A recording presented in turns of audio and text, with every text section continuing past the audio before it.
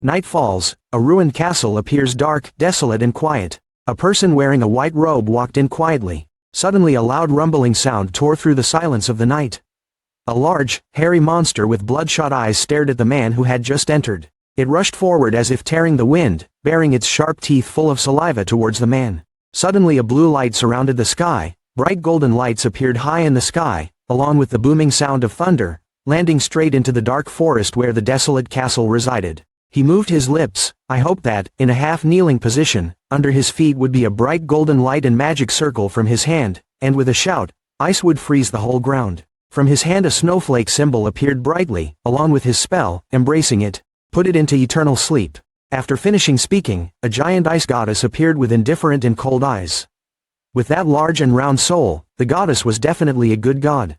Blue and white light surrounded the goddess like sharp chains penetrating the air. Each snowflake turned into a sharp spear, rushing straight at the huge monster, turning the places it touched into dangerously sharp ice blocks. Realizing the danger, the monster with bloodshot eyes quickly retreated away, but in front of the ice goddess it was nothing more than a bland joke. The goddess only breathed a small breath and the monster immediately turned into ice. The monster was sealed. He retrieved the formation and the sun once again met the forest, warm light seeping into the ruined castle and shining directly into his hand. His face was stern and full of spirit, his lips pursed tightly. He is Shin Haeul, third son of the prestigious Shin family, Korea's leading magic family. Although there are countless talents in his family, he is still known as an outstanding talent. Until that happens. Shin Haeul's father stood in front of a giant glass wall. Behind him were huge buildings. His face was covered with the mist of age, but his voice was still powerful and called out to Haeul. You understand. Haeul's eyes looked straight. His raised lips sparkled with confidence as he responded to him, yes father. You will bring results worthy of the Shin family's reputation.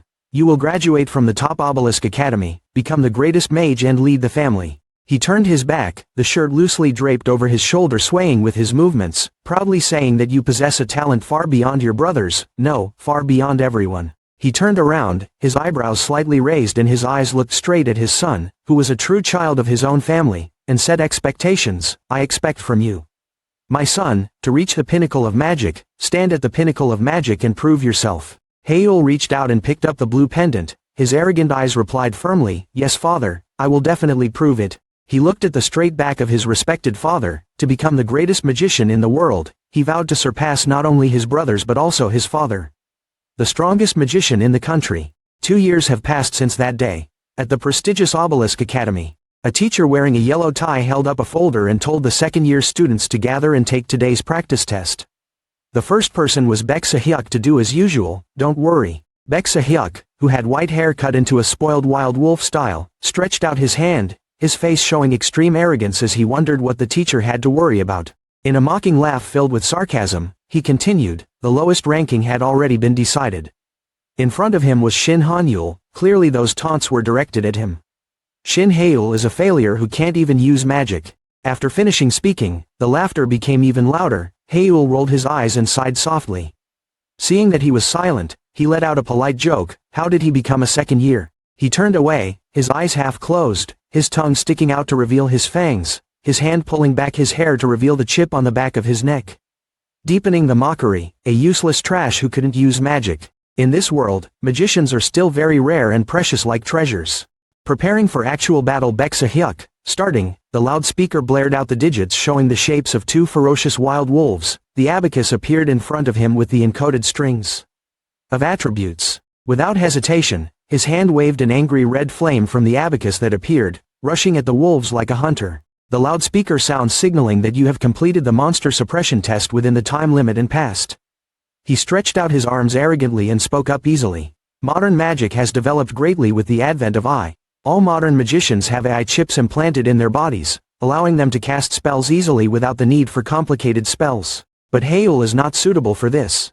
The loudspeaker announcement continued to sound. It was Shin Haeul's turn to begin. The 2 wolves were digitized and appeared fierce and ferocious. His palm showed a dazzling blue-white light, and the circulating air made his clothes flutter. First, concentrating his mana, the source of magic, his heart, his eyes opened wide, going through the 8 steps to form the magic formula. But before he finished reciting the spell, 2 wolves rushed at him like hungry animals. He reached out to shield their attack. Laughter rang out at the same time as his roar. Sehyuk smirked sarcastically. You call that magic? His forehead dripped sweat down his chin, looking at the group of people with indignant eyes. The sarcastic sounds rang out again and again. Shin Haeul, an obsolete magician who cannot use anyone in this day and age, know your fate, magic, an unsuitable person like you. Shin Haeul, he sat down on the floor, a large piece of which was broken in front of him. Black smoke kept coming out from there. Exceeded the monster suppression test time, failed. End notification sound. There was a burst of laughter all around. Haeul clenched his fist, he missed, but at least the casting speed was faster than before. His eyes sparkled with excitement. Despite the drops of sweat flowing down his neck and chin, he looked at his hands happily. When he was considered unsuitable for anyone, from someone who was a standard child, he was given up on his father's expectations. He even gave medicine to destroy the mana circle in your heart. However, he has no intention of giving up his dream. The path he has chosen is traditional magic, something that has long been outdated. He buried himself in his own room with a mountain of magic.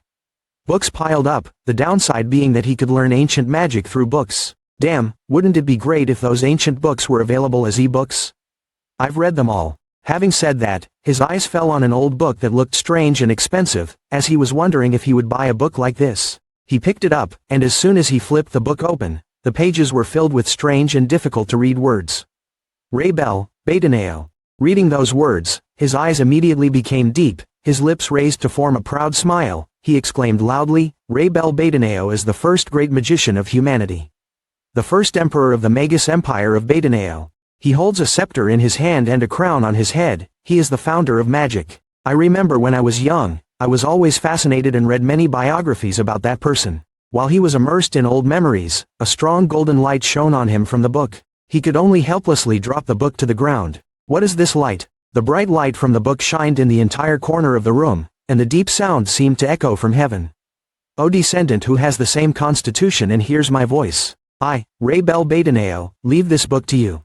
A person covered in a black cloak with a blue and white aura surrounding him appeared, holding a burning book in the air with both hands. Haeul's surprise appeared from the bottom of his eyes. He used his hand to cover his surprise when the voice came from the book. At that time, he did not know that for him, being a misfit would be a blessing from heaven.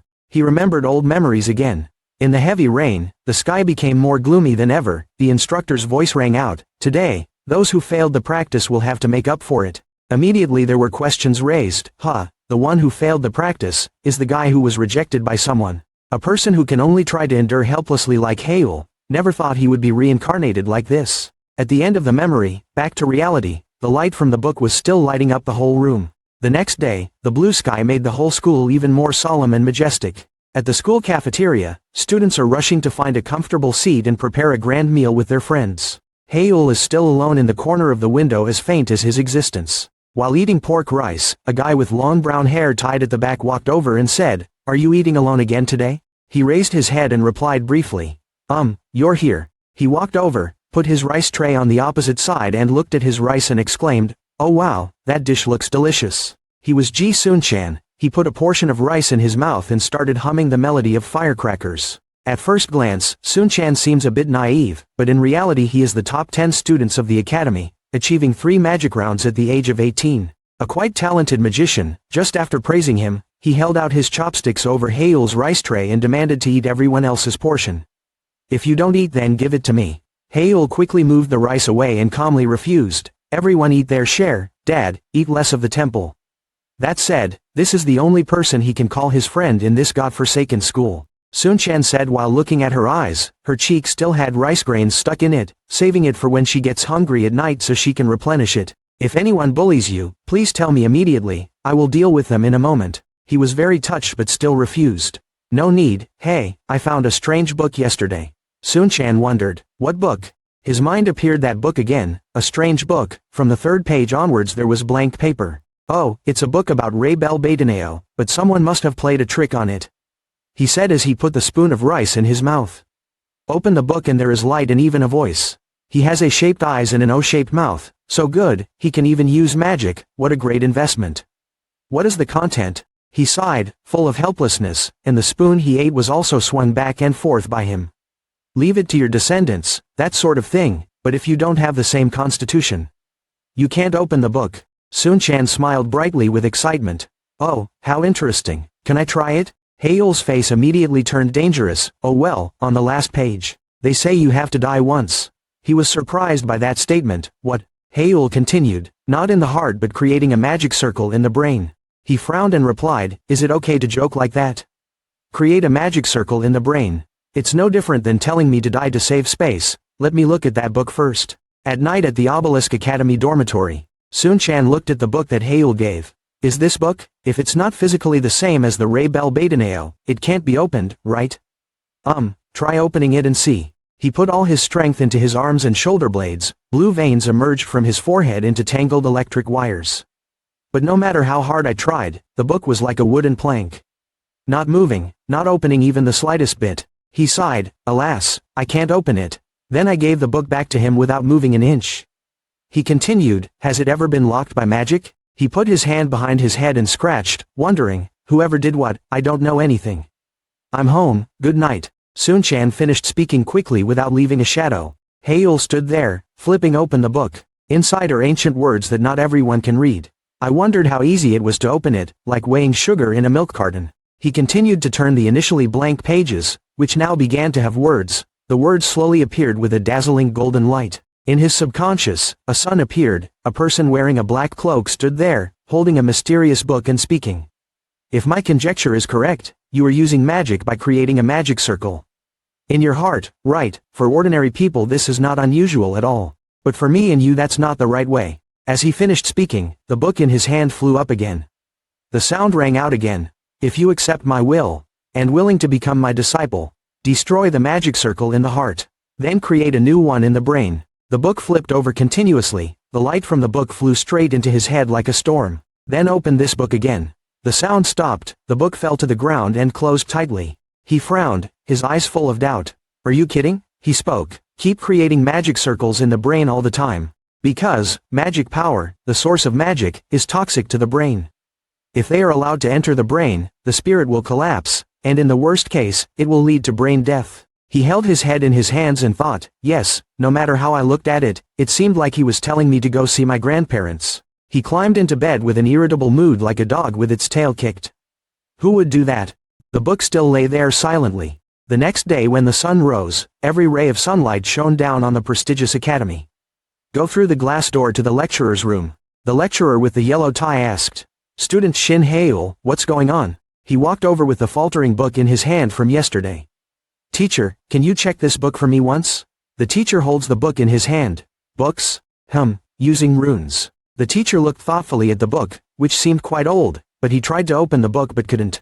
So how do you want me to check this book? He said seriously, well, just open it for me. And, can you check to see if it's been sealed with magic? The teacher asked again doubtfully. Printing room? Yes, recently there has been a very strange rumor spreading among the students. The teacher put his hand on the book and focused on examining the book of advice. Paying attention to rumors is not good for studying. I'll check for you, but please focus more on your studies. Let me focus for a moment. After a long time, the teacher gave the book back to Hanyul. There was no sign of magic on this book. Ignore the rumors. My parents were too busy supporting me to pay for my education. Instead, I listened around and studied. He took the book. Yes, thank you teacher. He thought absent-mindedly walking down the hallway. I was hoping there would be some possibility. Even Sun-chan who has high magical power and the teacher cannot open this book. If so. Thinking of this, his face turned red with excitement because maybe he was the chosen one. Night falls. From the room window you can clearly see the moonlight outside, clouds floating in the sky. He sat there with his hands clasped together. He reached out and picked up a bag containing 4 capsules. It was the medicine his honorable father had sent him. Just drink it and the magic circle in his heart would be destroyed. The figure of a father sitting high up looked down and gave orders.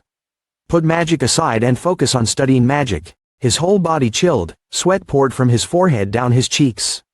He has no intention of giving up magic. I love it, if I lose it I will no longer have a meaning to live. His hand holding the pill trembled constantly. He had to reassure himself of his current decision. Anyway, my life is already at the edge of the abyss. He closed his eyes tightly and put the medicine in his mouth. Today, you will die. Anyway, my life is already at the edge of the abyss. He closed his eyes tightly and swallowed the pill. The pain came from his heart, tearing his soul apart. His pupils shrank in horror. Sweat poured out like a shower, flowing down his hand. It hurts so much. He knelt down on the chair, one hand clutching his chest, the other holding on to the chair, trying not to let himself lie on the floor. The magic circle linked to the heart is breaking. This pain is the death of a magician. The loss of the heart's magic circle goes straight to the brain. The pain is transmitted from the heart to the brain like the way the brain rewinds memories with your ex to make your heart ache, but instead of the shirt being wet from tears, it is wet from sweat drops caused by each contraction. His hands tightened on his shirt, causing it to wrinkle. From now on it is a forbidden challenge, circulating mana through the brain. Until now, he was resurrected as a magician. As soon as the mana circulated through his brain, his pain disappeared. But the aftershocks of the pain, as if wanting him to return to his grandparents, still made him tremble. He seemed to see his own death before he actually came to it. Is this what death is like? At that moment, a hand slowly touched his ear and whispered the words, "Oh, some descendant, has the same dominant gene as me and can reach this frequency." Light and darkness, heaven and earth, mana souls danced and whispered, as if there were lives coexisting with mana. He drifted into a strange space that he had never known. The manas surrounded him as if we were watching them. He heard someone's voice, laughing and singing. It's like giving you a blessing. While he was passionately listening to music, he woke up, the lemongrass sunlight shining through his room, bouncing on his body as if to wake him up. He lay on the floor with the book, sat up and wondered. Haven't I returned to my ancestors yet? Turning to the book, he saw that the book was taking off its cover, willing to offer it to him for the first time. He held a book in his hand where there was a letter on a blank page. That voice became clearer. Congratulations, you have completed the first step. His eyes were A-shaped and his mouth was an O-shaped. If it weren't for that voice, he might have thought he took a bit too much medicine yesterday. In another space, the man in the black cloak spoke again. I Bread is the name of this book. From now on, your legendary story will begin. Through this Idrid book, I pass all my magic to you, to those who come after you. Or should I say you are, my disciple. I have been here for so long just to find you, my one-of-a-kind disciple. Tears fall, the game is over, bully me, laugh at me. Prepare to take 3 steps back, pick up your sandals and run away, you little brats. A few days later, right in the lecture hall, there were as many students as soldiers sitting neatly, listening to the lecturer explain about magic. Arheul is still like many generations of students who like to sit near the window, but the difference is that they worry about the future and later life, not just sitting and watching the flag. Draw. He held the book in his hand and almost rubbed it. A new goal had been added. Who knew learning magic could be this interesting? Miss Idrid has a lot of touch that touches the G-spot. To begin with, mana also has its own will. For most people, when mana enters the brain, the two wills collide, destroying the brain. So to the brain mana is a poison, but the chosen one is different. His will blocked the will of mana. In other words, the brain is not destroyed. The brain does not accept will mana. He gradually understood why he was the loser when learning magic. Because his genes are rare and naturally resistant to AI chips that interfere with brain function. He was concentrating on reading when the teacher on the podium stopped teaching and announced, "Everyone, you all know that I have a midterm assessment for the second-year students, right? This exam will have a new rule." Hearing that, the cows below immediately tensed up. New rules. The teacher looked at the cows below and smiled a ridiculous smile. He must have felt happy when others were in trouble. Starting this year, students who do not meet the standards will be dropped from school. This law was proposed by the head of the Shin family himself. When he heard this bad news, he laughed as hard as his whole life combined. The whole class started discussing. Some people are worried, some people laugh because it's time to get rid of the defective product. The teacher deliberately stood near the third young master of the Shin family to speak loudly. The teacher's eyes turned to look at Hail. Even though he wore thick glasses, he still couldn't hide his sharp, mocking eyes. Arheul didn't pay much attention because he was used to it. He put his hand on his chin and thought appeared in his mind. Father, afternoon has come. White clouds are dyed by the yellow color of the afternoon sky into a colorful picture. Cold buildings are rarely surrounded by warm light. At AR Training Center, Hail passed by the sign. Simulation training centers for rent in the city are too expensive. This place costs 200,000 won per hour, equivalent to 3.5 million Vietnamese dong. Even the tycoon's third young master still has to think twice about the outrageous price. So those of us with a salary of 5 million should not relax anymore. Even though he thought so, he still walked in. The receptionist saw a warm and welcoming guest. "Hello guests. Give me an hour." Hearing that, the receptionist used sleepy eyes to answer him. "Are you going alone?" "Yes." The receptionist gave him a black card. "This is room 14 card, instructions on how to use the 3D imaging device." Without waiting for the receptionist to finish speaking, he took the card, nodded and said, "I know how to use it," then he walked the card into the room. Our receptionist is like a market. After giving the card, he plays the gem game and still thinks about this and that. Isn't this person Shin Haeul of the Shin family? The son of a noble is considered unsuitable for anyone, such bad luck.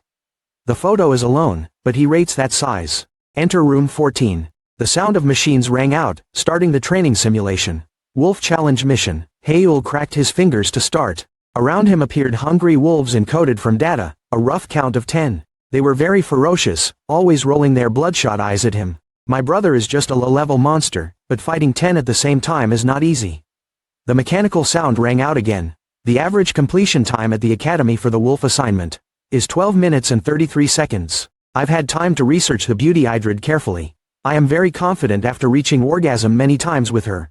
Now I will practice what is written in the Idrid book every day. There's no better way to check progress than this. Your new magic circle. Infinite circle. He waved his hand high. The blue aurora created 2 streaks of light, surrounding him. When the wolves saw that he had begun to recite the spell, they rushed at him to grab him. But it wasn't easy for him. Just one word water was read. A column of water shot out with terrifying power. His face turned red with excitement, because this was the first time he shot so much. This thing is so trendy. He still couldn't believe this. This is my true strength. Unbelievable. In other magicians, only circulate the magic circle through the heart to use eye magic. I can circulate my magic circle through my whole body, by using the brain. Thanks to the infinite circle, my suppressed magical power was finally released. He stretched out his hands, and immediately a circle of fire magic circle appeared before his eyes without needing to chant or draw a spell. That burning fire, like his determination and enthusiasm for ancient magic, burned strongly and could not be extinguished. At that moment, his master's voice appeared in his mind. My disciple, don't be surprised by things of this level, you still have a long way to go. The infinite circle is just the foundation of Beidaneo-style magic. He appeared right behind him, patting the head of the child who was stunned by his own strength. Is the control of magic, through mental images. This is the first book, of Beidaneo-style magic. Mind the first step of Beidaneo-style magic. Having been immersed in criticism and disparaging words for too long, now behind him is a great person, who cares for everyone.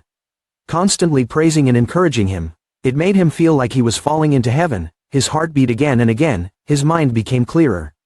A satisfied and confident smile appeared on his lips for a long time. Time passes. An hour has passed, you check out and return. Our talkative receptionist thanks you and see you again. But when he saw people coming home, he also wanted to go home. He went into the room to clean up, thinking about turning on the phone to look at it and laugh a little to comfort himself. Come to think of it, I wonder how fallen geniuses practice. Then before his eyes was an unimaginable series of data. Shin Haeul, wolf exercise, 6 minutes 37 seconds. This was an international level of competition. Why would the wrong person make this record? This damn piece of trash is broken. After saying that, he kicked the innocent machine with his foot. It didn't know anything and kicked it. It's been a long time since Haeul smiled so brightly. Walking and singing is exactly his style. But it's true that this is the beginning of the legend. Haeul was alone again. When people were studying, he sat alone endlessly. When people came home to rest, he sat and read books. When the first circle was formed, death was truly an arduous struggle, completely different from the magic I had learned so far. Mana is the hands and feet. The heart and mind move at will. Reading this, I couldn't help but wonder, what does it mean? Enlightenment must be found through such vague words. As if there was an idea hidden behind a transparent veil, like we could touch something but couldn't grasp it. In magical research, they call this the wall of enlightenment. When a magician reaches the limit of his own magic, that is, he reaches the wall of enlightenment, this is true at any time. He thought for a long time and finally decided that from now on, in order to focus on circulating mana through his whole body as written in the book Idrid, he had to practice in seclusion. He sat in a meditation position, the green aurora ring surrounding him like flames. Try to focus on your breathing. Sweat ran down his cheeks, and he wondered if that was enough. By the time he regained his concentration, he had been circulating mana for 10 hours. The sky changes from dark night to bright sky. That meant he hadn't been able to sleep for a long time. Normally, if he did that, he would be exhausted and lose consciousness, but strangely, he didn't feel tired at all, but felt full of energy, and the life force inside him was flowing like water from a broken dike. I hope someone can help me unlock this ability so I can play it again. Although he was not tired, his body was still just a normal person's, unable to keep up with the increased rhythm of his mind. He looked completely haggard, his eyes were dark, His hair was messy. His haggard young man Ren Sunchan came over. Seeing him from afar, his face brightened, as happy as a chick meeting its mother hen. Good morning, Hale. Why do you look so exhausted today? Did you work too hard yesterday or something? Are you okay? After saying that, he gave a sharp pat on his back, causing him to let out a small cry. Always strong but, continuously being aware of the flow of mana is not easy. You have to keep focused as you walk, just like the way we walk while spotting beautiful boys and girls on the side of the road without letting people notice. He wanted to quickly get used to this magic circle, to use it fluently, as quickly as possible. Go back in time to the past, when he got his second circle at the age of 12. People called him a prodigy, and praised him for it. His father had high hopes for his genius son. Returning to reality, the flow of mana enveloped him like a cocoon. He thought to himself, now I can only create the first magic circle in my brain. What is the best path forward? Breaking down the wall of enlightenment is essential to progress in magic. That's what his father told him when he still had expectations for him when he was young. Even though he was a genius, his father still coldly said that perfection was just a chain, perfection was a lie born from human arrogance. He seemed to wake up from his trance, muttering to himself, perfect, it's a lie.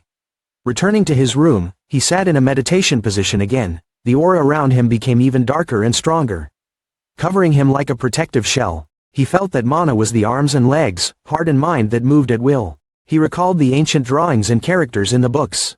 He opened his eyes and applied the martial arts to his left hand. A bright red flame appeared on his hand. Imperfection, a free imagination, instant magic without chanting, too great, too wonderful, too boring. Both hands rotated magic power gently and quickly. The fire was like a puppet to him. He could use whichever hand he wanted to dance with. Hari Silk Thread was now just a name to him. Magic Eye uses short spells to activate magic. There is consistency in the implementation method, but there is an approach documented by Baitna. Is to liberate one's thoughts. A magic that can freely change shape. The water thread and the firebird combine rhythmically to make the scene truly amazing and strange.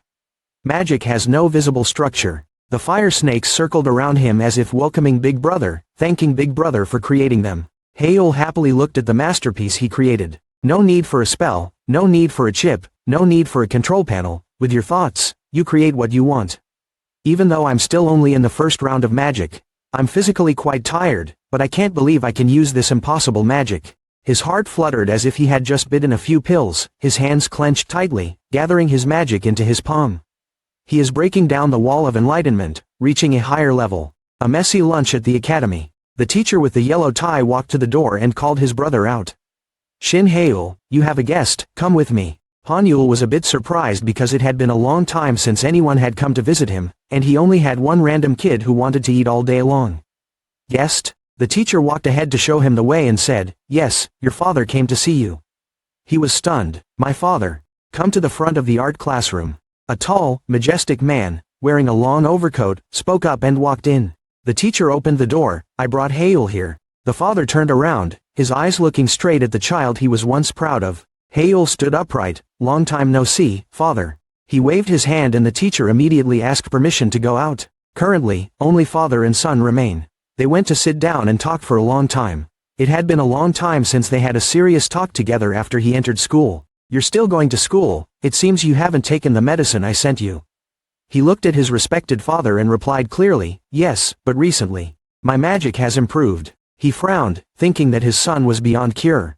Progress. I'm still chasing that illusory dream. He firmly replied, yes, I am determined.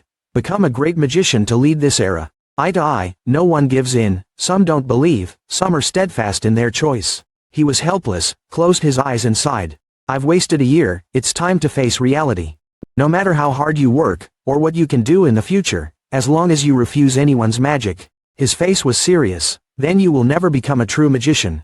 However, whoever came up with this, I don't know who to use, not someone without a brain. You still have a unique talent, if you give up that meaningless idea and study the correct doctrine of magic, then even if you are a misfit, you can still make use of your talent. I've said it all, but my wife won't give up her 5 million salary, as I said before. I don't want to live a normal life. His eyes were as determined as iron. Knowing that he could not let his father understand him, he firmly stood up, affirming that he would not depend on the name of his father's family. What I want is, to become the next head of the Madoshan family. He stood there with his hands firmly grasped. Behind him was someone's belongings. What was he afraid of? Haeul's father saw his son like that and was speechless. Becoming a great mage, or head of a Madosian family, requires more than just ambition. He tried to wake up his sleepy child, but it was no use, because this is the main story. You will prove it. He asked again, proving. You're not talking about just barely passing the academy's testing standards and avoiding expulsion. I offer you a deal. In this standardized test you will score in the top 10. And if I fail, I will leave the academy and devote myself to studying magical doctrine as you said. If I succeed, he pounded his chest, I want Dad to see me as a talented magician, and promise to support me wholeheartedly. He placed his hand on his forehead and sighed a second time. This is probably the day I sighed the most in my life, so that recent achievement is the source of my unfounded confidence. Poor man, he's old but still has to go everywhere because of Mr. Main. He put on his coat and turned his back to go out. He turned around to look at his child. Perhaps it was not a meaningless achievement. You did so cruelly, but you accepted this deal. A few days later at the academy, the teacher with a yellow tie stood in front of the class to make an announcement. Attention, the teacher will inform you about the assessment method this time. Below there was a stir, a stellar duel. I want a monster extermination battle. The teacher continued, the test method this time was knockout, that is, a duel. The test will start in 3 days. Hyuk, a young man with spoiled wild wolf hair, looked at the main character like he was looking at prey, smiling brightly like a flower, probably thinking 7 or 90 ways in his head to torture the male lead. From round 16, external businesses and Magic Tower members will be able to participate as spectators. Just try your best, that's all. Hey, our male lead has hit the trick, now it's time to show everyone his abilities. If you don't crow, that's it. If you crow, it's loud enough to say. This time, let's see who can still look down on him. Early morning, signaling a new day has come in the prestigious academy. A group of students huddled together, buzzing about the duel. I heard magic is coming too, that's great. Haeul did not disappoint us, he was still alone without hanging out with anyone, thinking to himself, the whole school is buzzing about the midterm exam. If the Magic Tower also comes, I will receive the attention of the entire Magic Tower media. An organization of 12 high-ranking mages from around the world holds power equivalent to a country. Every student dreams of participating in this Magic Tower. While I was deep in thought, a spoiled wild wolf youth came to greet me in a friendly manner. Hey, the product is defective, how are you? Behind him were 2 scene-stealing disciples. Main looked bored and didn't bother to talk. The guy Hyuk is a second-year student from the upper class, but has an unpleasant personality. He approached Haeul to present. In the first midterm assessment match, I heard that I was your opponent. He raised his face almost parallel to the ceiling of the academy, smirked and said, you know you're probably dead, right? He approached him, his pupils constricted. I will take revenge for what happened 5 years ago. Haeul sighed, remembering what happened 5 years ago, the finals of the junior magic tournament. This guy lost miserably to him. Remember at that time he did nothing but opened the magic circle but the bell rang and announced that the winner was Shin.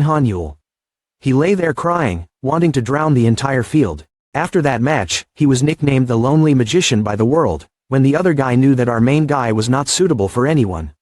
He harassed me like a dog smelling shit. That's so spicy, wherever I see you, he's there. Like now, his eyes narrowed slightly, his mouth still saying meaningless words. Didn't the teacher say that anyone who did not meet the standards in the midterm test would be expelled from school? Main looked at me but hated it and didn't bother to say anything.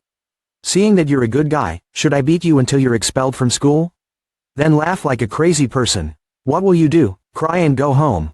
The 2 young men behind him also laughed along to fill the frame. So he is your first opponent, you can't stop him in time, you can't miss this golden opportunity. This is the perfect opportunity to show everyone your skills. He calmly smiled at him. If anyone despises me, I will despise them back. Isn't that what will happen to you? I'll make the most of this, Hyuk. Hearing that, his eyes turned red. His forehead was covered with blue veins, his face was wrinkled like a monkey's tail. What? The sound on this side was heard by everyone, they paid all their attention to this side, some were worried, some were curious, some had unique faces. Seeing that he couldn't stimulate the main character, instead of just saying something that made the blood rush to his brain, he screamed, you idiot, are you crazy? Have you lost your memory? You still don't understand the current situation. A stupid, retarded defective product, are you waiting for a miracle?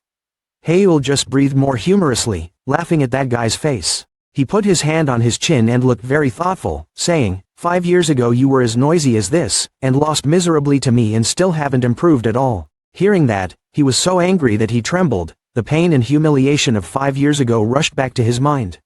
He crawled on the floor of the stadium to look up at the person who had just defeated him. From then on it became a knot in his heart.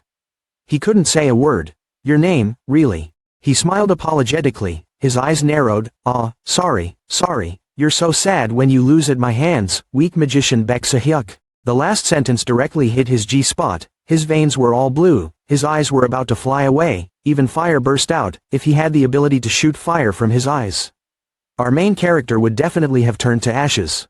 You bastard. Losing control, he rushed forward like a wounded animal and grabbed his collar, hurling insults at this defective bastard. He pushed his hand away, face tilted back to remind. Living in the mud, you probably don't understand this, but only someone standing high can look down. But once he was a genius. He shakes and adjusts his outfit, he is always a genius. He smiled confidently, he would definitely remember that. Finishing his sentence, he turned away, leaving his straight back for him to annoy. Like a dog with its tail kicked, he roared angrily, you defective bastard, I will crush you and burn you to ashes. The next day, the epic return of a genius, the fallen genius of the Shin clan, Shin Haeul, rises again against all odds. On the internet, every first page of news is your information, you are no different from an S-list star in this world. There's also no shortage of Baek Se-hyuk's family. It would be easy for him to find a journalist willing to write an article for him. Thinking about this, he remembered the image of Se-hyuk sticking out his snake tongue and grumbling, always opening his eyes to devour him alive. With that personality, I knew he would do something like this, he said, holding a towel to dry his hair, during this midterm assessment. They will look forward to the return of the genius. He smiled happily. The more the public paid attention to him, the more beneficial he would be. This is so perfect for a genius like you. While having fun, his phone rang, it was his father calling. I picked up the phone, yes sir. I read the newspaper today. Seeing his father's worry, he reassured him that he didn't have to worry. His father said, was it arranged by you? He clearly didn't know anything about the fighting and bullying going on at his school.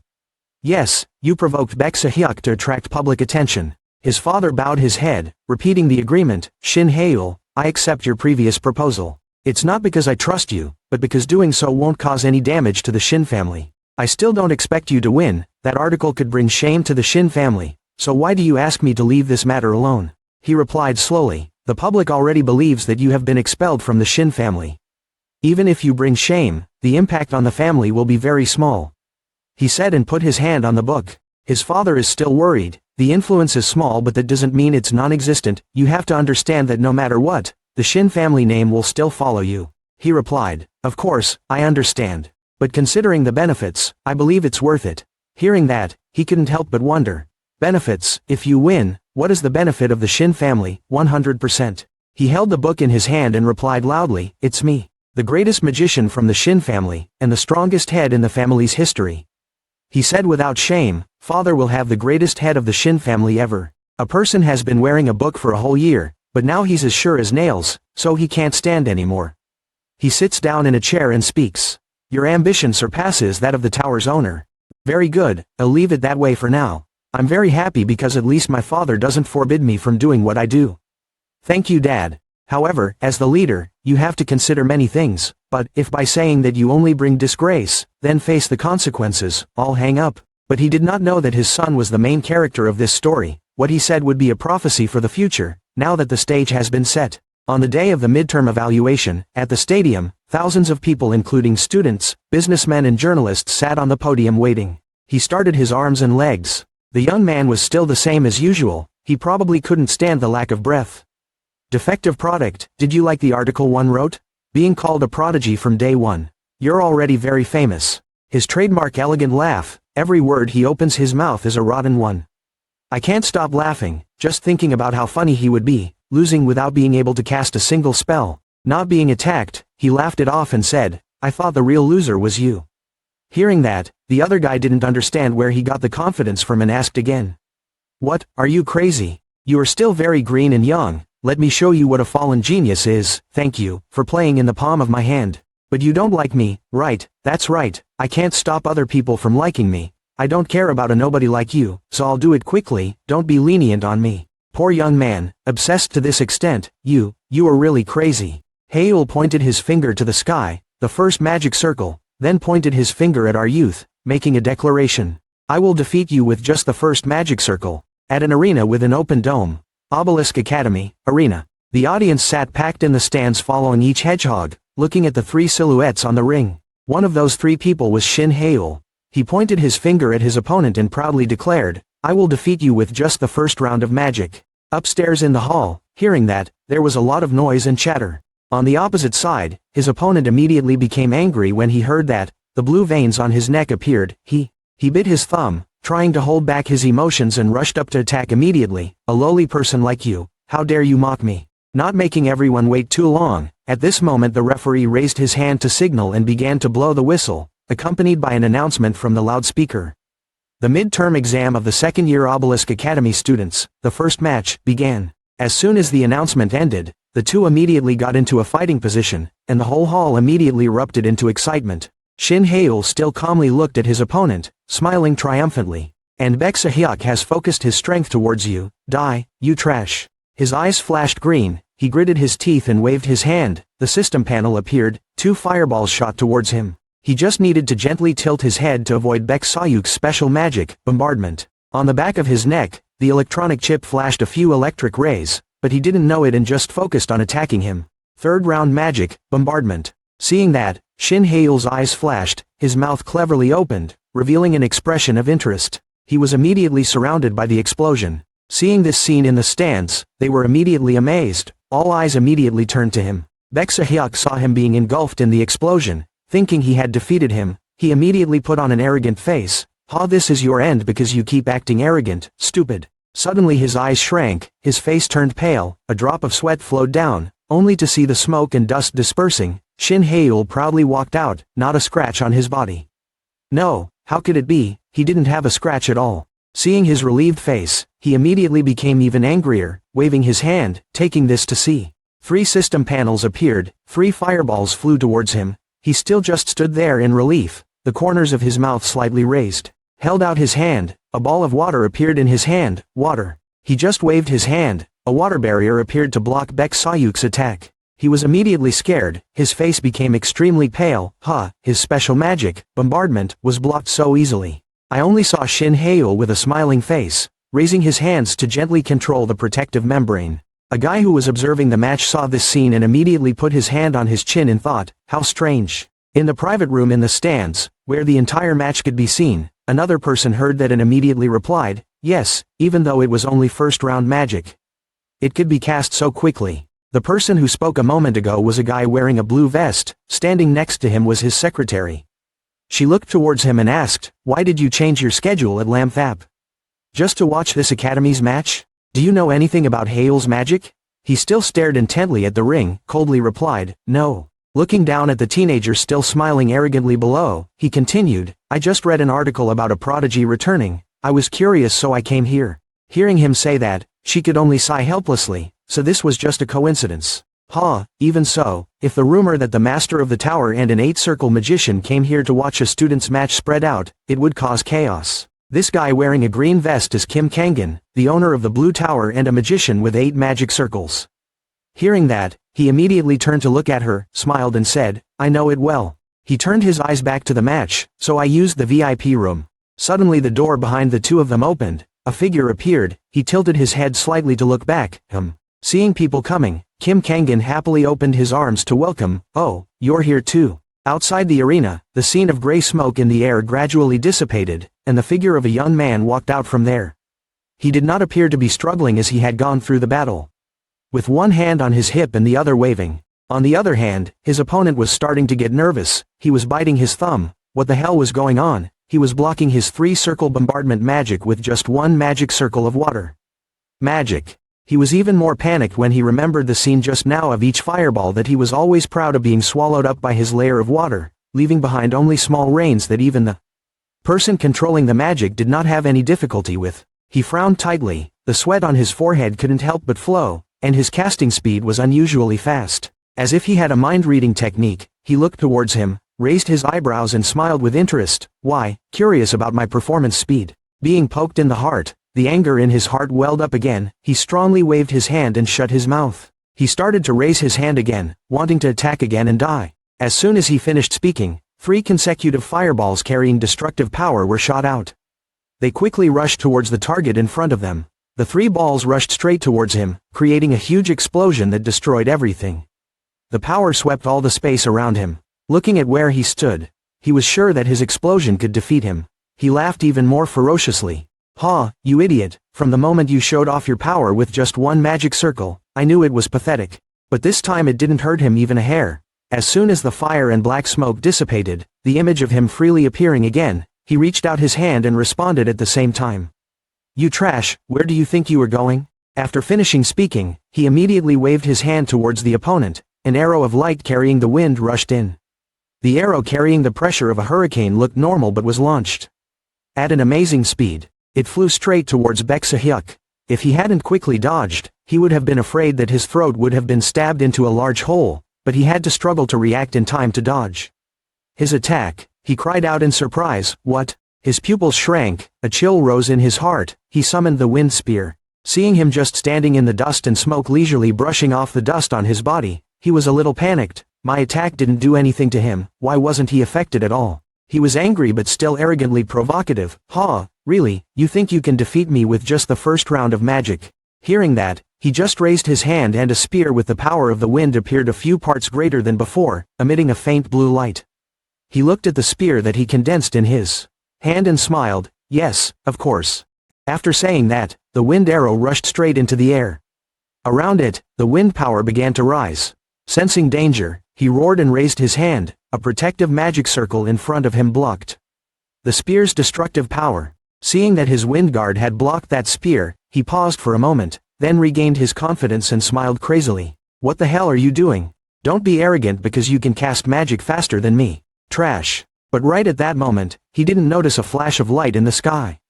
Just as he wanted to use words to attack him, but before he could finish his sentence, the figure of another tree flew quickly down from the sky, flying across his arm and crashing into the ground. Feeling a burst of pain from his arm, he looked at it. A long line tearing the jacket in his hand. "Shin Haeul, you. Since when did he summon the wind spear behind him?" He looked fiercely at him, who was still maintaining the same movement of casting magic with his long finger pointing forward to the faint wind flying around him. You bastard, what did you just do?" Up in the VIP observation room, even Kim Kangni and his assistant were also watching him in surprise without blinking. Everyone stiffened. At this moment, Shin Haeul stood in the middle of the field, one finger holding up the wind ball. The power was constantly condensing towards this direction. The wind swept past, making his jacket flutter. His whole body was filled with arrogant confidence and looked towards Baek-se-hyuk. He still didn't understand why. He said and smiled, his dark red pupils narrowed, the corners of his eyes curved, his eyebrows raised slightly in challenge, wanting me to show him again, huh? Shin Haeul casts a spell to make wind swirl around his body. "Do you understand what's going on?" The corner of his mouth curled into a smile. He said, "Do you need me to show you again?" Then he raised his finger and magically transformed the wind into a sparrow.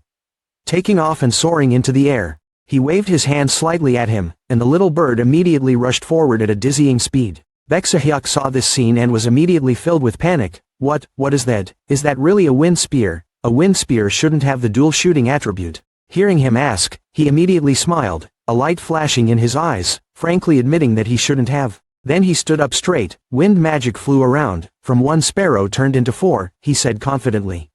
"But I can again block this attack, this time it's 4 shots." The birds were magically transformed according to his command. All 4 rushed forward together as fast as lightning. Seeing that, Baek-se-hyuk just clicked his tongue in disdain and shouted, "Shield!" Forming a shield in front of him. At that moment 4 streams of attack rushed straight into his defensive shield. They violently crashed forward, causing him to grit his teeth to defend. He smiled and consoled himself, even if it was only the first magic circle, as long as he could block it. But suddenly one of them rushed out and stabbed him in the back. He gritted his teeth and felt a sharp pain coming from behind, making him unable to hold back a groan, a wind style flying towards him from a curved trajectory. Looking at the other person's struggling appearance, Shin Haeul kindly reminded him, "Thinking is fine, but, are you sure you want to stand there in shock?" After saying that, he laughed and continued to command the wind birds flying around while continuing to speak. The match had only just begun. Shin Haeul stretched out his hand, the birds once again obeyed his commander and rushed forward to fight.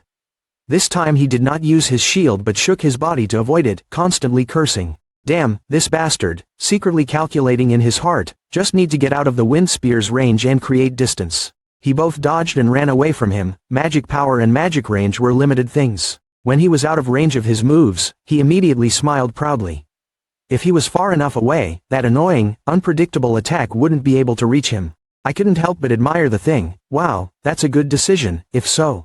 He had to be a little more serious, put his hands together, and begin to accumulate energy. The surrounding winds suddenly changed, they began to blow strongly into hurricanes. The bird's wings also gained strength, they began to increase their flying speed faster. Baek Se-hyuk saw this scene and immediately panicked. What?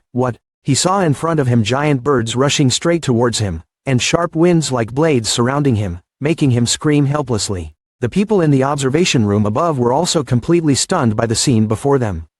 Kim Kang-ni was the first to speak up to break this oppressive atmosphere. Oh, not only did he cast magic immediately, his eyes narrowed and he continued to say, but their orbits also change and merge in the air. What kind of magic is that? The man next to him still kept a serious look and did not answer. Seeing that he did not answer, he immediately asked again, Mr. Shin In-hyuk. This person is the head of the Maedoshin family, the 8th magic circle magician, Shin In-hyuk. Seeing the awkward situation, his assistant standing next to him spoke up to help. Yes, that's right. His magic was clearly ignoring the rules of open source magic. Open source magic, reverse attack, max range, 37.44 meters, max speed, 117 kilometers per hour, notes, mid-flight adjustable flight path. For example, reverse attack, if the target exceeds 38 meters then the magic cannot reach the target, and if the trajectory has been changed once, it cannot be changed again. In other words, open source magic is only as effective as its intended effect, so in modern duels, like a game of wits, where each person tries to predict the opponent's moves using known spells, and reacting flexibly is the key to victory. Like gaming skills, but, by tenor-style magic. But Shin Haeul, who was standing on that stage was exactly that kind of person, ignoring the limits of modern open-source magic. A bird with enormous power flew towards Baek Se-hyuk's position. The light dispersed to reveal a figure sitting on the ground struggling to breathe. He wondered, was he really struggling against the first round of magic? Shin Haeul walked over and looked down at him from above. You look down on circle magic too much, Se-hyuk. Even if he exhausts himself with the third round of magic, all he needs is a pen to kill someone. As he spoke, he sat down in front of him, his hand raised, water began to gather in his palm. Seeing him perform magic, he was a little uneasy and asked, what do you mean? He just coldly smiled, the first magic circle, water. Magic is the same, there is no need to use a magic spell to end a life.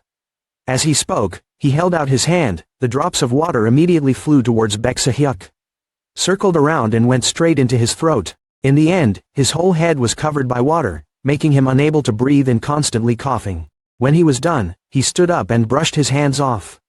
The Academy's combat uniform was protected by a safety barrier, a safe zone. He used cold eyes to look at him and continued, but right now, it didn't seem to be of any use to him. Looking at Baek Se-hyuk lying on the ground writhing because of difficulty breathing, he continued quietly, just like him. Seeing such a result, the entire audience immediately erupted into excitement. And our winner just calmly raised his head and looked at the sky. A moment later, he looked at the dazed referee next to him. Professor, I think the result is quite clear. Should we continue? Hearing his question, the professor regained his composure and immediately raised his hand to blow the whistle. The loudspeaker also sounded. The match was over. The winner was Shin Haeul. After the match ended, two people carried Baek Se-hyuk out of the stands and inside. Shin Haeul also did not stay but turned around and went inside. He clenched his fist and raised it. It had been a long time. He thought of a child who was once glorious with a trophy in his hand, this feeling. Once again becoming a magician, he smiled excitedly as he looked at his fist. After the match ended, Kim Kang-ni and his secretary were now walking in the hallway. He remembered the scene just now of Baek Se-hyuk being defeated. He couldn't help but speak up with excitement, the reappearance of genius. He raised his hand to cover his face, an excited smile appeared at the corner of his mouth, very interesting. His eyes narrowed, his colored pupils shone with light. I want to know more about you. At this time, Shin Haeul had returned to the room. Welcoming him was Ji Sun-chan. He excitedly waved at him. Hey, Shin Haeul, you won, that's great. Then he immediately came and put his arms around my shoulders. I could only helplessly call his name, Junho, but he continued to say, how did you practice? Your magic is really great. As he spoke, he excitedly gesticulated. The wind spear concubine was here, the magic had merged and separated.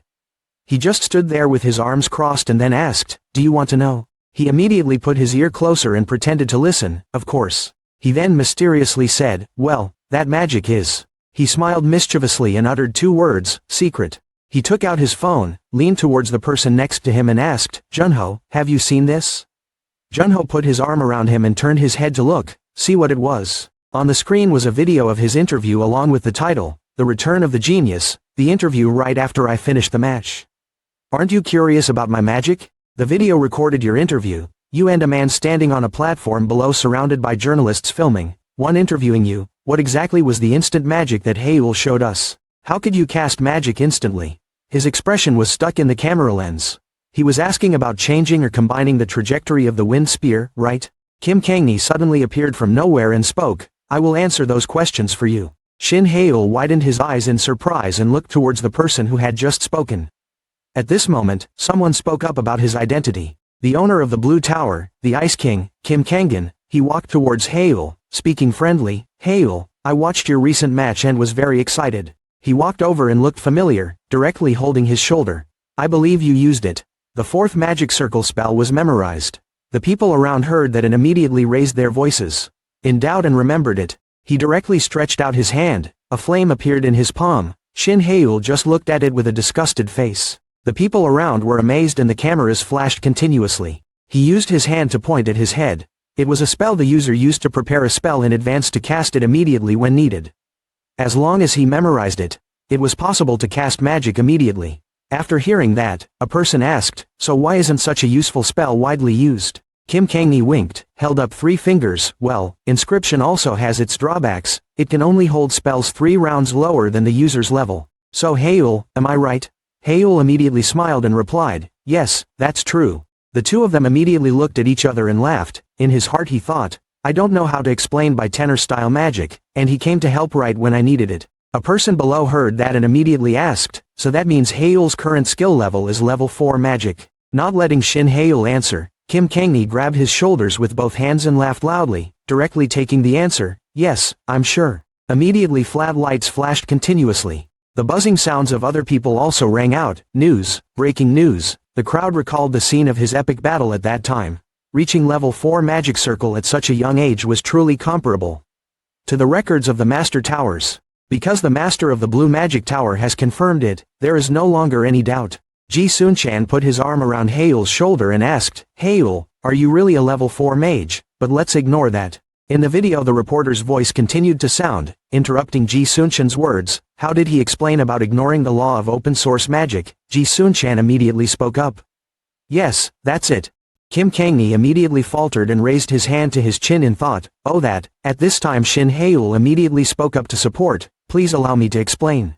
Bypassing the laws of open source magic is incredibly simple. He smiled and calmly continued, I have changed the magic formula. When Kim Kangni heard that, his eyes widened in surprise. Modifying the magic formula, it's impossible. Modifying the magic formula is no different than adding a flying function to a car. He imagined the scene of Shin Haeul driving a flying car and then looked at him and thought to himself, it's not something that can be done easily. If he's not an incompatible person, I don't know what his future will be like. Shin Haeul raised his hand, a colorful butterfly appeared from his fingertips, the magic changed. He waved his hand one by one, countless butterflies flew out beautifully, he confidently said, from now on, I will call the modified magic transformation magic. When Kim Kangni saw this scene, his eyes flashed and the corner of his mouth curled up in interest. Looking at that person's silhouette, he thought to himself, this is a revolution. From today onwards, the entire magic community will be shaken. Ji Sunchan looked at this scene, his face filled with contempt. Turned magic, should I believe it? Yes, believe it. Okay, can you believe it? Ji Sunchan patted his shoulder, anyway, congratulations on winning. Okay, I'm going back to the dorm. Shin Haeul looked up at him, let's go home. Sunchan turned and walked away, happily saying, yes, I have to adjust my state, because tomorrow I will face a difficult opponent. Haeul tilted his head wonderingly, a tough opponent. The next day, at the Obelisk Stadium, there were 2 silhouettes on the floor, and the audience in the stands cheered loudly. Sunchan interrupted, breathing hard while his opponent still stood there leisurely. Haeul sat in the stands thinking, so the tough opponent Junho mentioned was her. His opponent was a beautiful girl with a ponytail. She raised her hand and a magic circle with a moon in the middle appeared. She is Adella Starret, the genius of 2 families, the Starret family in France, and the Mystic family in Korea. Haeul looked at that magic and thought, Adella's magic is very special. The main reason is The giant magic circle under her feet created a huge, powerful vortex, the lunar magic of the mysterious master family. Sun-chan rolled his teeth trying to keep the defensive shield. But she just gently waved her hand, a shock wave directly broke the barrier, sending him flying back. The referee immediately blew the whistle, the loudspeaker rang out, the match ended. She took off her hair tie and let her hair fly freely in the wind. The winner, Adella Starrett. In the stands, enthusiastic applause rang out, only Haeul was still holding his chin in thought. He stared at the beautiful figure on the stage, countless thoughts flashed through his mind, the secret magic that combined light and darkness, creating brilliant moonlight. Illuminating the quiet night, the secret magic of the occultist family. The secret magic was not registered within the range of open-source magic, distance, power, or characteristics. He closed his eyes in thought, of course encountering her would be difficult. Suddenly felt like he opened his eyes. Wait. I just saw Adele Starrett calmly staring this way. I was a bit confused, is she looking at me? Sun-chan, after the loss, was a little unwilling, silently cursing, damn it. Haeul gave him a bottle of water, smiled comfortingly, you did well, here, drink some water. But he still had a gloomy face, encountering Adella was really unlucky. He looked at him and asked, did he win the second match?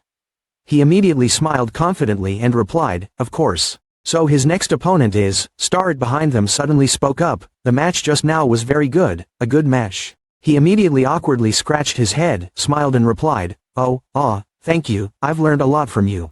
She then stared at Haeul. He didn't understand anything but looked back at her curiously. She suddenly spoke up Shin Haeul, back to being a magician. Her eyes darkened slightly, the reason I joined this academy, I hope you can help me remember it. Looking at her, he thought to himself, the Shin Adella family and I, the occultist family, have known each other since before enrolling here. The Shin family and the occultist family originally had a very good relationship. Because of that, Adella and I had the opportunity to meet at many events, the image of their father bringing the two of them when they were children appeared. If I had to describe the relationship between me and Adella in one word, it would have to be rivalry. When we were both young, he was often an excellent person, always at the top, and she could only rank behind him. Adella even gave up studying in France and entered the obelisk school just to surpass me. As time passed, they all grew up, but since I was judged to be incompatible with someone, we no longer talk. He looked into Adella's eyes. Being labeled as incompatible with someone was a momentous event for me and a huge shock for Adella, who lost a rival to strive for. He scratched his neck and smiled awkwardly. Adella, I'm not worthy of being your target. Hearing that, Adele just coldly turned on her heel and left. That will have to wait until we fight each other. Sun-chan leaned closer to Haeul and grabbed his shoulder. Hey Haeul, are you sure you're ready? Haeul turned around and asked in bewilderment, ready for what? Sun-chan suddenly brought his face closer and asked in surprise, do you really not know if you ask that? His next opponent is Adella stares, her image with the family's symbolic magical power appears. Haeul was also shocked when he heard that, his eyes widened in surprise. What? A loud roar shook the entire gym. The next day, there were two silhouettes of people on the floor of the gym. The stands were packed with people waiting for the great match that was about to take place. Adella and the referee both seemed to be waiting for something. People around were noisily talking, some were suspicious. Where was Haeul? Some people laughed, that guy was so scared that he died, it's all fake data. Adella was still calmly waiting there, the others continued to discuss. In the interview he talked about his transformed magic, but in the end it was just talk. Otherwise, he probably realized he couldn't win so he retreated first. Adella looked at the referee.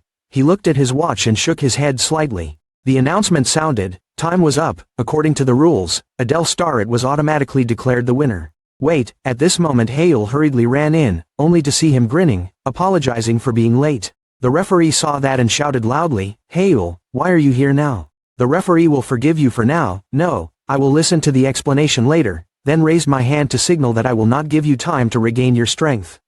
As a punishment for being late. The loudspeaker also sounds, get in your seat quickly. Haeul rubbed his hands and breathed to regain strength. Adele raised her hand to prepare for the start. She asked, can I ask why you're late? When he heard that, he replied leisurely, it wasn't anything important. He waved his hand and a long streak of light wrapped around his body following his hand and emitted. He continued speaking just to prepare a little. Adella couldn't help but be curious and prepare. He grinned and replied, you're quite strong Adella, so I have to prepare to defeat you. This will be an interesting match. Adella still had doubts about his preparations. In one day, looking at him, she thought to herself, I can feel that Shin Haeul in front of me is completely different from yesterday. She immediately got into a concentrated stance, preparing to fight. Will I see your true strength? Haeul raised his hand forward, the blue light following his movements. Let me say first, you have to use all your strength to fight me. The referee's announcement signal rang out, the match began. Adella raised her hand and a yellow ball emitting powerful energy appeared. She pointed forward with cold, waveless eyes, 6-barreled bullets. The ball gathered dangerous red-yellow light, preparing to rush away. The 3 circles appearing at the same time are 3 streams of bullets attacking Haeul at the same time. He raised his hands to the sky and silently shouted for the power of the hurricane. A powerful gust of wind appeared just in time to block the 3 fire bullets launched by Adella. Adella saw this and immediately clenched her hand, from which a yellow light gradually emitted, a golden stick lying in Adella's hand, a geode. Suddenly, the ground suddenly had a hole and cracks spread all around. A ray of yellow light rushed towards his brother from under the crack. He quickly noticed it and jumped back beautifully. Seeing this, Adella immediately gained momentum and prepared to jump into the air. He would not be able to dodge this attack. Her eyes opened wide and quickly as if she had discovered her opponent's loopholes. Adella immediately jumped up and opened a green circle behind her, which was full of magic circles radiating powerful energy. He turned around and thought to himself that the move was aimed at the state of being defenseless while in the air. Even if you saw the attack, you couldn't dodge it. He smiled smugly. Most people would think so, but he lowered his hand downwards. Shield. A shield was opened in the air. He landed directly on that shield. Everyone did not expect this move. Everyone gasped, creating a defensive magic shield in the air. Impossible. Even Adella couldn't have expected it. She raised her head in shock and looked up at the sky. What is that? Only to see that Haeul was standing firmly on the shield at this moment. Adella couldn't help but suddenly exclaim that he flipped the shield sideways and used it as a foothold. Looking at the teenager standing high with an arrogant smile, she couldn't help but admire Shin Haeul's unique way of using magic. He looked down at her, thinking to himself, the moon magic of the occultist family. To confront it, I have to use everything I have. He raised his hand, the clouds dispersed, the sun shone behind him, and to do this, I will need to harvest the sun into the match. A strong light shined on Adella, making her uncomfortable. The light from the sun shone in her eyes, causing her to raise her hand to cover it so she could see her opponent clearly. From the gaps in her fingers she could see Haeul preparing to attack. An attack was coming, she had to defend. Great shield, she shouted, holding her hand straight out to create a barrier in front of her. Seeing Haeul jump down from above, she cast another spell. No. He used both of his hands to gather wind. A sword gradually formed. In the air, he used that sword to strongly attack the shield that Adella created. His face was also filled with determination. Using free, level 1 magic, along with level 3 defensive magic, he was definitely being cautious. Unable to break her shield, he was thrown back. He landed on the ground, leaned back on his hands and the sword also disappeared. Seeing him being pushed back she thought, okay, it's my turn. Suddenly, Adele felt like something was clinging to her feet, making her unable to move. She was confused as to where this thing came from. Adella looked down in surprise and saw that her feet had been tied up. Since when had she been tied? She thought back to the fight scene just now, when Haeul touched the ground with his hand as he was thrown out. Adella immediately took precautions. It was so fast, my eyes could barely keep up with his movements. He suddenly moved around, making her panic. A stream of power appeared around Haeul's body. His hand pulled out a light blue stream. Water arrow. The surrounding water drops gradually accumulated to become a large ball of water in his hand. While he was casting the balls, Adella also quickly broke the tree roots that were tightly wrapping her feet. But he was also successful. He waved his hand, and the spheres immediately turned into dolphins and rushed straight to where she was standing.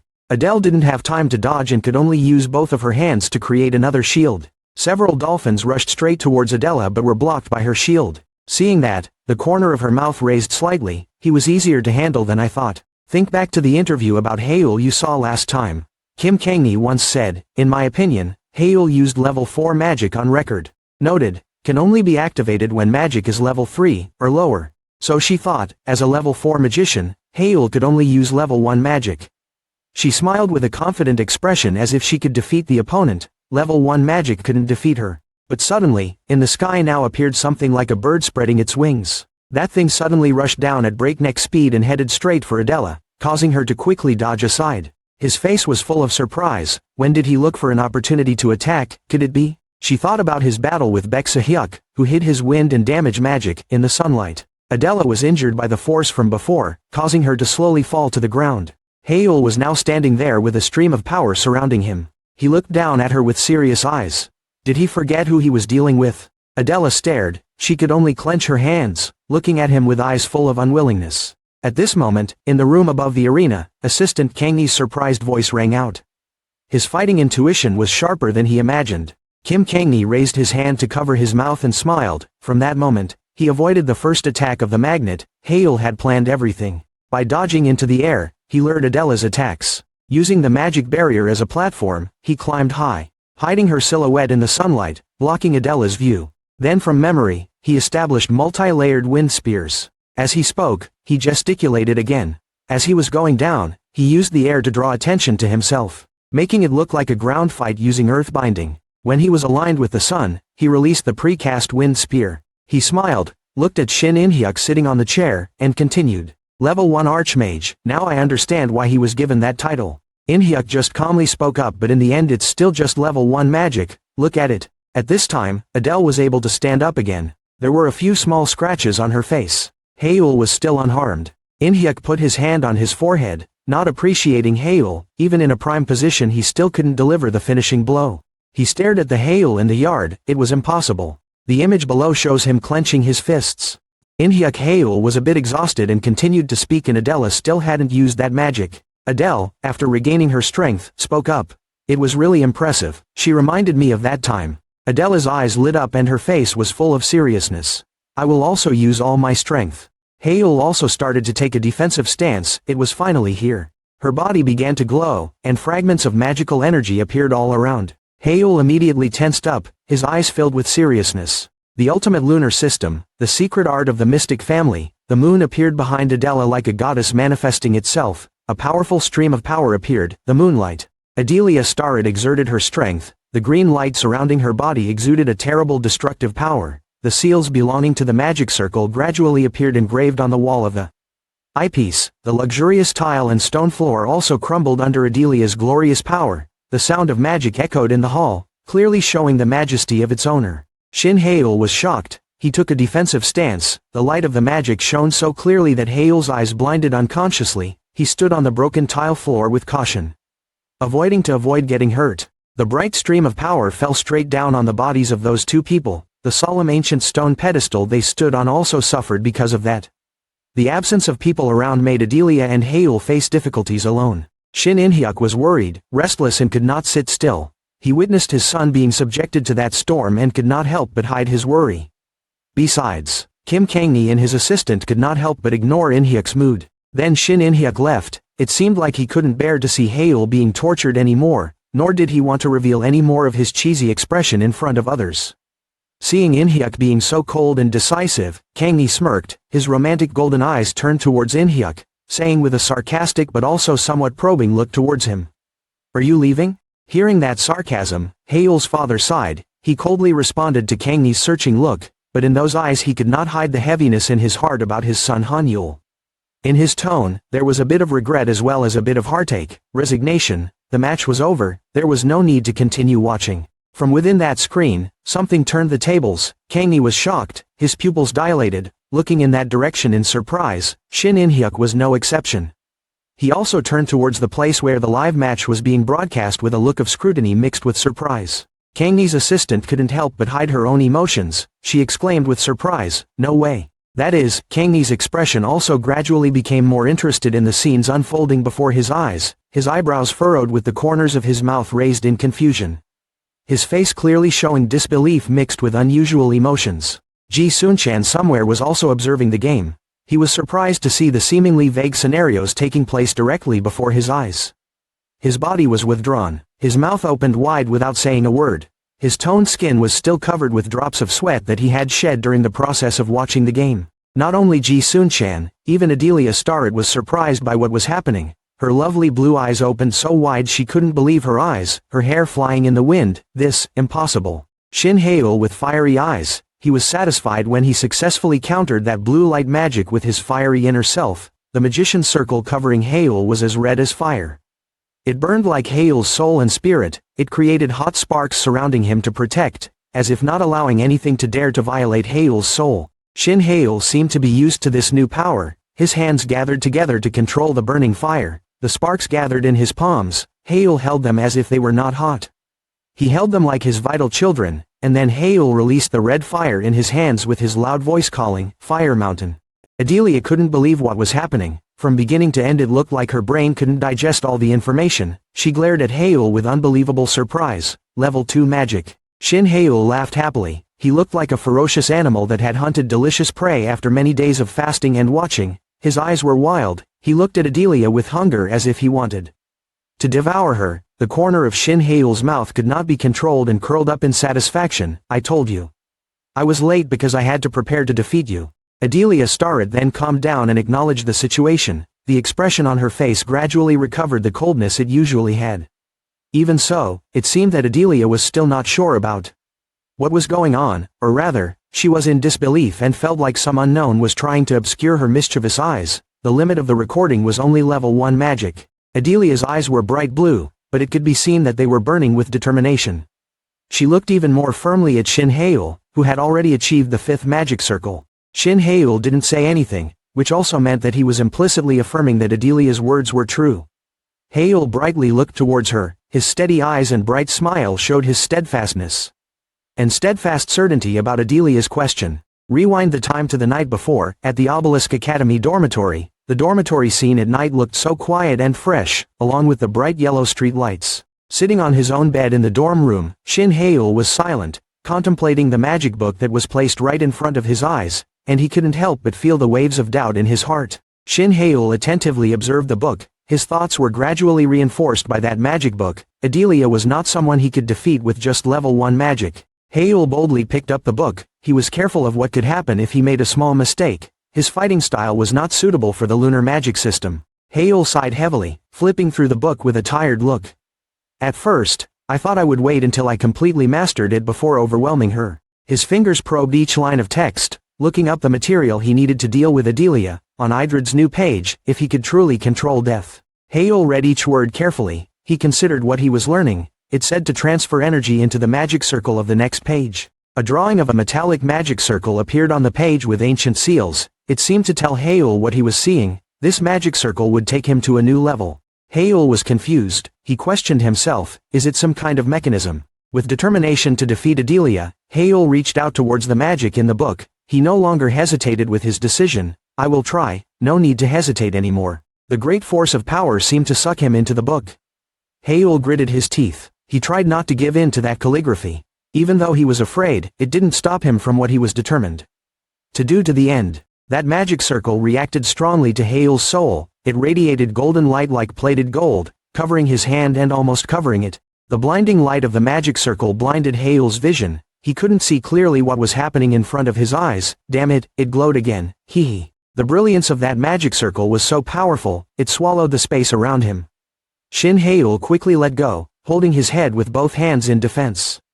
But the piece of magic shattered into the atmosphere of the dormitory. The book then flipped over. It glowed like a carefully crafted fluorescent painting. It illuminated Hael's dorm with the purest magic. At that moment, Hael gently relaxed. His eyes gradually dilated to observe the events before him. Oh. He was surprised by the scene where he was standing and unconsciously stepped back a bit.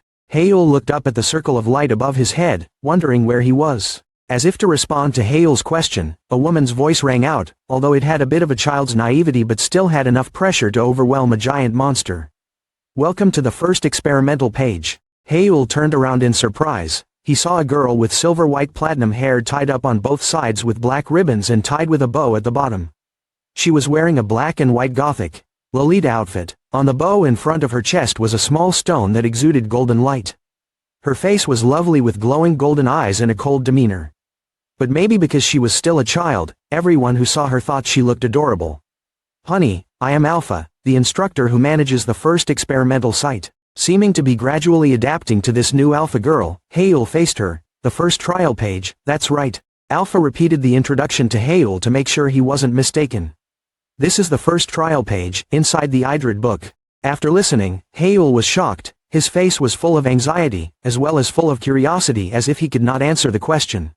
Inside the book, the surrounding scenery also confirmed Hael's answer. It was not a teleportation to some faraway place, but actually inside the book. Hael smirked. He forced a smile with a look of disbelief and disbelief. To help Hael feel secure, the Alpha immediately continued the conversation between the two.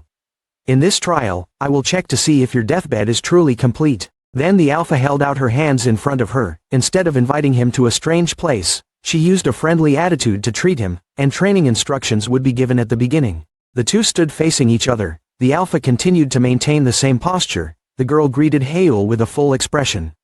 If he passed, pages 18 to 31 would update information about level 2 magic. He received the information, and in his heart gradually had his own speculations about the magical things going on right now. Hael with a thoughtful expression. He pondered, so, I have to pass the trial to gain information about the next magic circle. As if realizing his thoughts, the alpha girl also continued to speak, as if she wanted to give Hael a practice session so that he could clearly understand the core of the problem he was going through. And finished explaining. Let's start practicing, shall we? Hael seemed to be pulled out of his own thoughts. He clenched his fist with determination. His eyes were fiery with enthusiasm. His voice was sharp as if confirming his answer. Of course, let's start right away. The alpha bowed gently and elegantly. The girl half closed her eyes as if accepting Hael's answer. Understood. The alpha's body flew lightly into the air like a feather. Her hair tied in buns on both sides also fluttered in the void. Magic prisms also began to fly around as if summoned. The alpha opened her eyes and looked steadily at Hael. Then, the first trial began. Hael was also surprised by what was happening. He widened his eyes and looked at the alpha. The first trial began. The alpha girl's body gradually disappeared before his surprised eyes. Shin Hael didn't think this was human but didn't expect her to be a magical entity. Another voice rang out, beginning to explain the trial. He turned toward the sound in surprise, wondering if this was the professor's voice. The crystal emitted a terrifying wave of power in his hand called light mana. It is an unfinished crystal, with 4 uneven properties mixed together. Shin Hael was even more surprised when the professor said his mission was to completely purify this crystal. Light mana is an extremely fragile crystal, requiring very careful mana control. Inside this crystal there are 4 types of mana that exist in a state of chaos. And now Shin Hael needs to purify it, as if asking him to separate sand, salt, sugar and pepper from a fine mixture. This is not simple. Usually only people who have mastered the mind can purify it. But this is also very interesting to him. Shin Hael smiled with pleasure as he looked at the crystal in his hand and began to control mana. The moment of magical explosion is extremely majestic, when the 5 colored magical elements blend together. Bright lights of every color, red, blue, yellow, green, blue, spread like stars exploding in space, creating an effect that was both overwhelming and surreal. In particular, the swirling energy streams create shimmering bands of color like galaxies, demonstrating power far beyond ordinary people. Shin Hael tries to control the flow of mana around the crystal, purifying it. The mana wavered slightly, so the shockwave sent him flying towards the bookshelf. They were sending a warning signal. Even if I tried to separate the mana, they were so intertwined that it was difficult to separate them. But Shin Hael came up with a bold idea. Even though his whole body was drenched in sweat, he still supported himself with his hands and stood up. He would keep trying, no matter how long it took. And without knowing how much time had passed, Shin Hael continuously experimented with refining it, getting blown away over and over again and then getting up again. Just a small mistake will cause you to have to start all over again. He had to repeat this countless times. And then, finally succeeded. The professor's voice rang out again, congratulating him on becoming the successor. Although it was very difficult to complete, Shin Hael has mastered psychology. The professor will update the Idreth book with the 2nd level circle, the technique to create a resonance circle. In the small room, Shin Hael suddenly woke up. He has returned. The words gradually appear on the book page. Shin Hael enjoyed looking at the book pages filled with characters, and with great effort he finally learned the method of weaving 2nd level magic bracelets. Shin Hael thought, before the next match begins he must master this 2nd level magic circle. Dawn, blue sky, at the arena. Adella Starred casts the moonlight spell. The beams of light cause the ground around the opponent to crack into pieces. She strongly used the magic circle, making Shin Hael seem to be in a precarious position. Ji Suchin sat in the stands nervously clenching his fists, silently cursing. At this rate, Hael will disappear. Starret flipped her hair, coldly turned around and left. She thought the match was over. What she didn't expect was that he could get stronger in such a short time. Starret is curious about what kind of person Shin Hael is. But it's all over. The genius she once looked up to is no more. The magic circle suddenly appeared again, with more powerful power that Starret could not predict. She quickly turned her head to determine what the sound was. Shin Hael's red eyes flashed with light. He promptly activated the 2nd level ring resonance. Darkness covered his eyes to combine the 2 infinite magic rings with free will. That strength became his limbs. Haeul's father along with Kim Kangni who were observing the match also had their eyes widened in surprise, not to mention the other classmates also gasped in disbelief. Adella Starrett couldn't believe it, she turned around but couldn't understand what was happening.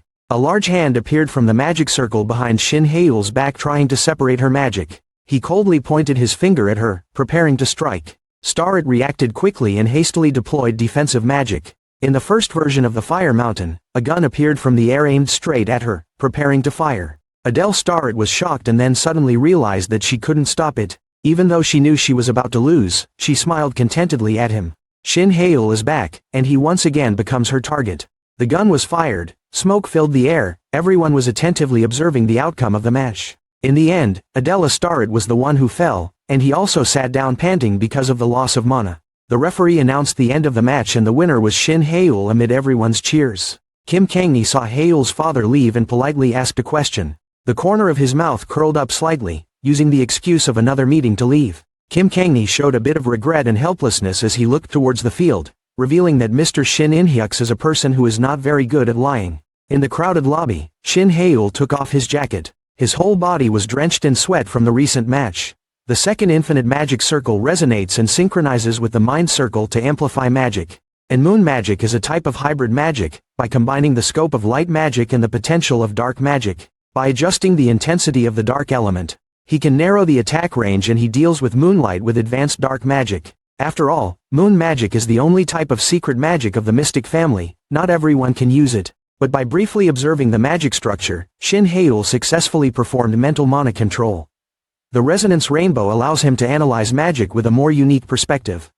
Exploring the structure of the lunar magic system, the process of refining mana in the light system also trains one's ability to control mana. If not for these factors, defeating Adella would be almost impossible. Shin Haeul was lost in thought, suddenly attracted by everyone's surprised sounds. Kim Kangni pushed his glasses, he walked arrogantly towards him step by step. He suddenly recognized this person, quickly stood up, and exclaimed that he was the owner of the magic tower. Kim Kangni didn't beat around the bush, he got straight to the point and wanted to talk to Haeul. In the room welcoming guests, two people sat facing each other. Kim Kangni smiled a friendly smile and apologized for disturbing him while he was resting, not forgetting to praise his great match. But Shin Haeul was still cold as usual, just politely thanking him. Kim Kangni pushed his glasses, his expression suddenly became serious, he directly asked if he had reached the 5th level magic circle. After listening to Shin Haeul, he was a little panicked. Thinking back, he had used level 2 magic in the battle, the Blue Tower's master must have thought he was using it in memory. If you use level 2 magic then of course you are a level 3 magician or higher, it will be mistaken as Shin Haeul having achieved level 5 magic. Seeing him deny this, Kim Kangni smiled friendly and asked how he could use level 2 magic.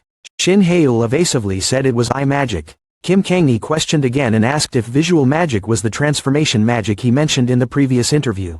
Under his sharp gaze, Shin Haeul could only say that he had improved his engraving magic. Kim Kangni looked at the young man in front of him in surprise. He smiled happily and stood up. Really great. Kim Kangni reached out, patted him on the shoulder, and said that he was very impressed with him.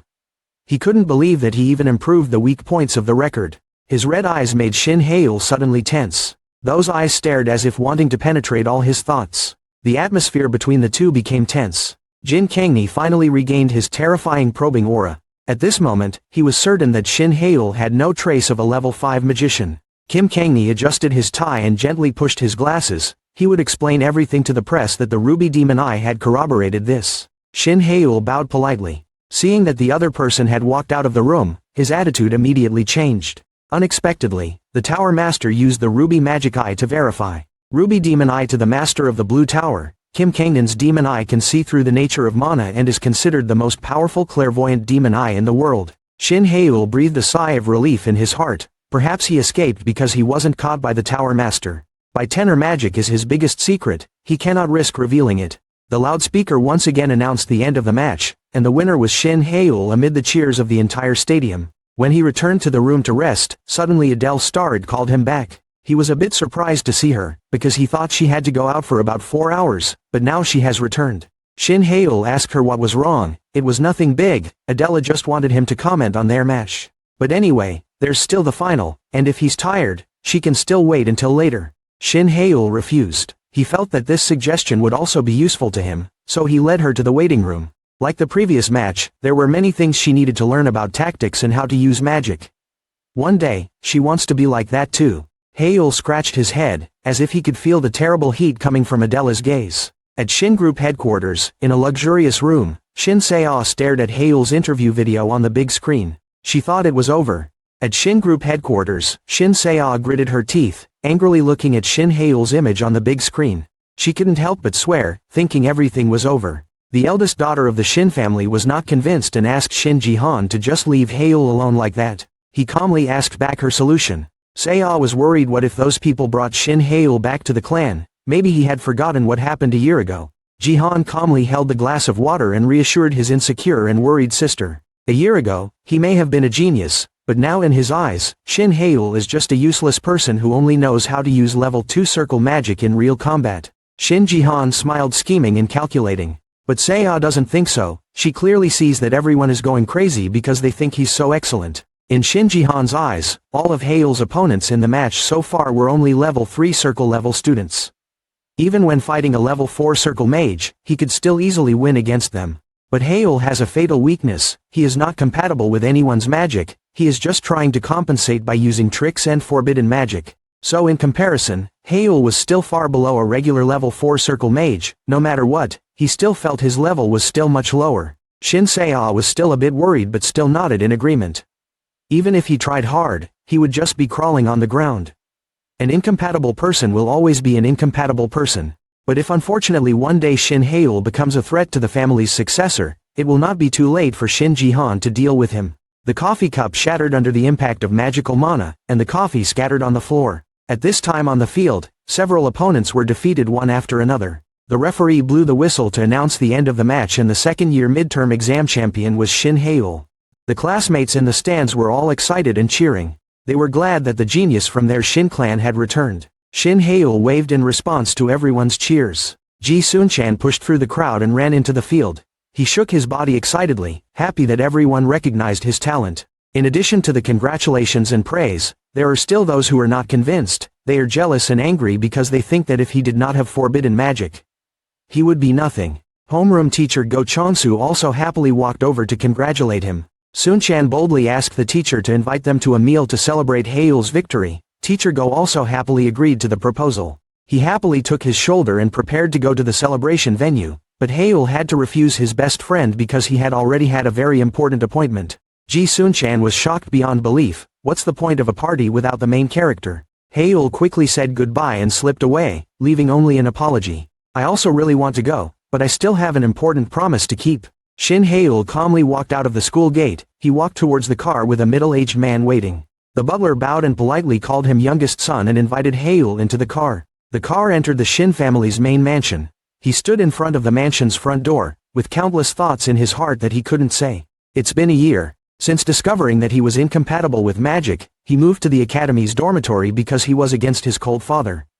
Shin Haeul has never been allowed to set foot in the main house. He looked around. It seemed like nothing had changed here. Everything was still the same.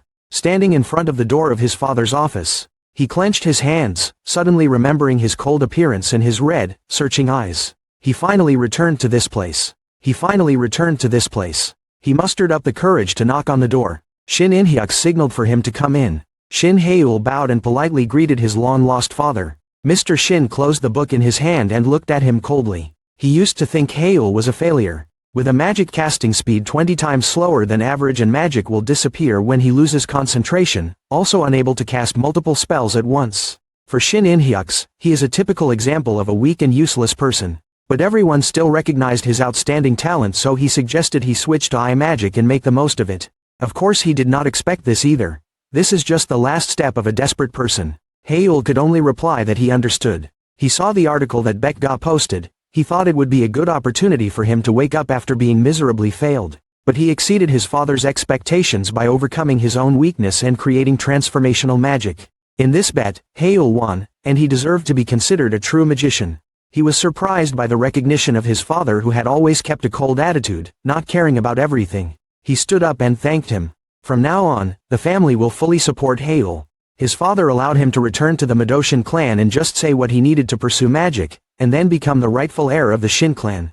Along with a warning, if he sensed that he was going backwards or stagnant, He would personally remove his magic circle. Haeul clenched his fist into a fist. It was true that his father had the explosive power of an 8-round magic, but this was his last chance. He would trade everything. When his father asked about the goal, Haeul hesitated a bit. He once wanted to be the head of the Shin clan and still does. Currently among the siblings Jihan, Seo, Inhyuk, Minji, he is the worst. First he will make everyone in the family acknowledge him.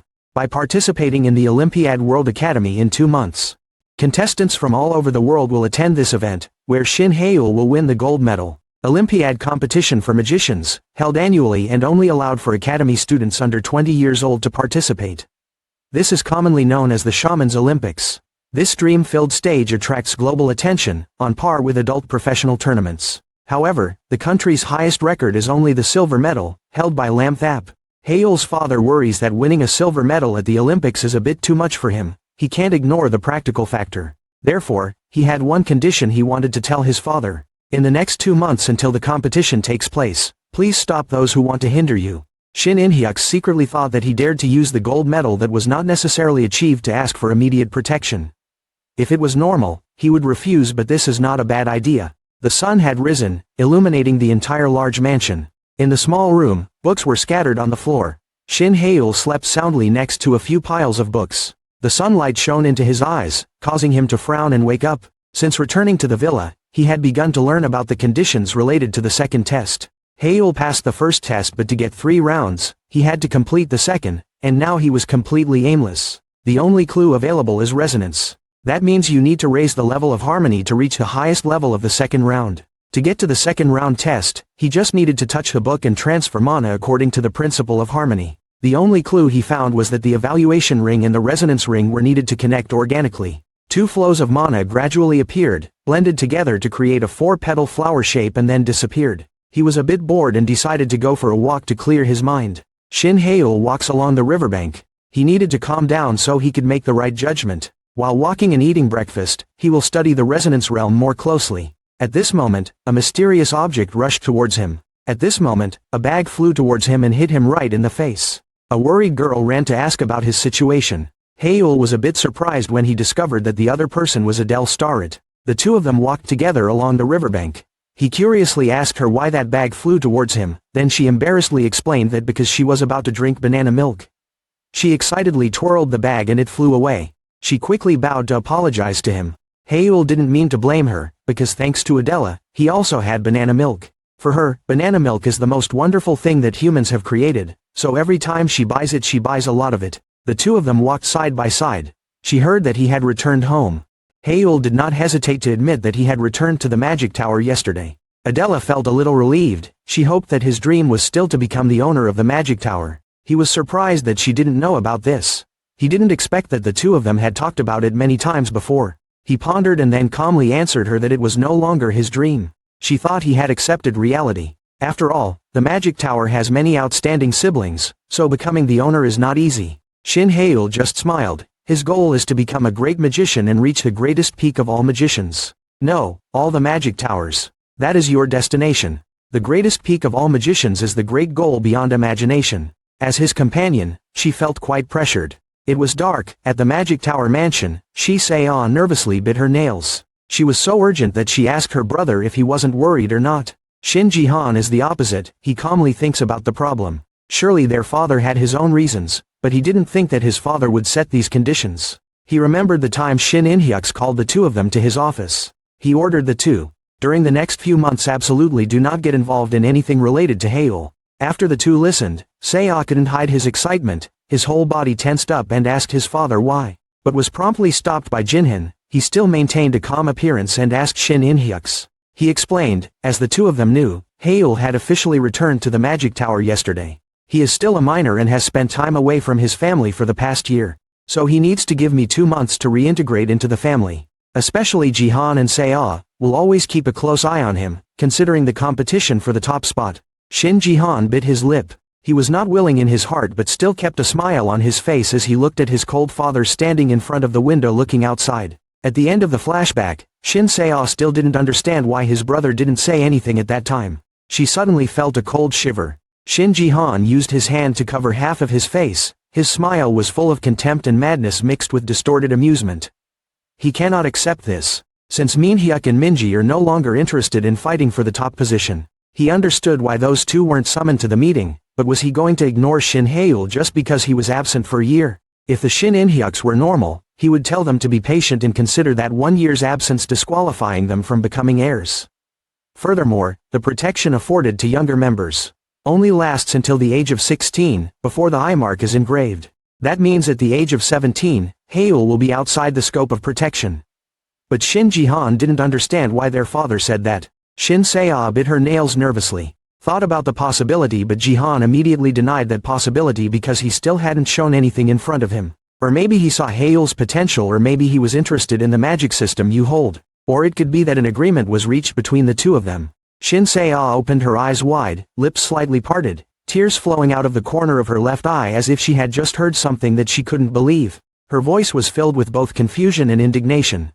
She couldn't believe it, this wasn't something their father usually did. She was about to call all the people she had sent to follow him, but was stopped by Shin Jihan because they couldn't get past the Dark Shadow. The Dark Shadow is the elite intelligence team of the Shin Inhyuks, the secret force of the Magic Tower. An elite team that specializes in infiltration, reconnaissance, and escort missions. There is no task they cannot perform. Shin Jihan has completely abandoned all supervision over Haeul because he knows what the opponent's strength is. Seah suddenly felt a little uneasy. Shin Jihan decided to act first. Even if Shin Seah agrees, sitting still for 2 months is really not okay for them. If Haeul really had some kind of agreement with their father, things would be very dangerous.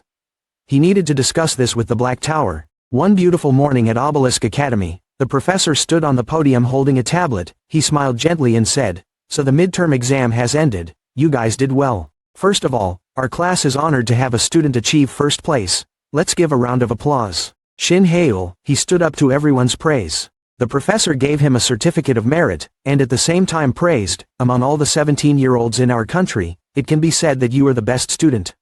Congratulations." Haeul politely took it with both hands and said, "Thank you, teacher." The professor continued, "Since you have achieved first place, you will have to maintain that position for 2 months and participate in the Academy's Olympics." He smiled confidently and said, "Yes, that is your plan." After saying that, he turned around and walked back to his seat, his back straight and long legs, his gait bold and steady, but the rest of the class were jealous and talked about how loudly they crowed after winning thanks to illusion magic alone. Sigh. Some other guys laughed scornfully and said sarcastically, 2 months, maybe a week and they've already dropped the rankings." They joined in, "That's right, a misfit is just that." Faced with those gossips, he just sat down silently and smiled confidently like a victor, as if to say, "Let's wait and see." So time passed, the lesson finally ended. Sunchan stood up, stretched and moaned loudly. It was finally over. He continued to complain about 8 classes of theory.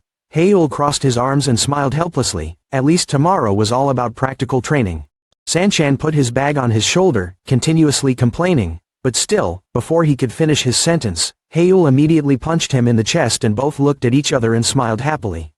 "See, I told you to exercise." With just one playful strike from Haeul, Sunchan collapsed to the ground, raising his hand to surrender, wondering if he was really a magician. Haeul gave him a look of judgment. "Weakling." Sunchan twisted his mouth and glared, his eyes burning. He was so upset. He stood up, picked up his bag and quickly chased after her, saying loudly, "You poor magic thing, now even magic can't tease you anymore." Haeul raised his hand and strode cheerfully. "If you feel uncomfortable, why don't you practice to surpass me?" Hearing that, Sunchan was very upset. He clenched his fists and said angrily, "Then I will be stronger than you and punch you." Seeing that, Haeul smiled happily. "Really, in that case, after dinner, let's go to the practice room for a change of pace." Sunchan was confused, his head was full of 3 dots. Haeul pouted and said, "What kind of attitude is that?" The blonde guy was sweating, his face showed a cowardly expression. "I really want to, but right now I can't." Haeul crossed his arms across his chest and replied contemptuously, "If you don't like it then say so." Not long after walking out of the academy campus, Sunchan grabbed his shoulders, both hands massaging him vigorously, enthusiastically explaining, "No, let me get this straight. It's not that I hate practicing, it's just that I hate practicing with you, understand?" Hearing that, Haeul confusedly wondered, "What about me?" Suchan sighed with concern, shyly said, "Actually, I'm a little scared of the way people look at him." Scene changes to the Obelisk Academy training room. Everyone entering the gym was startled and surprised by the sight of Haeul lifting weights and doing squats, standing up and sitting down at a terrible speed. "What the hell are you doing, Junho?" I said. "Training is more important." Everyone couldn't hide their shock and were excited. Who was it? Could a human being be able to lift that much weight? A person standing outside wondered, was he Shin Haeul? Another guy continued, was he a second-year student who got first place in the midterm exam? After a while, Haeul put the barbell on the ground. He breathed a sigh of relief, used a towel to wipe the sweat from his face, and strode away holding a water bottle in his other hand. He thought to himself that because he was so focused on mastering by tenor-style magic, he neglected to exercise and almost forgot about it. While drinking the beverage, he continued thinking. Even in Idrid's book it was clearly written. Infinite magic circles flow throughout the body linked to the physicality of the body. A strong body and strong magic circle will create synchronization to help improve efficiency. Coming to the treadmill, he determined that he must master both magic and exercise to optimize his physical strength. At the Obelisk Academy, a giant black animal with 3 eyes, seemingly like a mighty panther, bared its teeth and charged. Not just 1 but 3 at the same time, they walked around Haeul, creating a circle around him. At the same time, they roared, bared their fangs and claws, then rushed towards Haeul. He quickly jumped up and dodged to the side. When he looked up to observe, he was surprised to see them simultaneously attacking from many sides. 2 approached from the front, 1 rushed down from above. Seeing that, Haeul did not stand still. His hands moved and began to use magic to emit streams of blue light. I saw 2 animals rushing towards me from the front. Haeul quickly lowered his knees and skillfully moved forward, causing the 2 animals to collide head-on, creating a loud echo. At the same time, he moved his hand forward. A red sphere gradually gathered in his hand. The divine fire was activated. The mountain was on fire. He gently shot the sphere towards the leopard in the air. The attack created a huge explosion. They were completely defeated. The system appeared, and the actual combat training to attack monsters was completed. The professor picked up the tablet, announced the results, successfully completed, and received a perfect score. Haeul held his shirt and swung it to cool down. He smiled and said, "Thank you, teacher." In the waiting room, Haeul sat on a chair looking at his hands and thinking. He opened his hands and thought, thanks to the infinite magic circle, his physical abilities seemed to have improved by half. As he clenched his fist, he thought, if he can reach the 3rd round, he will be even stronger. Thinking so, he closed his eyes to concentrate. Blue light emitted from above his head. They gradually became stronger and spread throughout his limbs and entire body. Then they explode, creating a large energy field, a willpower circle, a resonance circle, pushing both types of mana to circulate throughout the body. The body adjusts the vibration frequency and rotation speed of each ring to 12.25% and 4.63%, respectively. Then increased the purity of willpower ring mana to 8.9%. Just a little more. Suddenly he kept panting. The light area from before disappeared. At the same time, his face was covered with drops of sweat. He must have spent a lot of effort, he helplessly told himself. The synchronization rate is 99%, even though he did it over and over again. Hundreds of thousands of times, he still could not achieve the last 1%.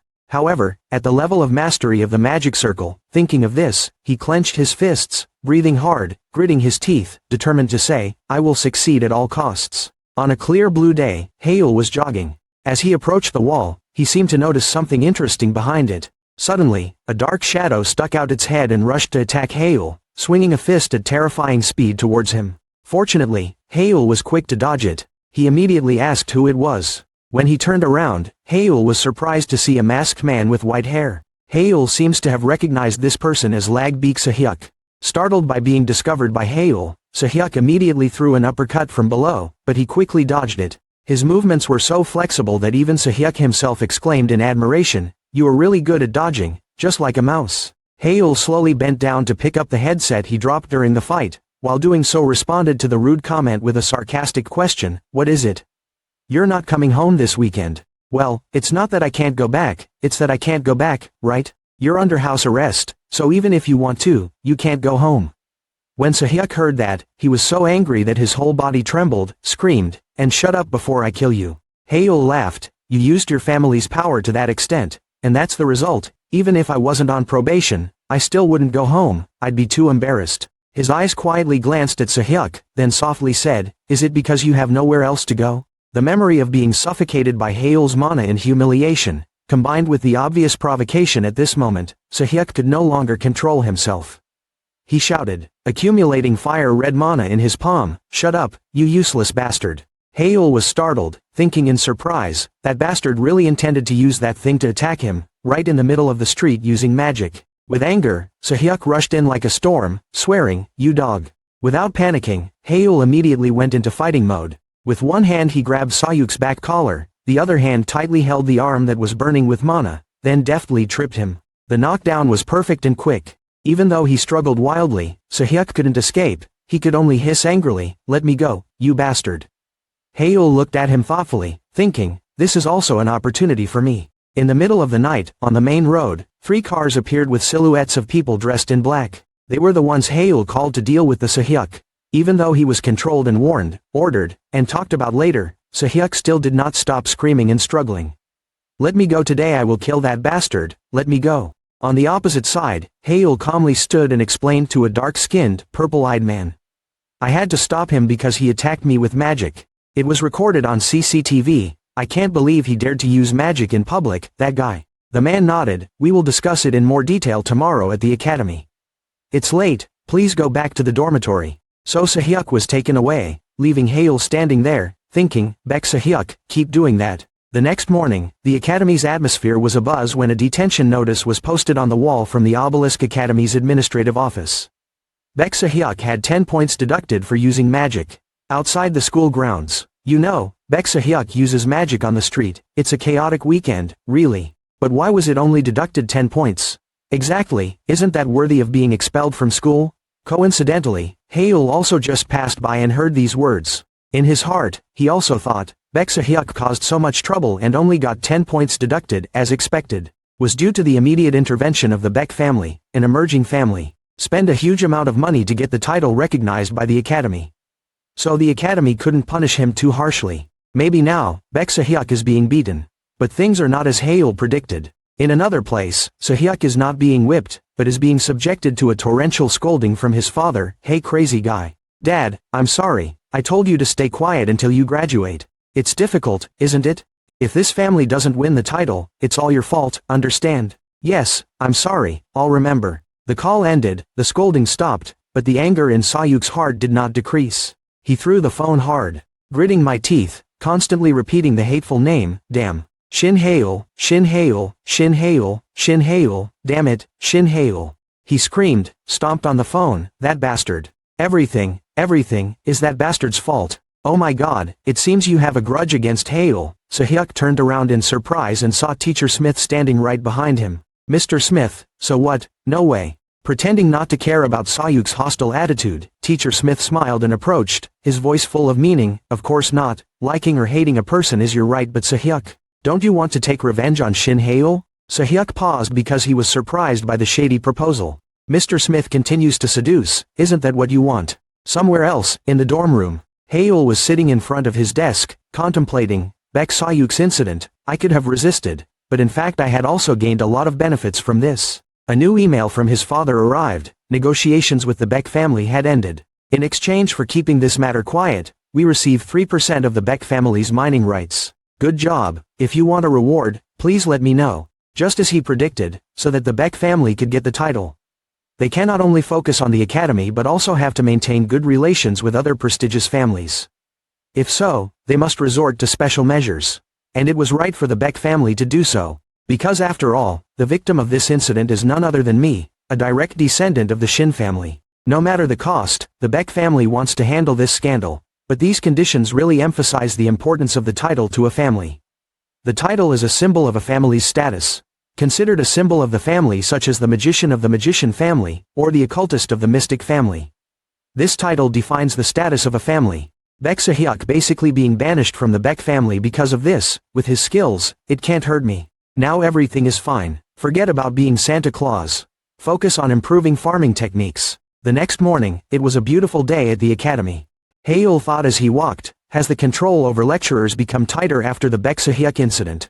Shin Haeul, Mr. Smith's familiar voice interrupted his thoughts. "Hello Teacher Smith, There was a long silence between the two. Then suddenly, Mr. Smith's dark eyes turned into a smiling, friendly one. "I've been paying attention for a while. Haeul, it seems like you really don't like me." Faced with that unusual friendliness, Haeul almost lost his guard and accidentally said, "Yes, that's right. Oh no, I didn't." Mr. Smith laughed. "I understand. Before, I said some harsh words, but they were all sincere advice, so don't misunderstand me." Haeul felt confused. Although he remained polite on the outside and replied yes, inside he was full of doubts.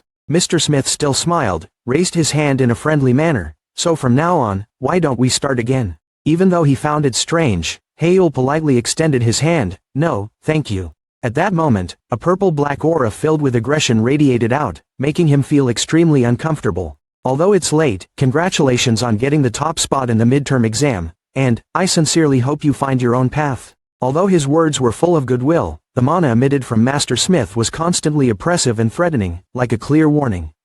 And Haeul, even though he hadn't said it out loud, felt it. Mana was still right, but still. Mr. Smith was still standing there, raising his hand with a friendly smile, but surrounding him was a cold purple-black aura. Haeul shivered slightly. He realized this was magic. And not the usual kind of magic, but dark mana, specifically this ominous dark mana that could be precisely the Black Tower. The Black Tower is different from the 12 recognized towers. This is an unofficial tower, following a different path. A group of degenerate criminals founded by a magician who calls himself the Dark Magician King. He panicked. Damn it, Master Smith has something to do with the Black Tower.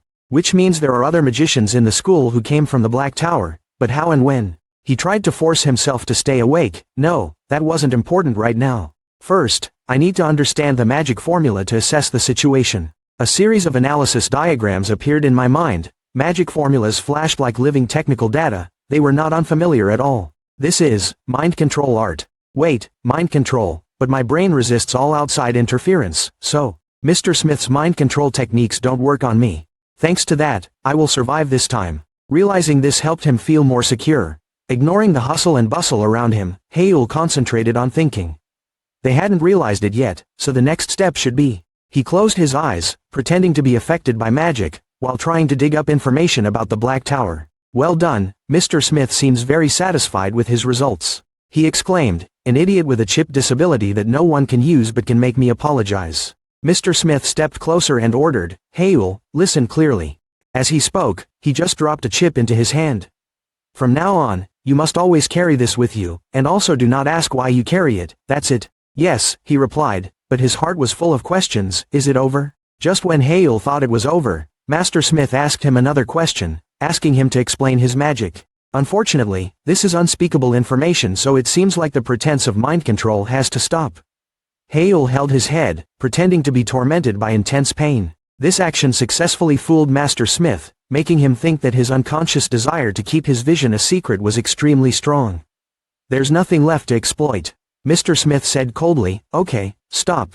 Hearing that, Haeul smiled proudly. Mind control magic. It interferes with the target's brain, amplifying their emotions or controlling them at will, a magic that symbolizes the Black Tower. If a high-level magician uses this magic, it can even cause that person's mind to collapse, turning it into an extremely dangerous forbidden magic. And as I just saw, if the person affected by the magic has a strong will towards specific memories, trying to extract them could cause their mind to collapse. Looking at how easily he gave up, it seemed like turning magic wasn't the goal he was pursuing. Sighing helplessly at Haeul's weak appearance, Teacher Smith said, you have visual arts that are not suitable for your position, so I tried to sell you. Well, I can't let this mission fail. Then, after the mission ends, I will take away your vision. Having finished speaking, he snapped his fingers, signaling the end of everything. Haeul woke up, pretending to be confused. With a fake gentle look, he said fake words of concern, are you okay? You lost concentration while we were talking. You must be very tired. I won't bother you anymore. Good luck. Yes, I understand, he replied. Mr. Smith turned and walked away, his shadow gradually blending into the crowded crowd. Leaving Haeul standing still, his eyes focused deeply on that back figure full of question. Moving away from the crowd, he went to a quiet corner in the academy, sat down on a bench, took out the chip and examined it carefully. His eyes widened when he realized this was an illegal eye chip, an innovative upgrade chip. Giving this to me meant their goal was to accuse me of being an illegal eye user. Each piece of the puzzle appears, a scary picture. In the end, I will be engulfed in a cruel smile and scandalous headlines. They want to bring my image down. Professor Smith has no reason to harm me. Of course, there are bad things between me and him. But someone must have asked the Black Tower to do this, so the scale of the situation can be roughly estimated. The image of Sehyuk, who was always screaming to kill him, appeared in his mind. But with reason, Haeul immediately eliminated him from the list, because this mess was too much for someone who was detained, so it seemed like it was due to one of the two brothers or two sisters. Their goal is to tarnish his image, and completely eliminate him from the competition for heirs. These are 4 people with clear motives. From these 4 people, Haeul gradually filtered out the most suspicious person. First of all, the eldest sister Minji did not actively participate in the inheritance competition. She was not the one who would do this. Big brother Inhyuk actively participated in the inheritance competition, but he didn't have enough courage to do something bold like this. So, it must be one of the other 2 or both of them. Not wanting to waste time speculating further, Haeul considered whether he should arrest Mr. Smith and question him. But he quickly dismissed this idea. No, the Black Tower is very sensitive to information. Mr. Smith probably doesn't even know who the owner is. If he captures him, the information will be cut off. Right now, being caught by the Black Tower is not good for him. Scene change, Haeul goes straight to the Green Tower, enters the tower owner's office to meet Kangni. The other man, even though his back was turned, still recognized Haeul's presence to say hello. Hello, Haeul. So what do you want to say to me? Kangni is back. Yellow eyes shone coldly, without emotion. He paused for a moment. Today, he looked colder than usual. It's an inappropriate attitude to ask, but this matter can't wait any longer. Seeing that Haeul didn't say anything, Kangni quickly continued. I told you not to think of yourself as a burden. Hearing that, he thought, it was now or never. But just like the rumors, what exactly is he researching that makes him so worried? As soon as the thought appeared, Haeul couldn't wait and asked if he was researching something. Kangni replied, well, I'm researching a strange magic stone, which took more time than I thought. Magic stone. He was filled with curiosity as he looked at the sparkling, enchanting diamond-shaped stone resting on the black box. But then, Haeul quickly realized that it was elemental manolite.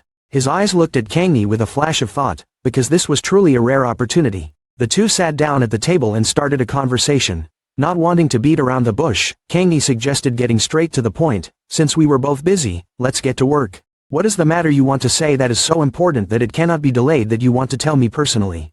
Haeul was a bit surprised by his zeal. The way he wanted to end it quickly made him feel like if he said anything, he wouldn't pay much attention. If so, the only way is to negotiate. He said, before we get down to business, I have something to tell you. The magic stone that the Tower Master is researching is the element manolite. The word stunned Kangni. From indifferent attitude to serious, he questioned full of doubt, how do you know? This name has never been revealed, let alone its existence. Hey, you have to be careful with your words. Seeing that Kangni was angry, he quickly explained that it was not me who planted or stole any information. So how do you know? He still hasn't let go. The reason is very simple, I also have one. As he said, he took out an elemental manolite stone identical in color, shape and size from his bag. Kangni couldn't believe his eyes. He jumped up and shouted loudly, this is it. Exactly, this is the perfectly crafted elemental manolite, Haeul calmly confirmed. Kangni also thought of a more surprising possibility. Haeul, could it be that you created it yourself? Yes, it's me, he said with a confident voice. However, this was not enough to convince Kangni. He just found it ridiculous. The Red Tower's top magic engineer, James Pillar, is also known as the best magic stone creator in the world. Even the elite artisans of the Blue Tower, who were famous for their skills, and himself, who was among the top 3 makers in the world. It's also impossible to craft this gem that a normal high school student could do. Haeul, or is it just a coincidence that you are the owner of this magic stone? According to Kangni, this hypothesis is more acceptable. He continued, that's right, I found out that the Green Tower is the only place that can handle magic stones like this. I just happened to have it with me. Kangni asked curiously, can I ask how you got it? Regarding the origin of the stone, Haeul has nothing to say, because he just happened to see it and was lucky enough to be able to make it. Kangni's eyes glowed, full of interest in his so-called strange luck. I'm telling you, your luck is really great, Haeul. Hearing that, he could only laugh and tacitly acknowledge that comment. Respect the right of magicians to keep secrets. Kangni did not force Haeul to say anything more. Instead he hoped to see the stone more closely. To this, Haeul very generously agreed. Wearing glasses and gloves, Kangni carefully picked up the stone to observe. This is the only magic stone in this world that has all 4 elements at the same time. Returning the stone, he wondered what Haeul's purpose was in bringing this stone here. He replied, okay, I want to use it to make an item. Item? What kind of item do you want? Clothes, decorations, etc. Or weapons? Kangni lists some common things that magicians often request. But it seems like he doesn't care. As long as it's enhancing the effectiveness of elemental magic, anything is fine. I understand your purpose, but Kangni still has to say more about the price issue. High-end magic stones also need high-quality materials. The creation fee will be quite expensive. Do you think that's okay? Haeul just looked at him intently with an expression. Do you see that I care about that issue? Kangi woke up and laughed awkwardly. Oh sorry, you are a descendant of a magic family, so your family will probably be able to pay for it.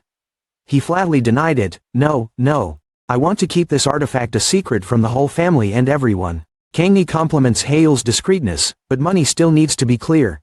What about the artifact fee? It seems to be hovering around this number, as he spoke.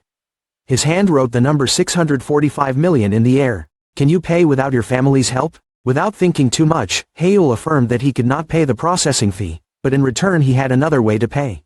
I will craft the elemental manalite right here. In front of you, in front of the magic master tower. Kangi didn't expect Hail to want to use his crafting skills as a trade fee. But clearly, this is a big profit. He laughed heartily, admitting that this method was completely sufficient, even the green tower was a bargain. Taking advantage of Kangi's relaxed mood, Hail took the opportunity to ask one more favor. Kangi asked curiously, what is it? Does it have anything to do with today? Hail quickly showed him the chip that Mr. Smith gave him today, when he used mind control. Kangi picked up the chip and observed it, saying, this is a new generation upgrade chip, an illegal ill chip, where did you get it? Hail clenched his fists, seriously recounting. A mage of the Black Tower at the Academy gave it to me. There are Black Tower wizards infiltrating the Obelisk Academy. Please help me deal with them. Night falls. Hail, standing on the side of the road, politely said goodbye to Kangi's assistant as she brought him safely back to the academy with a promise to meet again soon. Watching the car leave, Hail also returned to the dorm room and lay down on the bed leisurely. Thinking back on everything, he felt lucky that Kim Kangi was researching the element manalite. Thanks to that, he could keep it a secret from his father and still create items. The image of Sahyuk screaming, saying he couldn't forgive him appeared in his mind. Originally, he only intended to claim 3% of the shares from the Beck family's mining rights. But now he can keep it all. This is amazing. But that's when everything went well. He gradually fell asleep. Back at the Blue Tower, the moment Hail told Kangi about the information related to the Black Tower and the request, he was deep in thought, hearing that the Obelisk Academy's security was extremely strict. Yet there is a Black Tower mage hiding there, and the only proof is this ill chip. Why is it so difficult? Hail worries that the investigation will be difficult when the amount of information available is too little. Seeing that, Kangi just bowed his head, smiled slightly, full of confidence and defiantly said, normally, we at the Green Tower will not act based on a student's suspicions or unreliable clues. But it's okay, just try to take a risk. Hail answered the phone and walked to the elevator. His voice came from the phone, are you here? Hail, yes, then I will rely on you to carry out the plan. He slowly entered the elevator. Over the phone, the other person continued, yes, you don't need to worry, as long as the information is accurate, our blue magic tower won't make any mistakes. He stood in the elevator that was slowly being raised. Yes, I believe you, so I will contact you again later. He slowly walked to a luxurious room. The butler respectfully greeted him. He narrowed his eyes and laughed, you're here. In front of him was a luxurious dining table with 4 people waiting, brothers and sisters. A girl looked at him happily. She clasped her hands together. Second lady of the Shin family, Shin Minji. Oh my. Long time no see, Hail. She walked over to chat with him. He was also very happy and smiling. Long time no see. She didn't look the same. She also smiled with her eyes closed. Are you praising me? Yes, of course. She reached over his head. Hail, you are much older. Soon, you will be taller than Inhyuk. The second young master of the Shin family, Shin Inhyuk, heard that and laughed loudly. Minji, don't say those things. I walked over and patted her on the shoulder, welcoming you back. Hail, honestly it's hard to be completely happy, but anyway, welcome back. He also politely replied, yes, thank you, brother, thinking to himself, you are still as straightforward as always. Minji scolded Inhyuk, Hung, why do you keep saying unnecessary things? You were confused, did you say something wrong? He smiled and glanced, long time no see. Looking at the 2 remaining people at the dining table, brother Jihan, sister Sei-ah. The eldest young master of the Shin family, Shin Jihan looked at him, smiled, haha, you are no longer chubby like a child, instead you are a man. The eldest lady of the Shin family, Shin Sei-ah, also looked at you, the youngest sister, long time no see. On the outside, he smiled happily, but on the inside, he silently assessed that the 2 of them were only smiling on the surface, but, clearly they wanted to eat him alive. As expected, the culprit was here. Jihan, raise a glass of wine to you, sit down, eat and talk. I'm curious why the youngest called us here. He narrowed his eyes, his voice was low, nothing special. When everyone was gathered at the dining table, he spoke up, I just wanted to meet you guys after a long time, so I arranged this gathering. I'll lean over, why? You called all of us here just for that little thing. Looking at his sister, he narrowed his eyes and darkened his face. Even if I didn't do it, Jihan or I would do it, right? His words made her angry. She hit the table and stood up. What? She can't stand this kid. She pointed at him and shouted, okay, tell me everything, what's your plan, kid? He asked again, what do you mean by plan? She glared and shouted, don't play dumb, are you planning to participate in the air competition or not? He smiled, if I said I wasn't interested, would you believe me? She shouted again, who would believe it? He just replied softly, so why did she ask? She gritted her teeth, this annoying boy. Jihan, raising the glass of wine in his hand, reminded, you shouldn't say that, with a problem like this, words are not enough. Must prove through actions. He looked at him sinisterly, it's called transformation magic, that kind of magic, can you share it with your family? He was suddenly stunned. Looking at the two of them with a lingering thought, well said, by sharing the magic, it will prove to give up the competition, but, smiled happily, brother. That sounds great, but, it's not a trick. He opened his mouth slightly. Show a pitiful face, speak up, brother, sister, this magic is my only hope. His eyes watered, for someone like me who is unfit to be a magician, it's my only chance to live, I can't share it, this isn't even related to the succession race. Minji saw him like that and also expressed sympathy, it's okay, then there's no need to say it, it's the youngest brother's only hope. And Inhyuk also froze. Minji helped him wipe away his tears, her voice softened, thanking her for understanding. Inhyuk laughed loudly, shaking the glass of wine in his hand, well, putting this meaningless competition aside, why don't we chat and relax a bit? Minji also agreed, well, I want to hear Haeul tell more. Jihan placed the wine glass on the table, shiny. He smiled and said to Seo as if he didn't care. Everyone was laughing and talking happily. Until the clock chimed. He glanced slightly, after a while I probably should. The phone beeped signaling a new message. It seemed like everyone got the message that made everyone stand up. Minji panicked, what's going on? Inhyuk also lowered his voice, this is an urgent message. Seo grimaced, gritted his teeth, right now, at this hour. Jihan looked at the phone, biting his lip. Looking at the phone, he frowned and gritted his teeth. Urgent news, breaking news, an employee of the Obelisk Academy has been identified as a criminal mage with connections to the Black Tower, Lang Smith, the second son of the prestigious Smith family. In France, has been arrested. The person who made the arrest is Jung Sua, a level 6 mage and secretary of Kim Kengan of the Blue Tower. Hyul turned to look at his brother who was putting away his phone. He smiled, he caught him. He remembered his brother's wrinkled face. Look at him now looking calm, Shin Jihan, it's you right. When night had fallen, he was wearing headphones, through which came a voice, well, it seems Haeul was right. He looked at the bulletin board, 10:31 p.m., Jung Sua, a 6th level mage and assistant to Kim Kengan of the Blue Tower, had discovered Lang Smith's suspicious activities at the Obelisk Academies. Training supply room, Lang Smith was allegedly tampering with the materials used for the survival test, and if Jung Sua hadn't overheard the supply room, who knows what disaster could have happened. During the test on Friday, the Korean government, the Korean Mage Association, and the International Mage Association stated that they will not ignore the intrusion of this Black Tower. From the phone, the voice rang out again, but, Kangni asked happily, how did he know Lang Smith would get his hands on the training supplies? He gently touched his ear, I just made a reasonable inference based on the intelligence I had. From the hands of old Smith, a source of black magical power flowed.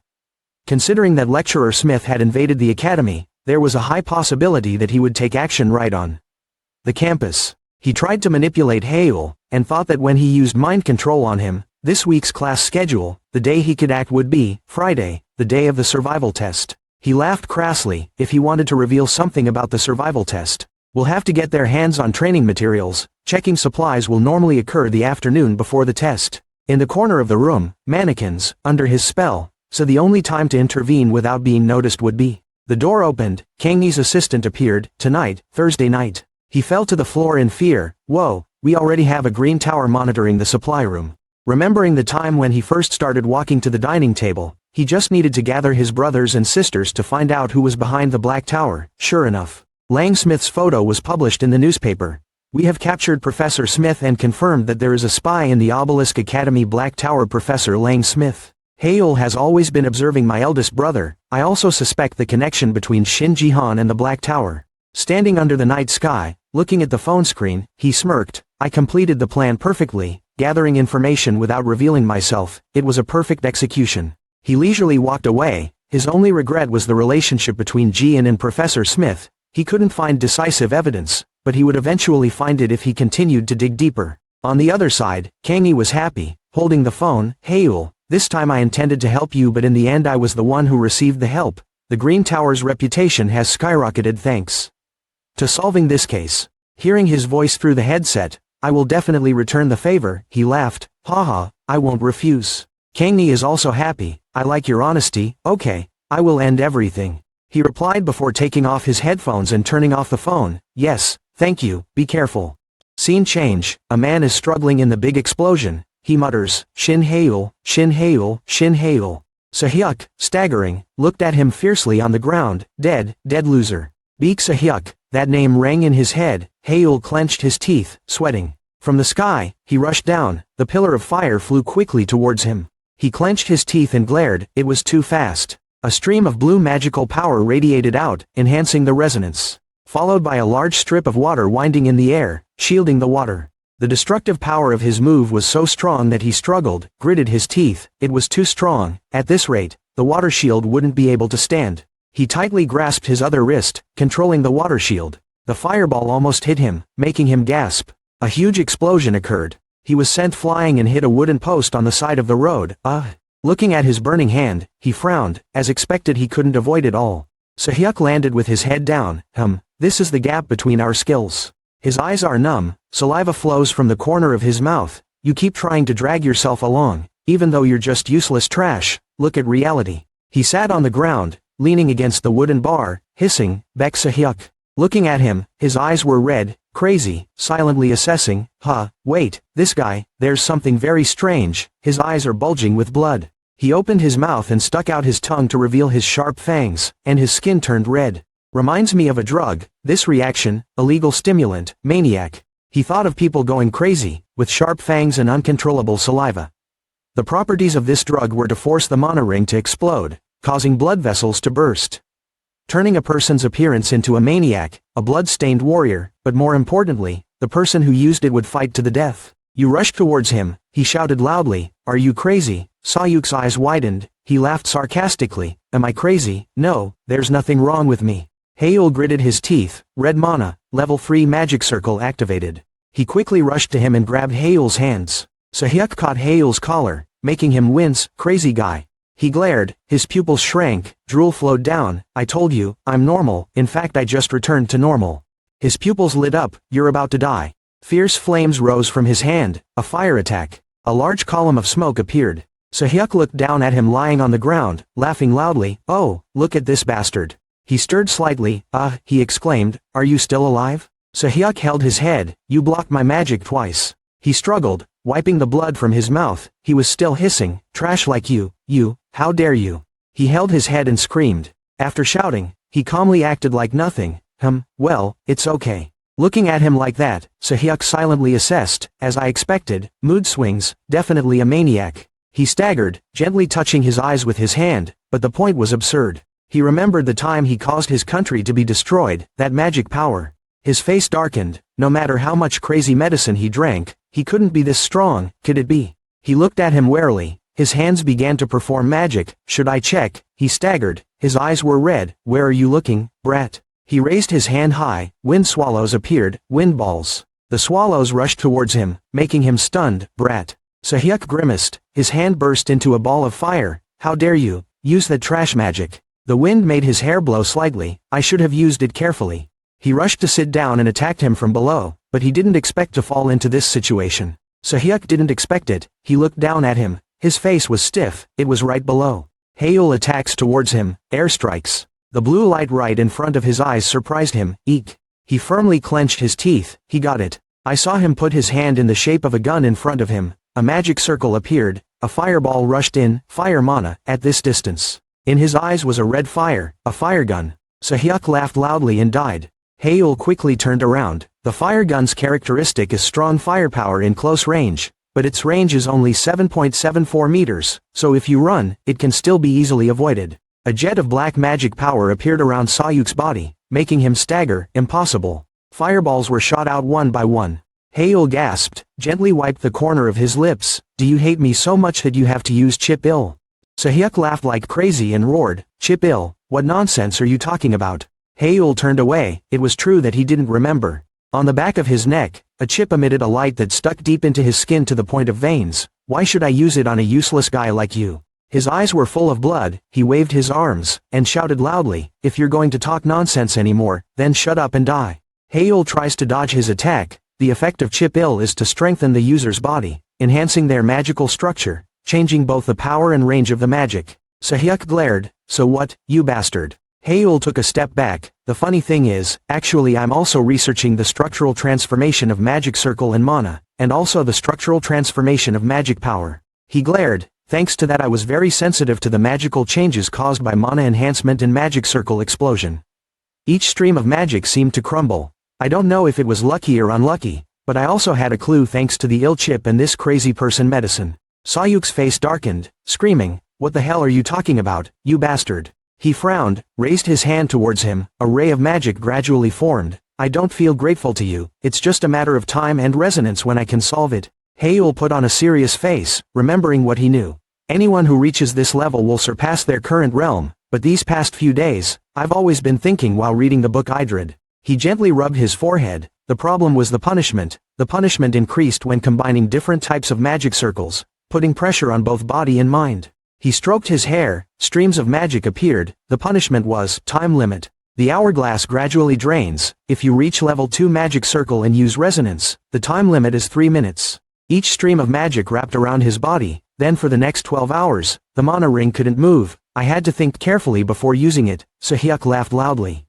"You idiot, you're scared because you're alone." He closed his eyes. The resonance time was 3 minutes. 3 minutes. He sat down, smirked. Enough time had passed. The ground began to crack and tremble. The ground cracked from under his hand and rushed towards the Sahyuk. From the ground, a magic column shot up from the crack, piercing his leg. He frowned. "This is level 3 magic, how can a trash like you use level 3 magic?" He smirked, pointed at his head, sarcastically, "How can I use it?" This action made Sahyuk mad, launching a fireball at him. "Brat, die, please." "Damn, he's still calm. I've always thought like this, you're not even a soul, let alone magic, what nonsense." He panted, shielding himself from the water. A water shield was erected, blocking the fireball. Sahyuk glared, laughed, "Damn, you couldn't stop it just now, why are you using it now? You'll die." A column of water tornadoes appeared. Makes Sahyuk dumbfounded. "What?" He laughed loudly, raised his hand high. Streams of magic exploded, wrapping around his body. "Understand clearly then open your mouth." If it were me, after seeing the earthquake I would realize that. This water shield is different from the water shield just now. He smirked, narrowed his eyes. "Your magic can't touch me anymore." Sahyuk trembled, mumbled, "Shin Haeul." He looked crazy, screaming, "Ha, eek." He rushed towards you. "Now I understand." Sahyuk laughed loudly, his eyes filled with blood. "Why are you so strong? Are you using stimulants? That's why the color is so strong." Haeul sighed, "It's over." He slowly walked over. The ground seemed to turn into a puddle. "I won't find you pitiful, it's all because of you." The space around the two people suddenly became dark and pitch black. Sahyuk was bewildered, stunned. "What is this?" Haeul's face is gray. "If you hesitate to kill me." Dark magic flashed across his face. "Then it wouldn't be like this." His whole body is helpless, wobbly. "Come out here, don't hide anymore, Shin Haeul, don't hide anymore, aim at me, Shin Haeul." He muttered, "Tied up, not tight." From space, black chains tightened around Sahyuk's body. He gritted his teeth and glared at this type of binding magic. His legs were also wrapped tightly in the darkness. Haeul said softly, "It's too late, the only mercy I can give you is to send you off peacefully." I walked up behind him. "Stop babbling, it's not over yet, if you don't show up, my life will be over." I interrupted you. "Do you think your life will change?" "I don't think so." He looked at him, full of fatigue. "Then he would probably blame someone else." Sahyuk screamed, "Where are you, you bastard?" He continued, "By the way." He reached for the chip on the back of his head. "Do you know why people don't use anyone illegally except for its side effects on the body?" He shouted again, "What did you say?" He coldly took the chip from his body. The pain came causing Sahyuk to scream in pain. His eyes turned white. He smirked, narrowed his eyes. A bright magic light appeared in his hand. "I just transferred mana into your hot chip frequency, no matter what, even with the crazy effect. It's still painful, right?" His eyes were white. He stuck out his tongue and couldn't breathe. Stop it." Haeul smiled brightly and pushed him. I and his body had pushed him beyond the limit of tolerance and could collapse at any time even if touched lightly. The push made him roar in pain. Haeul was happy. Finally, I will say thank you. He narrowed his eyes and smiled sarcastically because of his crazy actions, and you guys think you'll get anything good from Vega. He spoke softly, this time the scale cannot be compared to before, 30% of the magic stone mining rights. Oh, not even 40%, Sahuk trembled, tears welling up in his eyes, you. He smiled happily, narrowed his eyes, and raised his hand sparkling with magic light towards him, goodbye, Baek Hyuk, thank you, for being so generous. He grabbed the chip on the back of his neck. From the location of the chip, magic power seemed to be released and sprayed out. Back on the side of the road, Haeul calmly looked at the Sahuk lying on the ground. He picked up the phone from the ground. Dial the number and call. He spoke softly, Dad, it's Shin Haeul. Through the phone speaker a voice rang out, yes, why are you calling so late? Your face is tired, I know it all. Behind the tree trunk, there was a black-clothed figure looking at him. He still didn't notice and continued chatting. No matter how late it was very unusual for no students or police to appear. When such a big incident happened in the dormitory. In a high-rise building, a man was admiring the night view and answering the phone. The students must have all evacuated. Next to him, there was a voice coming through the phone. I can't conclude that it's Dad just because he can stop the police. Hearing that, he narrowed his eyes and smiled happily. Many people can stop the police from coming, but only Dad can watch until the end. If it were someone else, they would jump in midway and even stab me in the back. Appearing in his mind was the image of Seo and Jihan working together. He continued, because of guardianship, they could not monitor the child. In-hyuk calmly replied, you're right, for me. On the other side, he heard a noise and immediately looked at the grass nearby. A pair of black boots appeared. A masked man with red eyes and fangs appeared. The phone still rang. Dad had to send Sok Hyeon to follow. Behind Haeul, there were 5 men standing around Sayuk's corpse, examining his body. The voice still echoed through the phone, Ho, you know I'm watching you, so why don't you ask me for help? His face was gray, son, wanted to show me level 3 magic. In-hyuk on the other side, frowned, I didn't think you achieved it in such a short time, which means you hid the fact that you can use level 3 magic. He said in a low voice, yes, that's right. In his heart he thought, of course it was a lie, actually I only used the magnetic resonance effect of a level 2 magician. As he spoke, he remembered the disgust and discomfort that Seo and Jihan gave him.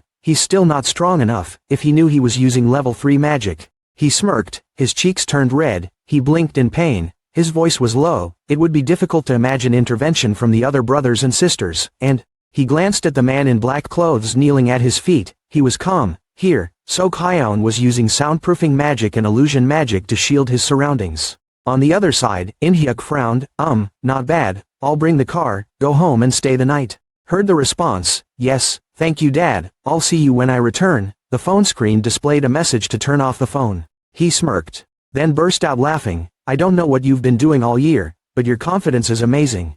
He smiled, looking at the stranger, long time no see, Sok Hyeon. He slowly took off his strange face. Sok Hyeon appeared behind a strange mask. Long time no see you, young Master Haeul, please allow me a moment.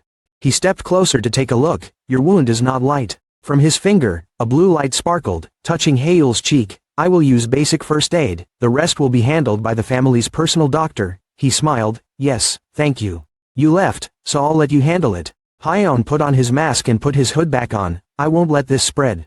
Scene changes to a high-rise building. Jihan, take off your tie, grit your teeth, damn it. He walked away indignantly, why is this happening?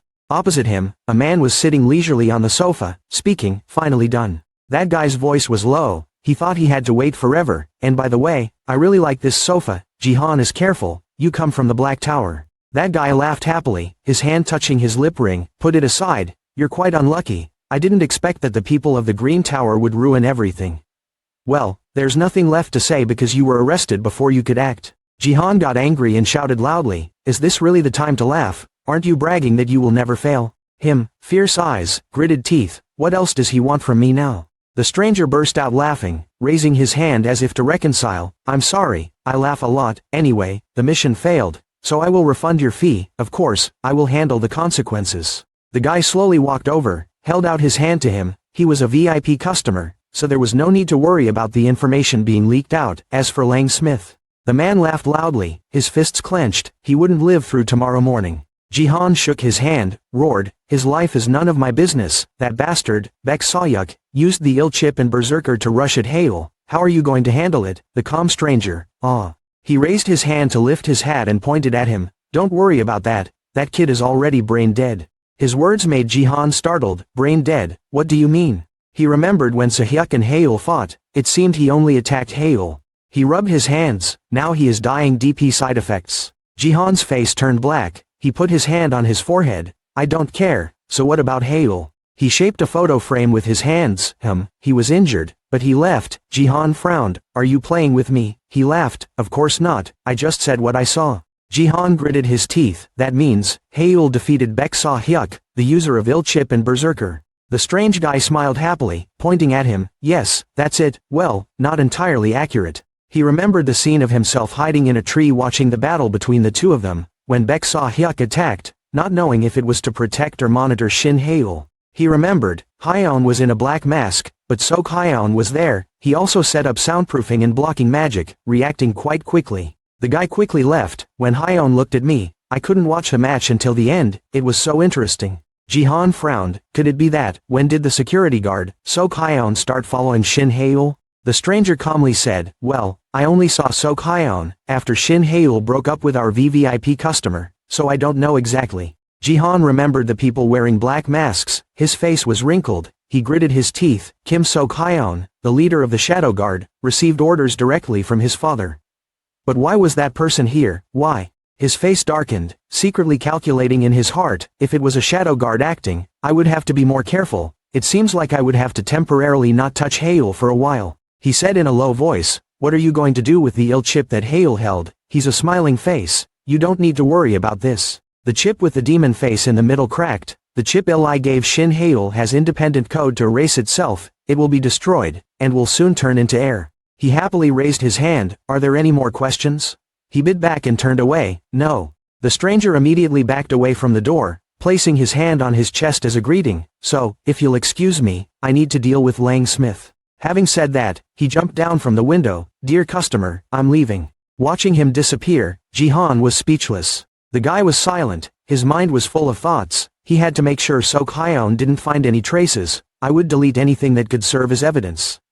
To do that, breaking my family's face protection system would be an easy task. The stranger, flying on top of the high-rise buildings that still had lights on, had to hurry. Until a few days later, in a large villa, he firmly closed the book he had finished reading. Gently stretch your shoulders. He remembered the scene where Old Smith suddenly died while being led away by Kangni's assistant.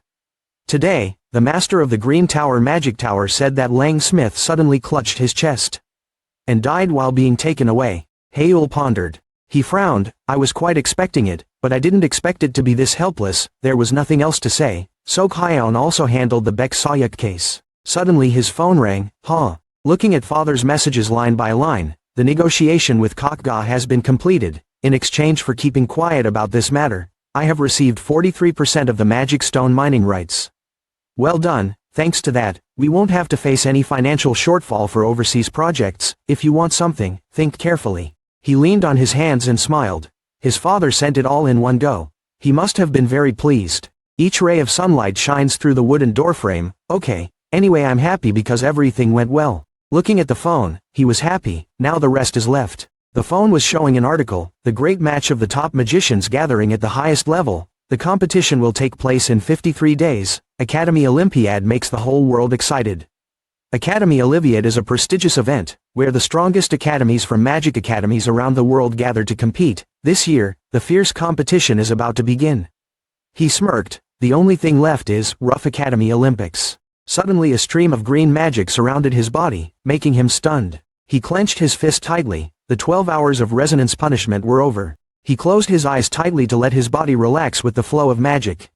Now I need a level 3 magic circle. The book in his hand glowed, blue and red magic intertwined, turning the page to take the test. The book fell to the ground, glowing. Each stream of magic was absorbed by it. He had difficulty opening his eyes, groaning, I'm floating in an unknown space. What is this white space? Is it another world in the book? Suddenly behind him, beams of light crystallized. The light faded. A girl appeared. She floated, reaching out to him. Welcome to test number 2. She looked at him, serious, introduced herself. I'm Beta, I'm the evaluator of this test. He lightly swallowed his saliva, raised his head to look at the girl in front of him. Test number 2, not sure if it was the same as last time. Remembering the first time he met this girl, she appeared from the sky with magic fragments, thinking to himself, I wonder if it will be the same as last time. Perfectly crafted elemental malachite. The girl spoke softly, raising her hand to express, in this test, the successor will be judged based on her ability to handle the magic circle at her will. She had a serious face. Details will be announced when the test begins. If passed, pages 32 to 81 containing information about the level 3 magic room will be updated.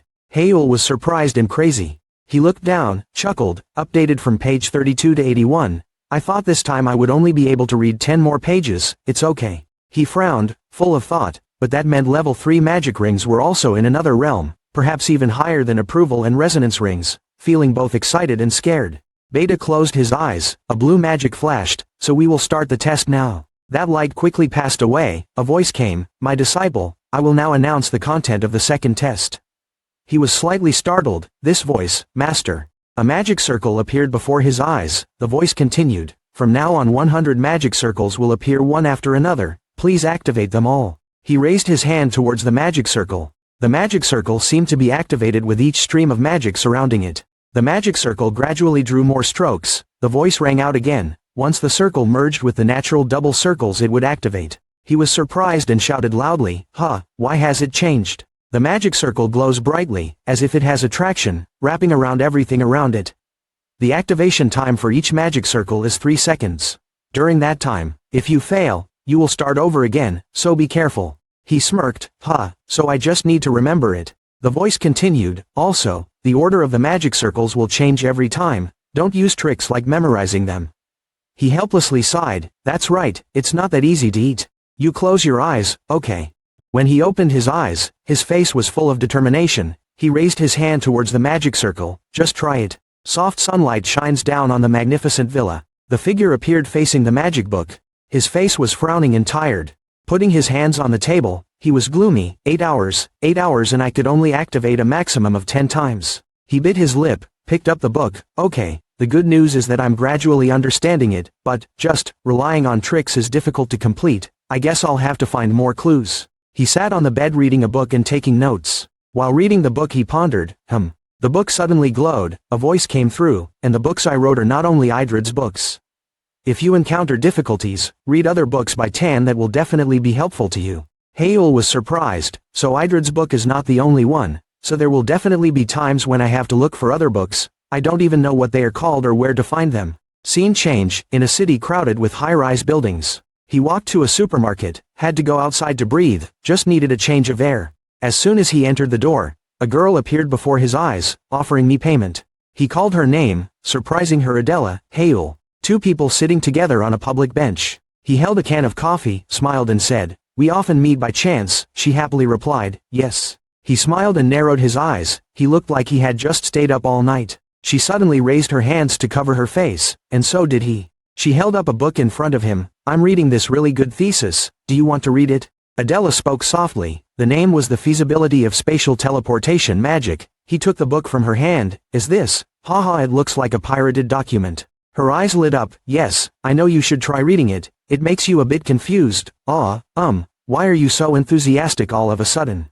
He read the documents attentively. Next to him, she happily drank banana milk, until she had drunk an entire bag of banana milk. He happily handed the document back to her. "Oh, that's great." She also happily reached out to receive it. "Right, yeah." Then the 2 of them said in unison, but no, it had no conclusion. He suddenly became quiet.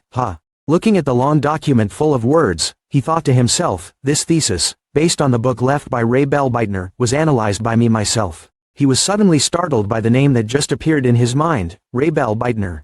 He carefully read every word. I knew right away, the structure of this book was a bit different, but he thought of the book he had read and the thesis in his hand. It was still Beitner's style, many parts had similarities with Beitner's basic theory, which was quite long and cliché, but his voice was urgent. "Adella, who is the author of this book?" She was confused. Her voice was broken. Go Sang Jun." He returned home and searched online. Haeul put his hand on his chin, he mumbled reading the information he found. Go to Jun is a magic researcher but does not belong to any organization, age or gender or very mysterious. Looking at the paper filled with words in his hand, he thought to himself, the only document he published was what I just saw. Maybe he was heavily criticized and disappeared. Staring at the paper, he muttered, perhaps a normal student only knows this much. Reach for the phone. He squinted his eyes and smiled, but, making a phone call. Hello Green Tower Master, I'm not an ordinary student. Scene transitioned to the Blue Magic Tower. The phone rang an alarm. Haeul's voice came through the phone. Hello, it's Shin Haeul. Kangmi was lying on the table tired after studying all night. What's going on? Hearing the answer, he smiled happily. I have a case that benefits both parties. Hearing that, Kangmi's whole body suddenly became erect. Haeul lowered his voice a bit. Can you help me find someone? At the same time at Obelisk Academy. The gym is crowded with people passing by. Surrounding Haeul is a stream of blue magic. Sun-chan struggled to support himself. He waved his hand, and a flock of magical birds rushed towards Sun-chan. Magic birds flew around Sun-chan, making him stagger, screaming, "Hey, that guy, Haeul, this is cheating." Haeul's face darkened. He waved his hand. What kind of cheating? What's the matter? It's just a level 1 spell, what's the problem? Sun-chan flipped around, trying to avoid the magical birds that were diving down. Heartless bastard, where is the justice? Just a level 1 spell. Just as he stood firm, the other birds rushed straight towards him. His eyes widened as he clenched his teeth. Looking at this scene, Haeul just calmly said no. Oh. Sun-chan wearily collapsed to the ground, surrounded by shields. Haeul narrowed his eyes and smiled, seeing that you couldn't stop him yet. Sun-chan was tired and panting. I almost died. He pointed his finger at him and shouted, okay, let's duel, how about it? His pupils shrunk. He smiled, oh, okay. But you think you can beat me in close combat? Sun-chan burst out laughing, shaking her fist at him. The time has come. Before Sun-chan could see, Haeul grabbed his collar. Do an over-the-shoulder throw. Made such a loud noise that everyone in the gym gasped at them. Haeul clenched his fists and smiled happily. He looked down at his friend falling to the ground. Not a bad idea. Sun-chan let out a cry. He rubbed his chin, winked and smiled. In the hand-to-hand fight the advantage of magic variables was gone. There was only the power of the second-level round against the third-level round. That's a smart strategy, Sun-chan heard him say, angrily roared, are you praising or insulting me? It's really unfair. Sun-chan took off his shirt, put on his belt, and spoke up in annoyance. His magic power was like hacking and his close combat was also terrible. He pouted, glanced at him, truly a dirty warrior. Hearing his complaint, he narrowed his eyes and smiled, sticking salonpas on his back. If you don't like it, then practice more. The two of them talked together in the dressing room. Sun-chan spoke up, do you have any plans now, huh? Sun-chan laughed loudly, isn't your goal to win the Academy Olympic Championship? Haeul's eyes twitched, surprised, why, how did you know? Sun-chan happily laughed, I understand you so well, you can't hide it from me, that's why you went crazy in the Mana Stone Shield test just now, right? He remembered the scene where he tried to block the magic bullets. Normal students could block 27 bullets, but he blocked 74. Facing him, he said as he put on his shirt, with this level of practice, he should be first in all categories. He winked and smiled. If he wanted to fight with his seniors, it was probably because this was the best choice for him right now. Hearing Sun-chan's words, Haeul was a bit stunned. Anyway, with his current condition, he thought it would be difficult to win the Olympics.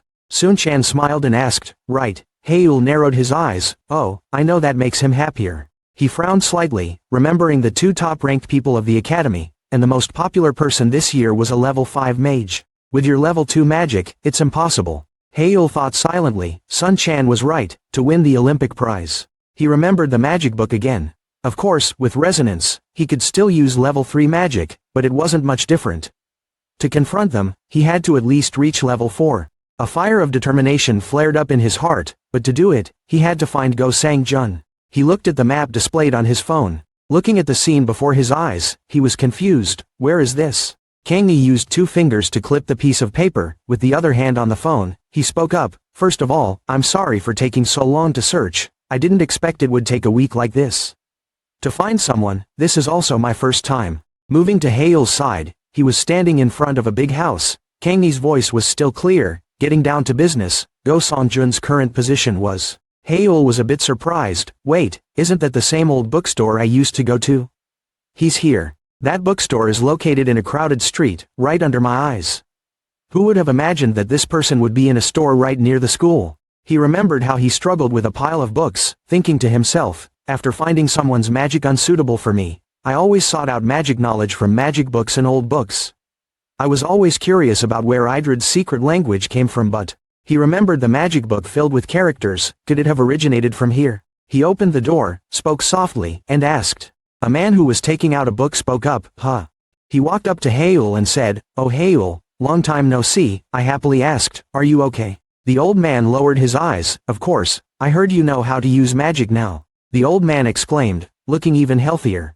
He narrowed his eyes and happily replied, "It's all thanks to you." The old man standing in the booth was happy. "I didn't do anything, I just sold books to you." Facing him, "You lowered your voice. Those books helped me, thank you." The old man smiled and blinked. "Haha, I really thought you complimented me. Why did you come here today?" He looked straight at the man in front of him and said seriously, "Ah, Grandpa, can I meet Go Sang-jun, your son?" The old man bowed his head slightly. "Why did you find Sang-jun?" "No, how do you know Sang-jun?" "I'm in a hurry, I read the thesis he wrote. I have something I want to ask, so I investigated a bit." He bowed his head slightly, his face was gray. "I heard he was here.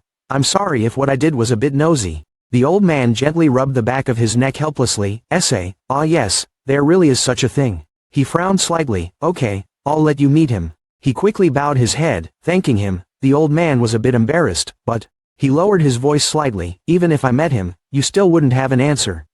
His words made me stunned. "Yes." Haeul was surprised. "So, what does that mean?" The old man looked at him, opened the wooden door behind him. "Follow me, Sang-jun is in here."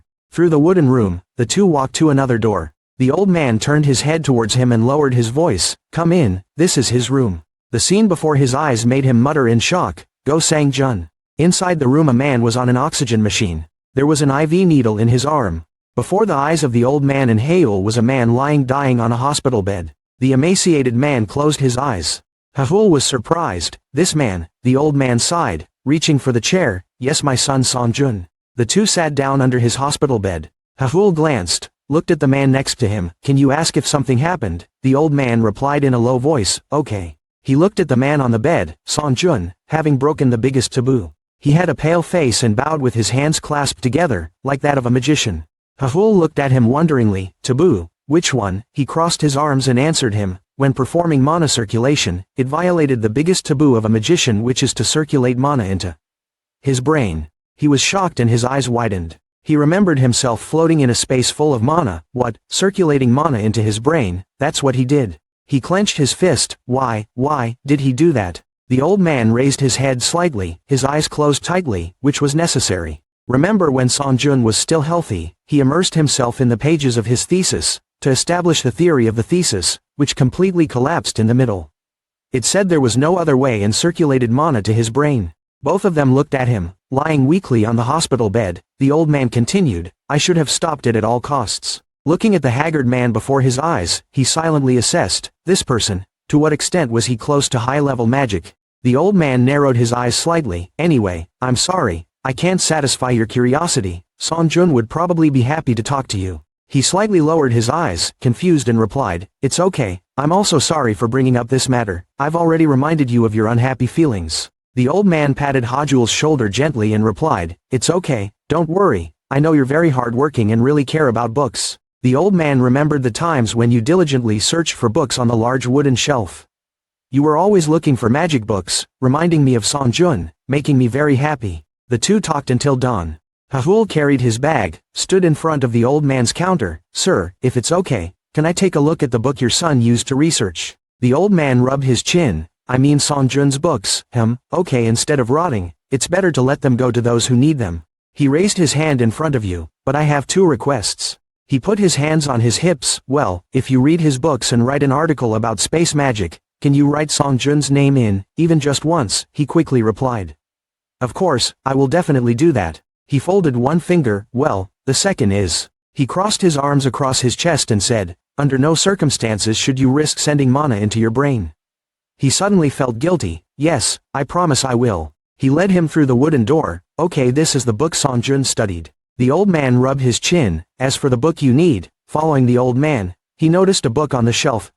That book stood out on the shelf. He reflected, there was something about that book. Suddenly the book fell off the shelf. It fell to the ground right before his eyes. The cover of that book reminded him of a magic book he once read. It looked like an Eidered book. He picked up that book. "Grandpa, this book is..." Looking at the book, he remembered the image of his son always carrying it with him. Hey, it was the book that Sang-jun always carried with him as if it was very important. Listen to what he said. Look closely at the book, read it, the things you were curious about are probably all in there. He awkwardly replied, yes, flipping open each page of the book, there were lines of writing in it, as expected, the writing was this bad. He was scared, it was his master's words. He held up the book, Grandpa, can I take this book home to read? Please borrow this book. The old man smiled, just take it, if you need any other book then feel free to take it. I used both hands to hold the book, thank you very much, He continued, are there any other books written like this? The old man rubbed his chin, I don't know, then have you ever seen a book with a red cover that looks very expensive? The book with the red cover seemed to carry within it a source of magical power. I don't remember ever seeing a book like that. My small bookstore rarely has books like that. Hearing that, he thought to himself, so how the hell could I go to Jun to get that book? I'm a bit confused. I understand, thank you. Nightfall brought with it his thoughts, if so, what the hell, how did the Idrid book end up in my bag? He returned home when it was late. Sitting on the bed he looked at the two books in front of him. I searched for Sang Jun's research, but there was only one book similar to Idrid's book. Picking up the two books, he smirked, but it was still better than finding nothing. When two books are near each other, a stream of white magic connects them. His eyes widened in surprise, what's going on? Both books are glowing. The book he just took suddenly opened, from inside the book flower petals and sweets popped out, a voice came, I leave this book to the rightful heir of the book Idrid. Flower petals, sweets and ribbons popped out non-stop, making him surprised. Hey, I was pulled in again. The other voice rang out again. This book is called Mimir's book, enjoy the blessing of knowledge from the bottom of your heart. The glowing book seemed to attract him. And he gritted his teeth, his master's voice was pulled into the book again. The book was completely open, the light sparkled as if surrounded by magic. He lay sprawled on the floor, surrounded by ribbons and teddy bears and cookies. He slowly sat up and looked up at the ceiling. Where am I? A large brim appeared. A small hand poked the back of his neck. He turned his head, the girl reached out and poked his cheek. Behind him, a small girl burst out laughing. Wow, found it, welcome to Mimir book. Looking at the girl he was bewildered. Who are you? The girl crouched down next to him. Me. She laughed loudly, placing her hand on her chest. I am Mimir. The little girl jumped up and spread her arms wide. The manager of this place, Mimir's well. The little girl held out her hand to him. Happy to meet you, the heir. He looked around in bewilderment. Mimir's well. The girl put her hands on her hips. That was the name of this library. The little girl narrowed her eyes and raised her hand. This is Raybel Bytainer's library prepared for the future heir. He listened in bewilderment to what the little girl said. A library reserved for Bytainer's successor. He looked up at the glass ceiling. Calling it a library was a bit small. The girl raised her hand and smiled. That was because his achievements were still small. At Mimir's well, the scale would change depending on the level of his successor. The girl happily talked non-stop. Looking at this size it seems like you still haven't passed the second test, am I right? He replied. Yes, that's right. The girl's face suddenly turned pale. Please tell me, can we talk normally now? I'm confused. The girl came closer to me, because we will see each other often, so if we keep talking formally, it's strange. Let's be comfortable with each other. He smiled. Okay, let's do that. The boy squinted his eyes happily and deliciously. Mimir put his hands on his hips. This successor, you're quite talented. You've already reached the second circle and found me so quickly. He bewilderedly raised his hand towards her. I don't understand why finding you is a good thing. The girl narrowed her eyes and smiled, raising her hand towards him. Because that meant he could progress smoothly without any problems until level 5. He was surprised and shouted, level 5, how is that possible? Mimir raised her hand high. From her hand a bright stream of magic appeared. The girl floated in the air. A book that her magic took from the shelf. The book flew to the girl with her lips curled. Give the book to me, read it, then you will understand. He pondered, opened the book to read. This is, The Detailed Theory of Resonance. The girl leaned forward with her hands on her hips. This place was full of information that didn't fit the Idrid code, just like the book he was reading. Looking at the little girl in front of him, he asked, why aren't all of these books in the Idrid code? The girl laughed loudly. Very good question. The magic book was covered with magic circles, overloaded with trial pages, too much content to verify the successor. Mimir was in the book and waiting. For various reasons only the necessary information was kept in the Idrid book, so Mimir's well edition was created. Hahul looked at the book, surprised. So, she meant that the master had recorded the contents in more detail in Mimir's well. The flow of magic circulated in the room. Exactly, if the Idrid book was a compendium of instructions, then this place could be considered a textbook or reference book. He said softly, I understand. Hahul looked sideways. So, all the books here are filled with this kind of dense information, and as my achievements increase, the number of books also increases. The girl winked at him. Exactly. Now what, do you know how to reach the 5th circle? He hugged the book and looked at Mimir. Of course, with this, I can easily pass the second trial. The book was opened again. He floated in a space filled with magic. He half closed his eyes and counted in his head, 79 rounds. A large magic circle appeared before his eyes again, synchronizing the 100 magic circles in the second and first essay, which took 8 hours to complete.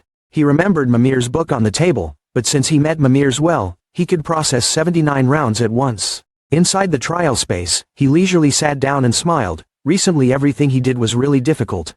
He slightly squinted his eyes and held my wrist tightly. At this point, I was confident that I could complete all 100 laps, the earliest before tonight or the latest before tomorrow morning. Heyul remembered the little girl Mimir in the book. Having the Mimir book before the Olympic exam was truly a blessing.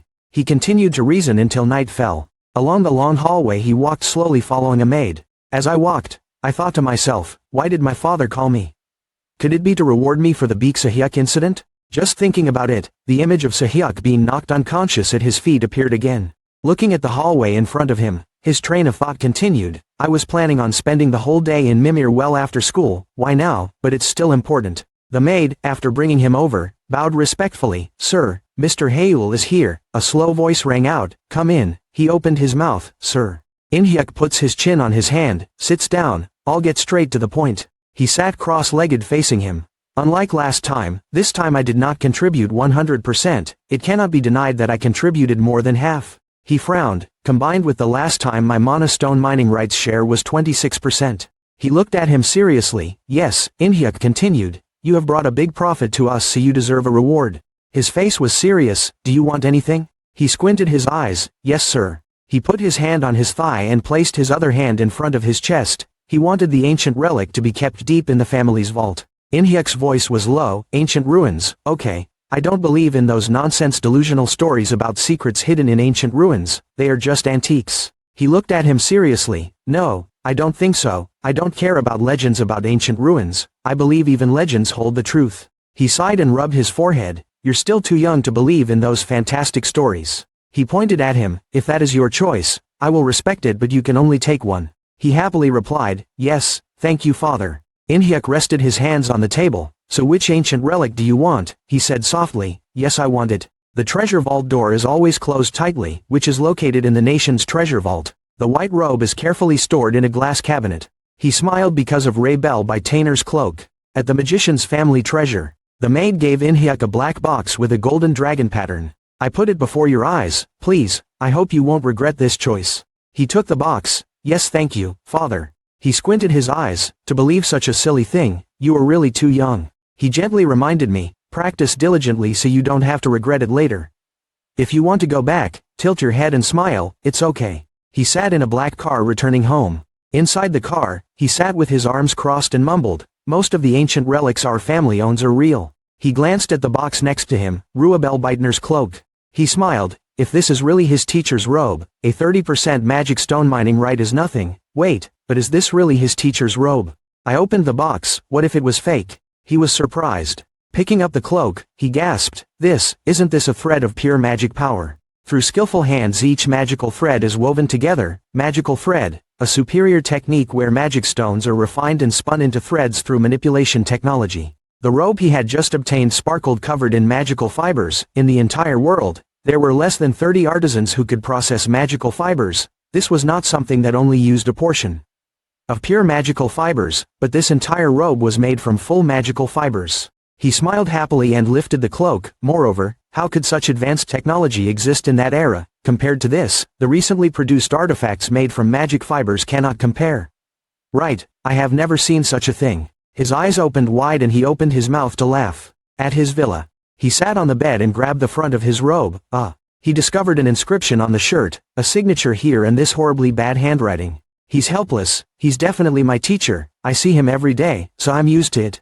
He raised the cloak, but what is this? The structure. Inside the cloak, streams of purple magical power stirred, the inner and outer layers were reversed. From inside the cloak each stream of magic power is emitted. One reason why the magic thread is difficult to handle is because the inner and outer layers must be constructed differently.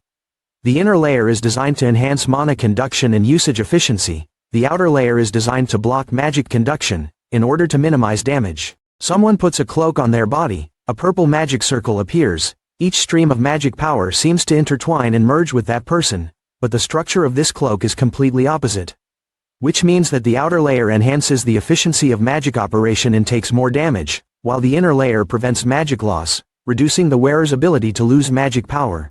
He rubbed his chin thoughtfully. His teacher would not make such a mistake. As if he discovered something, he exclaimed, "So it's designed to be worn backwards." Spread the shirt on the bed, gently touched the hem of the shirt, this. He looked at the robe on the bed, even if the foreign structure was reversed and the inner layer was still the same. He was a bit dumbfounded, so it was intentionally designed like that, but for what purpose? He remembered the image of his father wearing a cloak. Was this really an ancient relic? Now he understood why he left it to rot in the warehouse. Secret book page. In the small library, little Mimir was already waiting. He spoke Mimir. Seeing him happy, she looked up from the book she was reading. "Oh successor, are you here?" The girl suddenly looked at the cloak in his hand. That was it. The little girl walked over and looked more closely at the cloak. "Isn't that Ray's cloak?" The little girl's eyes sparkled. "Wow, you found this. Your luck is unbelievable." He looked at the cloak wonderingly, but this cloak seemed a bit strange. So she picked up the cloak. This. Suddenly the girl screamed, startling him. "Ah." The little girl raised her eyes and pointed 2 fingers at him. "Successor, you're still in the second round, right?" He wondered. "Yes, that's right." The girl sighed. "Then, it's only natural that you don't know." He reached out to her and asked again, "Stop thinking to yourself, how will you use this?" The little girl raised her hand and made an X sign. "Sorry, hereditary, sorry, but I can't explain anything about this cloak." Mimir stuffed the cloak back into his hand, surprising him. "What, why?" She refused to answer. "No, I will return it." The boy crossed his arms and closed his eyes thinking, Beitner-style magic possesses a special spell. Suddenly her eyes opened wide, shocked. He held his head. Come to think of it, can't I mention the name of that spell? Forget it." Seeing her like that made him confused. "A special spell." Mimir put her hands on her hips and reached out to him. "Let me say again, Beitner-style magic has a special spell, a magic called true magic." He was confused about his feat and dharma. Mimir was excited. "Yes, different from the magic you're using. This is the real magic." "What is the magic I'm using? Isn't it real?" The girl just pointed. "Well, unfortunately, that's the exact way to say it. About this true dharma, I can't reveal it until the successor reaches a certain level." "Is rubbing your chin a kind of restriction?" The girl replied. "Yes, this cloak is a relic that exists to support magic." He sighed. "So I can't explain anything about this cloak, that's all." Mimir smiled happily. "So cool, exactly, you understood very quickly, successor." He looked at the cloak again. "Then, what level do I need to be in order to receive an explanation about this cloak?" Mimir replied slowly, "That." She extended her hand towards him. "The 5th magic circle." Her words startled him. She narrowed her eyes. He had to master the 5th magic circle and overcome many challenges. True Beitner-style magic started from mastering the 5th magic circle first. A magic book opened. On the page were countless magical characters and instructions. Hayul was practicing magic. He created many cascading magic circles, counting 98, 99, 100. Then, he waved his hand. Countless sparkling lights lit up in the air. Seeing this scene, a smile appeared on his mouth, and he finally succeeded. Suddenly, an unexpected voice rang out, congratulating. Hayul suddenly turned around. He was surprised. This voice, Master. After that voice continued to echo. "It took a lot of hard work to pass this second test. You did well. Now I will teach you how to cast the 3rd magic circle." Hayul clenched his fist, mouth moving. 3rd magic circle. The voice in the air continued to explain to him. The 3rd level of Beitner-style magic. The 3rd infinite magic circle, interference. Hayul's face flashed with surprise. For the first time he heard about a type of magic belonging to the 3rd magic circle, the interference circle. Hayul closed the magic book. It was a magic book with a padded brown cover and a magic circle engraved in the middle. He put on a light purple shirt, put on his hood, and thought, so he mastered the 2nd test. Looking at the book with a circular magic circle in the middle, Hayul continued to be lost in his thoughts. Now it was time to practice the interference magic circle. Holding 2 books in his hands, Hayul walked. He smiled. Without Mimir's cloak and book, this test would take much longer. The night before at the Mimir well, a book with a light brown cover and an old-looking appearance appeared. Mimir smiled brightly and reminded Howell that he could only use it when he mastered the level 5 magic circle and passed test number 5. In Beitner magic, real magic only appears after mastering the level 5 magic circle. Holding the cloak in his hand, Hael's face was pensive. Well, there's no way. Mimir Crab's cloak is pastel purple on the outside, with a darker purple inside, with fanciful shimmering colors. Hael commented that until I reach level 5 magic circle, I will probably have to temporarily put this cloak away. Immediately, Mimir stopped Hael. Wait, successor, what are you talking about? Why waste such a precious thing in the warehouse? Hael wondered. So, what should I use it for? The inner and outer layers of mana are reversed so it can't be used anymore. After hearing that, the girl immediately snatched the cloak back from Hael's hand, so she gave it to me. Mimir held the cloak with a big smile on his mouth. This cloak had the ability to keep mana inside, not letting it leak out, helping him reach a state of mana saturation. Hael was surprised by its uses. He listened attentively to Mimir's presentation about its uses. The girl seriously explained, when mana is saturated, the polar magic circle will rotate faster than normal, meaning the mana transmitted through the brain will also increase, right? Mimir continued, in other words, his brain would benefit from this extra mana, helping him mentally recover faster, just like the accumulated fatigue in his body. As if realizing something big, Hael took the shirt back. I understand, if I wear this robe, I can reduce the time I spend sleeping, right? Mimir was bored, but said he understood. The little girl winked one eye and smiled brightly. Wearing this robe, you don't have to sleep anymore. Hael looked at the shirt in shock.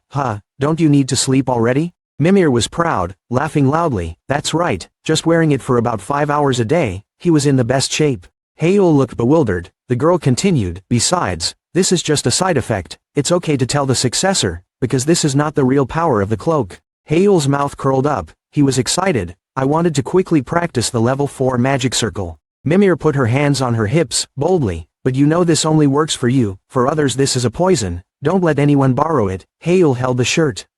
He smiled, of course he knew, such an item will make the upcoming test easier. The square brick walls are illuminated by purple light. 2 days later, Hael was wearing Mimir's cloak. He sat still, eyes closed. Suddenly, his red eyes opened, his eyes thoughtful. He sat by the bed, flipping through the book, thinking, I've tried many times but something is still missing. I feel like I'm about to understand the magic circle but, inside the book are countless confusing magical references, along with images describing magic circles and interference. There are countless different magic circles that will be formed, third-level magic circles in Beitner-style magic, the power to control other people's mana. To do so, it needs to be 100% synchronized with that person's mana. Hael continues to study the book. This is the definition of the star interference magic circle, which can affect other people's mana. Thinking about that, Hael smiled smugly. That sounds interesting. He remembered the scene of his magic circle practice. Actually, I didn't expect anything. I never thought that the second test was just a stepping stone to practice the interference magic circle. Hael was still wearing his cloak, diligently researching. To get a level 3 magic circle, he needed to resonate the magic circle, and synchronize with the surrounding mana. Hael's eyes flashed with a light of interest.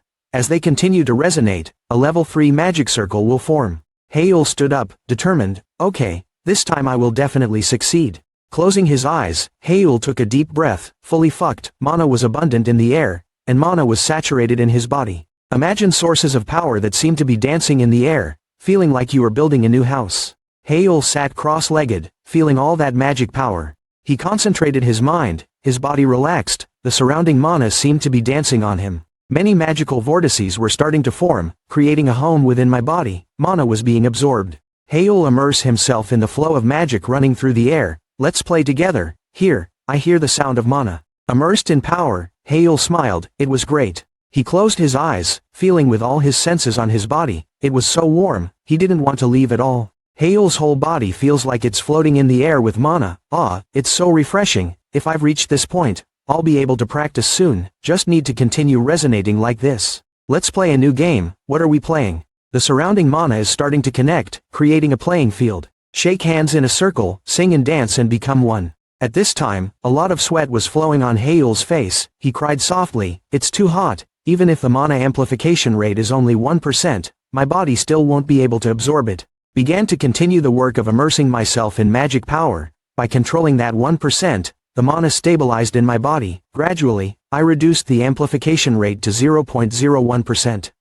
The mana gradually created a magic circle, quietly without anyone noticing. The night has passed, the sky has brightened, the sun has risen high through the clouds.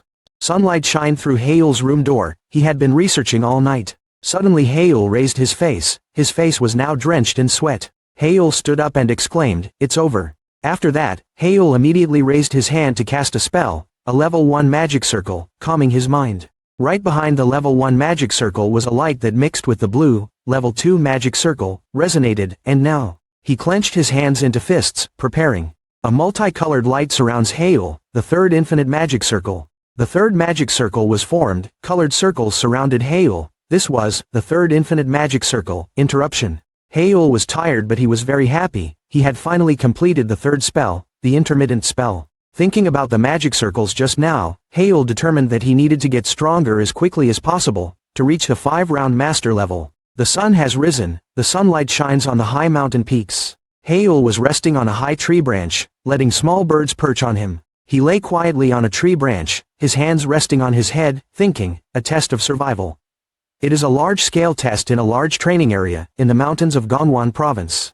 Haeul raised his hand to look at the clock screen displaying the information. The length of the test was 32 hours, all students were equipped with a special artifact. A survival circle has begun to be set up on a mountain, a simple test that just requires you to survive, as long as possible, in a test area that steadily shrinks over 32 hours. Haeul sat up, his back leaning against the tree trunk, the screen displayed plus 100 points. Haeul started, then, it's time to move. In this survival battle, there will be a lot of monsters to take down. If there is a difference, it is that you not only have to survive against monster attacks, but also have to deal with other students as well, of course, needing to survive while earning points. Haeul looked up, small birds were flying away from him. Suddenly, Gihawk from the beginning appeared, he said loudly, sneaked behind him, "Hey, Shin Haeul," then he attacked straight on the tree branch where Haeul was sitting. Immediately, Haeul dodged that attack, he jumped off the branch and onto the ground. Gihawk still laughed loudly and attacked wildly, very good at dodging, but I understood your rhythm.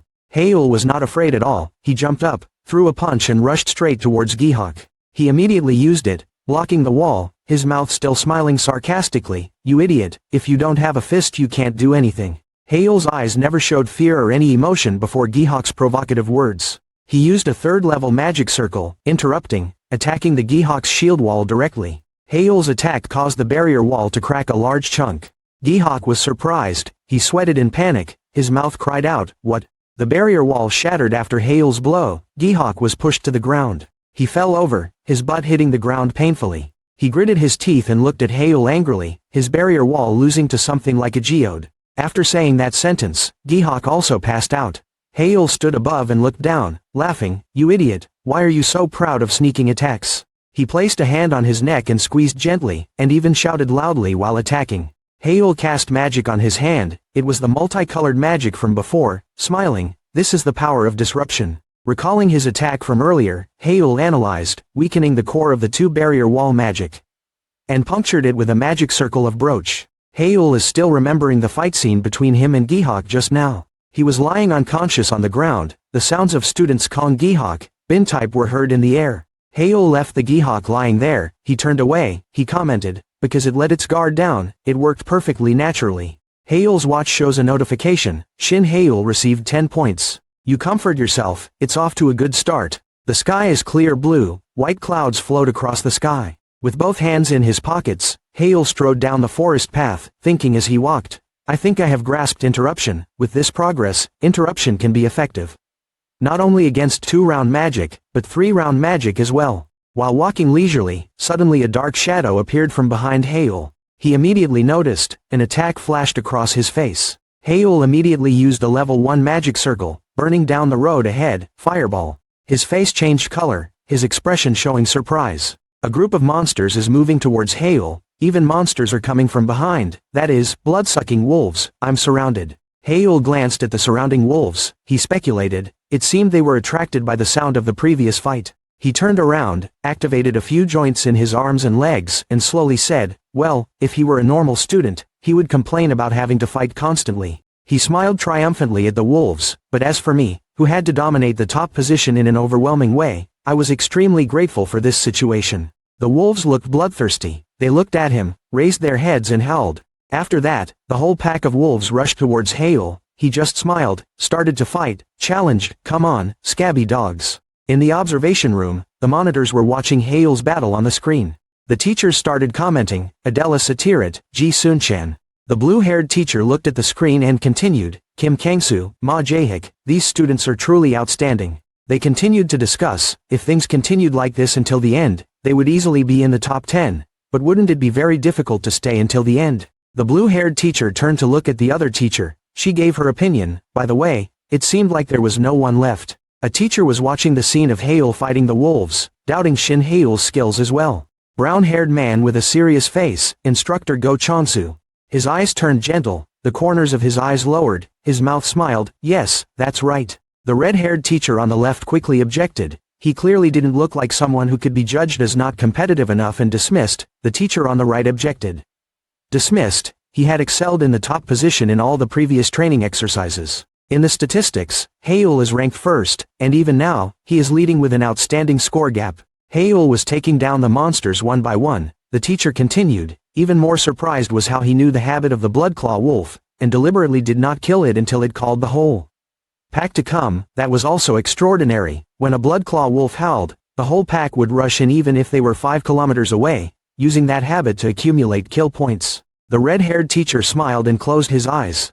At this rate, we can hope for an Olympic victory. The sky was calm. The only sound in the air was the fighting sound of Haeul. He was drenched in sweat. He put his hand on his face to wipe it away. With this, a group of wolves were lying dead around Haeul's feet. He calmly looked at his watch. He scored about 60 points. Suddenly, the ground suddenly moved. Haeul was startled. Before he could regain his composure, the ground shook. What was this? An earthquake? No, it couldn't be. The ground was moving. Haeul jumped up from the ground. Under his feet was something very large, jade-colored. He looked down at his feet. His face panicked, gritting his teeth. This thing is... Under Haeul's feet suddenly appeared a giant, sparkling moving object. He silently assessed the object, a body as big as an elephant, with an emerald on its back. Flying up into the air to see more clearly that big thing Haeul saw, jade-green shell, purple body with a long tongue moving everywhere, it was an emerald turtle. He frowned slightly, a drop of sweat running down his cheek with a smile full of excitement. Haeul wondered, why did this rare monster appear here? Under Haeul's feet suddenly appeared a giant, sparkling moving object. He silently assessed that object. It was as big as an elephant. Flying up into the air to see more clearly that big thing Haeul saw, jade-green shell, purple body with a long tongue moving everywhere, it was an emerald turtle. He frowned slightly, a drop of sweat running down his cheek with a smile filled with excitement. Haeul wondered why this rare monster appeared here. Landing next to an emerald turtle's leg, it was truly a giant monster with its body surrounded by jade. Haeul's eyes were full of excitement and determination. A drop of sweat trickled down his cheek and his face looked alert. He thought, this is the first time I've seen it with my own eyes. The emerald turtle roared loudly. The whole forest was shaken by its roar.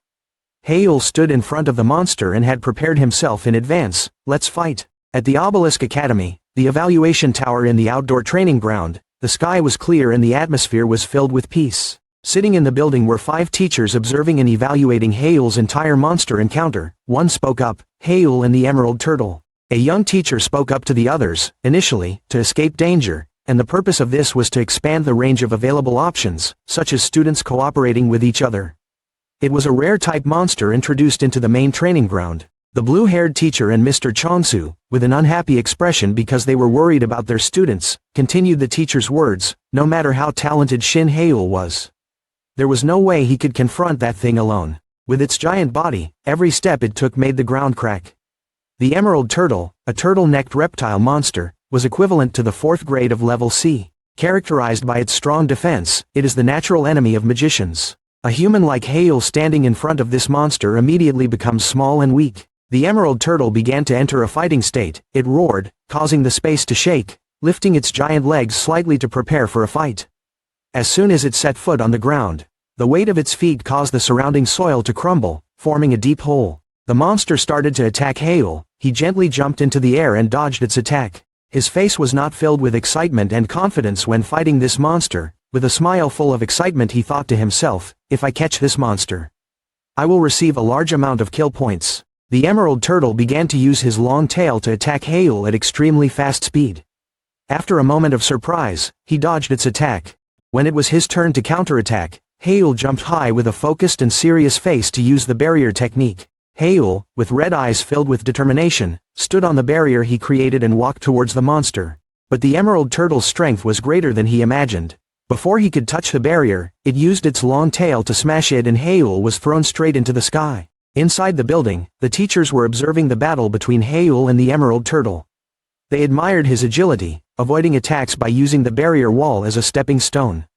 Another teacher immediately continued, but the barrier wall was not strong enough. The virtual green turtle was not an easy opponent to deal with even for a level 6 magician. Standing in front of the strength of the Emerald Turtle Haeul, this fire attack caused such a strong impact that it created a huge wind in the air that burned the plants and trees in the vicinity of Haeul and the Emerald Turtle. The strong impact of the mountain fire caused large fluctuations in the air. He stood in the middle of the black smoke he created. With a face full of anticipation and slightly squinted eyes, Haeul asked himself, will it work? No, just one wave of the Emerald Turtle's tail made the surrounding smoke disappear, and the monster's bed remained unscathed anywhere. Haeul stood in front of it stunned when he saw this scene. His face was so surprised right now that he couldn't believe his eyes. It couldn't be. At this time, the Emerald Turtle began to counterattack him. It used its huge body to attack Haeul, and the only thing he could do now was run as fast as he could. Haeul thought as he ran, it was not easy at all. Even a level 5 mage could not destroy this monster on his own. Even though Haeul carried a large body and his speed was not slow, the monster was about to catch Haeul. He thought to himself, maybe because it had mana in its body. It was faster than he thought. Suddenly a thought flashed in his head. Haeul suddenly stopped. A surprised look appeared on his face. Haeul seemed to have just discovered something. Wait, it has mana in it. After this thought suddenly occurred, an amused smile gradually appeared on Haeul's sweaty face. He said, oh, I think I have something to try. Kneeling on one knee, he used his hand to cast some magic power on his right leg. With his intelligence, Haeul thought of a way and his actions helped and increased the strength of his legs. And sure enough, his method was successful. The Emerald Turtle threw his huge body down on Haeul, and with the strength put into his legs, he was able to avoid the attack just now. Haeul let out a soft cry, oh. Facing the continuous attack of the Emerald Turtle, Haeul decided to turn around and continue running. As he ran, his mind kept thinking, a powerful force has the ability to cut down a giant tree. With just one blow, if it gets hit, just once, it won't be able to recover even a single bone. Interrupting Haeul's train of thought was an attack from the monster. Its punch created a large mark on the trunk of the old tree.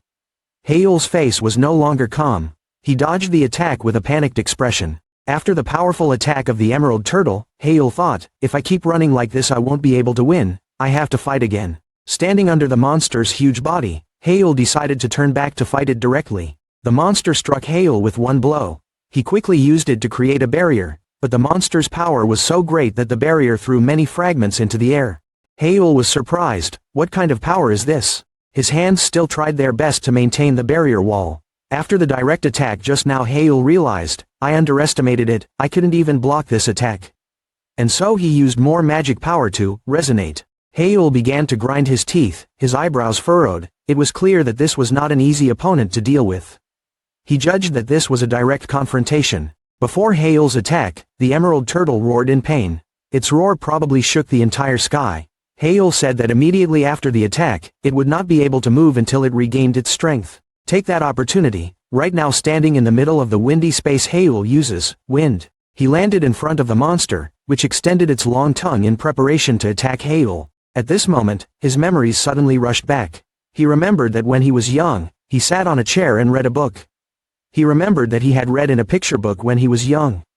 Haeul came up with a plan to deal with the monster. A double attack from the Emerald Turtle would create great pressure on its joints. Right now, after the attack, when it couldn't move until its joints regained their strength, was the right time. Haeul jumped off the ground and jumped on top of the monster. Then he clasped his hands together and prepared to attack. He realized that this was his opportunity. Standing in the air, he created a giant ice spear aimed straight at the ice spear monster. The teachers inside the tower were suddenly speechless at Haeul's attack. Everyone gaped at him. Looking at Haeul's image projected on the building's big screen, all of the observing teachers stood still. Activating intermittently, Haeul attacked the monster with all his might, causing the monster to scream in pain, green blood pouring out of its mouth. The emerald green stones on its body seemed sturdy, but after that attack, they shattered and scattered everywhere. The Emerald Turtle fell at Haeul's feet, his body in pain. Green blood flowing all over his body. After a fierce battle, Haeul's face was drenched in sweat and red from fatigue. His hand gently grabbed my chest and said, I won. The watch on Hyul's left arm displays a blue screen with the number 1000 points. Hyul's face showed a satisfied smile. Shin Hyul received 1000 points, he happily said, great. After a battle that shook the earth and sky, the sky returned to its original peaceful appearance. At this moment, a large building appeared, which was the mansion of the magic god. In the middle of the large hall was Hyul's father watching his match live on the big screen, followed by Hyun. Mr. Inhyuk put one hand on his face and smiled mysteriously. Furrowing his eyebrows and smiling, he said to Hyun next to him, even though the emerald turtle is weak against the ice element, I still don't understand how it did it with level 3 magic. You know. Hyun calmly and respectfully replied, sorry, I don't know either. Mr. Inhyuk and Hyun were still witnessing Hyul preparing to butcher the monster. He said, it seemed so, and of course there would be resistance, Hyun commented. Food sources are very important in survival tests, he has very good judgment. Hyul's father helplessly closed his eyes and shook his head and said, I didn't raise him to be so weak. Hyun replied, that's true. In the middle of the quiet forest, Hyul with a proud expression was carrying his trophy on his shoulders and running away. On this side, Hyul's father was still sitting with his hands on his hands watching him. Hyun spoke up, homeowner, can I ask something? He replied, what is it? Hyun wondered why Hyul acted so boldly. In his mind, the image of Jihan and Sia appeared smiling. He said, clearly if you think about the surveillance actions of Jihan and Sia, you will realize that those actions are very toxic. Mr. Inhyuk opened his palm and calmly replied, it was all intentional action. Hyun said, yes. Hyul was passionately lighting a large fire carrying a monster's thigh on his shoulder. His father told him that, in the past, when magic was still limited, Hyul was naturally eliminated from the family war. He continued, and as a result, her status in the family has been pathetic lately. Mr. Inhyuk's face showed determination, his eyebrows furrowed, he affirmed, but now it's different. Thinking back to the past when father and son Hyul were sitting facing each other at a large table, he said, Hyul had, I don't know how, but it had received a strong power. It also made significant progress in the field of magic. In front of us is an image of Hyul preparing for a competition. Mr. Inhyuk continued, in the 2 months before the Olympic competition, he asked for protection against harassment from his older siblings. Hyun listened attentively to his master's story. He continued to speak, to express himself as prominently as possible, to do something extraordinary if he had the ability. Hyul's back appeared before the family's dragon symbol. His father said, it was planned to attract the world's attention and raise his position in the family, building power as quickly as possible. Having said this, Mr. Inhyuk covered his mouth and smiled with a satisfied expression, and after 2 months of that protection, he must be sure that the supervision of Jihan and Sia is no longer a concern. At this time Hyul is still passionately grilling the emerald turtle's meat. His eyes are shining, sprinkled with some spices. His father commented, what a decisive person. The sky has become dark, the moon has replaced the sun in the sky, fog is covering the high mountains. Hyul wore a cloak and sat next to the fire that was roasting monster meat, enjoying his spoils after the battle. Under the bright moonlight in the sky the rules are set. On the first day of survival training, from 11 p.m. to 1 a.m., all confrontation is strictly prohibited. Hyul calmly ate the meat of a grilled emerald turtle. He thought, I know this is for safety reasons, but if we make things easier for the students like this, it's different from the original rules, then their skills won't improve much. In his mind, an image of some magicians and their fighting prowess appeared in his mind. He ate and thought, in some countries, outdoor training schools have stricter rules than their own. And this needs to change. In his thoughts, Hyul suddenly raised his mouth and smiled smugly. He thought that this time, we can bring the ghost tool, so it's good that I can recover with the monk's robe. Stopping his thoughts, he comfortably continued to eat the monster's meat. Hyul said, okay, that's it. Night scene in the quiet, dark survival area. After finishing eating, Hyul satisfactorily closed his eyes and rubbed his stomach, exclaiming, I'm so full. Suddenly hearing a strange noise, Hyul quickly turned around with a face full of caution. There suddenly met Sunchan and Adella. They also suddenly exclaimed when they saw him, Shin Hyul. He also suddenly recognized Sunchan and Adella. The three of them sat together around the fire that was roasting the monster's meat. Hyul asked, but how did so many people come out of the forest together? At the end of Hyul's words, Adella happily replied, we fought until after 11 a.m. Sunchan continued, we didn't argue at all, I was defeated, overwhelmingly. Hyul looked at the two of them and said, so the match stopped at 11 a.m., he must have crawled towards the delicious smell.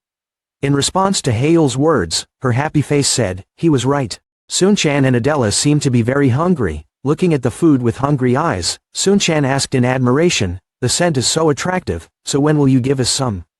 Haeul seemed helpless with them and asked again, "Aren't you going, Adella?" Haeul's face now looked helpless. He affirmed, "That's my meat." At this moment, Sun-chan and Adella showed an extremely pitiful face with innocent sparkling eyes. Sun-chan said, "Hey, what is yours and what is ours?" Adella looked sad and asked, "No." Haeul was quite awkward and helpless before their actions. Sweat fell from his forehead. His face did not know what to say to these two people. In the end he had to say, "Yeah, I'll throw it away. Maybe you should try it too." Sun-chan and Adella jumped up happily after Haeul's words. Holding the piece of meat in his hand, Sun-chan's face was filled with happiness. He exclaimed, "The smell was so attractive." Adella also happily told Haeul, "Thank you for this meal." The two of them started enjoying their meal with happy faces. Imagining himself as a chef, Haeul was very pleased with the compliments from his two friends about his dish. Sun-chan said, "Isn't it delicious?" Adella replied, "Yes, it is really delicious." While eating Adella, she suddenly stopped because she realized something. She hesitated slightly. "This meat, isn't it honey bear meat?" A large monster with thick brown fur, the honey bear, which is a forest-dwelling bear that tastes delicious when grilled. Sun-chan was still eating monster meat. Haeul replied, "No." After hearing that, Adella continued, "There are only two types of monsters in this training area that can be eaten." She seriously thought and made her judgment, honey bears and green turtles. In addition, other monsters were either poisonous or had no taste at all, so they couldn't be eaten. Thinking about the power and danger of the emerald turtle, Adella's face became full of surprise. Standing opposite Haeul, she exclaimed, "No way, he hunted an emerald turtle." Showing a very calm face, Haeul pointed to the left and replied, "Yes, during the day, in the west." Hearing Haeul's answer, Sun-chan, who was eating, also opened his eyes wide in surprise and said, "Really, I only saw the emerald turtle online. How did you hunt it?" Haeul helplessly watched Sun-chan eat. He reminded, "Hey, don't talk while eating." Sun-chan still enjoyed eating while talking. "As expected, you are so great." Adele could only look at the two boys and be silent and speechless. Suddenly, Adele spoke up, something I'd never heard of. Her eyes became surprised mixed with some doubt as she said, "A magician with less than 5 rings was hunting emerald turtles." Not too surprising, Haeul presented, "It is." He raised his hand in the air, his face serious, repeating the moves. Explosion, fire. A huge flame burst out from him and flew straight into the air. The power of this flame was truly great. The effect of the fire created a huge wind that blew away both Sun-chan and Adella's hair. The two opened their eyes in surprise. Adella exclaimed, "3 magic rings." Haeul stood in front of his two friends. The fire from his hands launched into the air transformed, creating a power that affected a large area around him. Adella couldn't believe her eyes. She opened her eyes wide and said in shock, "No way, transformation magic." After the round. After that performance, Haeul retracted his magic, but around him there were still dying flames. His face was still very calm and he retracted his hand. Sun-chan and Adella's eyes looked at Haeul as if they contained 1,000 stars inside. They admired him and said, "Oh, that's amazing, it's really edible," Haeul thought helplessly. With the teacher's magic, even though it's only 3 rounds, but Sun-chan was excited, holding the monster's meat in his hand, and asked Haeul, "I had no choice but to keep it a secret. How did you win?" Haeul calmly replied, "Did you aim for the emerald turtle's head?" "No, I just pierced it from the shell." Unable to believe Haeul's answer, Sun-chan grabbed his shirt in doubt. "Is that reasonable?" Haeul just smiled and replied, "That's what happened." Haeul remembered the scene where he performed the final move on the monster. He explained that it was being broadcast live from a drone belonging to the academy, so he could watch the recording again after it ended. Haeul's face now showed a smug look, the corner of his mouth slightly raised. No, I think I'll watch it first, right?" After hearing Haeul's words, Adella and Sun-chan both had puzzled expressions and many questions about Haeul's words. His eyes were filled with determination. Haeul was full of excitement for his next journey. He said, "Tomorrow we will fight, fair and square." Sun-chan excitedly raised his hands and laughed loudly. "Oh my god, we can't beat you." Adella also smiled gently and said, "Good, then good luck." Then she stood up, her hair blowing in the wind, her blue eyes sparkling, her hand on her chest. She said, "I also have something to show you." The sky is gradually becoming brighter. The circle of survival is starting to shrink. Day 2 of the survival test. The teachers in the observation tower were preparing to continue. One person announced that there were 2 hours left. The survival circle had shrunk, and now, there were only 4 people left. The sky was bright, the sun was shining on the top of the mountain. The teachers wondered who would stand at the top of this battle for survival. Haeul often had his hands in his pockets. He was silent, leisurely striding on the forest path, ready for the next battle. Suddenly, from somewhere, an attack came down. Immediately detecting the attack, Haeul turned around cautiously. Haeul immediately turned back into a defensive stance. He used Wind Spear. His attack rushes straight at the opponent, creating a large explosion in the air. Haeul quickly rushes back. A young man appeared with a challenging smile and said, "So have we returned to the supernova stage?" He jumped up, off the branch he was standing on, to where Haeul was. That was San-wook. He appeared above Haeul's head with a shield wall, preparing to rush down to confront directly. He greeted Haeul with a powerful punch, but Haeul quickly dodged his attack. San-wook flashed past, causing Haeul to suddenly exclaim, "Too fast." He then threw a kick directly at Haeul's back, causing him to fly straight into the air due to the blow. Haeul landed after the attack, his face clearly showing discomfort after San-wook's recent attack. He said, "This." Haeul thought, that was just the beginning and close combat was what I was worried about. A roundhouse kick coming within an inch of my life was too fast and strong. San-wook stood under the blue sky, his body was big and toned, his mouth curled into a challenging smile and said, "Shin Haeul, meeting me here is bad luck for you."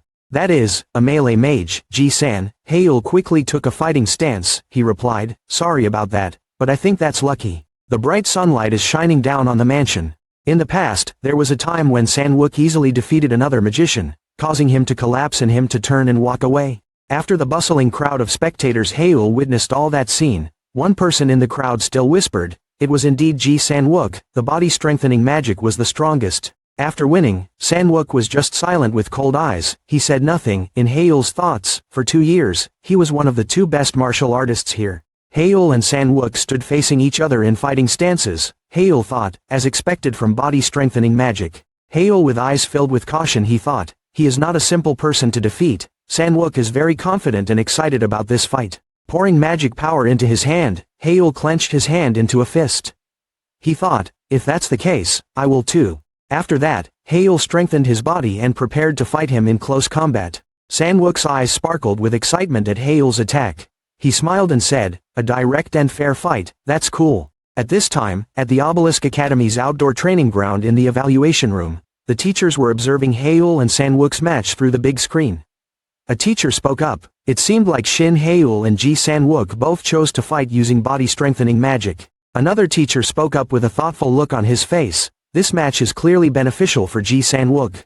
San-wook continued to kick. The teacher continued to say, in the past 2 years, his fighting ability was clearly at the top. He even won the Youth Enhancement Magic Tournament. Then another teacher stood up to continue. However, considering yesterday's Emerald Turtle match, Shin Haeul's abilities cannot be measured. San-wook threw a punch aimed at Haeul's face, but with his speed, he dodged the attack. At this time, focusing magic power into his red eyes, Haeul opened, demon eyes. Looking at San-wook who was attacking, Haeul discovered and saw the flow of his magic power. The magic power was focusing on strengthening his fist. Then, suddenly Haeul's attention moved down. Another strike was coming towards him. Haeul realized, no, it was moving down to his knee. That is, immediately, Haeul was able to predict San-wook's attack and used and destroyed the magic to stop it. San-wook's kick carried such great power that it cracked Haeul's shield. He thought, as expected, the kick was strong, but if I use the magic shield, I can repel him. The magic shield shattered, but San-wook was caught off guard and was thrown away.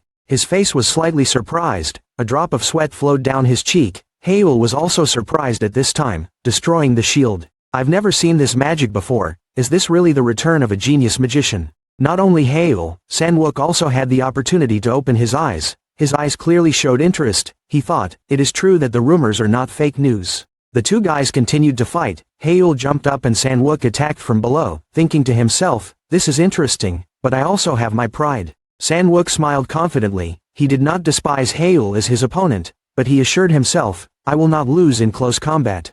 Haeul was not negligent in front of a strong opponent like San-wook. He started pouring magic power into his fists. Now was his chance. Haeul's fist carries his magic and strength to fight. Very quickly, San-wook crossed his arms in front of his chest to block his attack. Surprised by San-wook's strength, Haeul's face showed surprise. What? On this side, the teachers who were watching the fight live were also shocked. They stood up in unison, blocking that punch. Then, San-wook counterattacked. He launched a kick aimed straight at Haeul, but he quickly dodged it. Haeul's face was now filled with thought. He thought, he saw that move. His fighting instincts were not bad, even excellent. Hail calculated that if he pretended to attack with a fire magic, even if he used defensive magic, his hands wouldn't be able to avoid being injured. Hail thought as he used fire magic to attack San-wook. As expected, that attack injured San-wook's hands very painfully. Seizing this opportunity, Hail quickly advanced. He was about to throw a punch at San-wook, he suddenly thought, too fast. San-wook clasped his hands in front of his chest, preparing to defend against Hail's attack. But at this moment, Hail gave a meaningful smile. He said to San-woo, "Are you going to defend yourself again?" After the previous attack, Hail had somehow discovered the weakness in San-wook's defense. He threw a kick at his hip and said, "This side is vulnerable." Having suffered all of Hail's attacks, San-wook's face showed pain. He gritted his teeth. The magic that strengthened his hand was fake, it was a kick. Hail at this moment, smiling proudly after his attack just now, San-wook wondered, since when did he use strengthening magic on his legs so quickly? Hail's earlier kick had seriously injured San-wook. His fierce hand grabbed the injured hip, causing him pain. "Damn, it looks like my ribs are broken." But San-wook's face still doesn't waver. He smiles affirmatively. "But I'm a warrior. With this much pain, I can still endure it and leave everything to my instincts." Continuing, San-wook counterattacked Hail. Attacking, he took a fighting stance, raised one hand to aim straight at Hail in front of him. He thought, attacking is a warrior's instinct. Hail, with a very calm face before San-wook's attack, warned that if he relied too much on his strength, his body would break. Not caring about that, San-wook still put all his strength into it, jumping up and preparing to attack Hail. Immediately, Hail counterattacked San-wook's attack, surprising him. He asked, "Aren't you too busy?" San-wook was knocked away by Hail's counterattack. He gritted his teeth and roared in frustration. Without waiting for San-wook to react, Hail continued to move, surprising him. And, before he could react, Hail's punch landed on San-wook's face. The straight punch and chin sent his face flying up into the sky. San-wook could only scream in pain. After that, he fell to the ground with a painful blow. Looking at San-wook's face, it was enough to know how strong the punch just now was. San-wook officially lost at Hail's feet. He walked over, waved his hand, and breathed a sigh of relief. Hail remembered the attack he had just made on San-wook. In that moment, he focused all his attention on the bottom of his chin to minimize the damage. San-wook's chin was seriously injured. It showed a big wound. He was unconscious. Hail pulled up his shirt to wipe away the sweat on his face. He smiled with pride. As expected, his fighting instincts were excellent. Hail's wristwatch lit up again plus 100 points. He silently admired, not only his attack ability but also his defense ability. He is really not easy to play. The sky has begun to turn fertile. Sunset falls behind the high mountains, and another day has passed. The darkness began to descend again, covering everything. The circle of survival narrows a little more. Hail returned. He looked at the glowing watch on his hand, thinking, there were only 3 people left. But as soon as he thought, he suddenly stopped. His eyes became alert. Hail corrected, "No, now there are only 2 left." Adella appeared with her blonde hair flying in the wind, her face showing a smile, softly saying, "Good evening, tonight is beautiful, isn't it?" Hail and Adella stood facing each other with serious eyes, ready for a new battle. The sun shines in the sky. Under the sky is a large facility. In this, Sia and Jihan are sitting in front of the big screen watching Hail's match. Sia spoke up, "It's impossible, in a nationally televised academic test. Something like it would end up being the last survivor." She stood up, rolled her eyes, shouted loudly, "We can't touch it, it's clearly getting out of control." Sia bit his nails, gritted his teeth and said, "With this situation, Hail will become the heir candidate again. No, this is unforgivable, absolutely not, absolutely impossible, right, brother?" Jihan didn't say anything, he just quietly pursed his lips. At this time, Sia was starting to lose patience. She bent down and called out, "You, say something." He defeated that emerald turtle himself. Hail's image next to the fallen monster appeared. Sia continued, How did it defeat the emerald turtle? It was a live broadcast test, so it's not just the internet.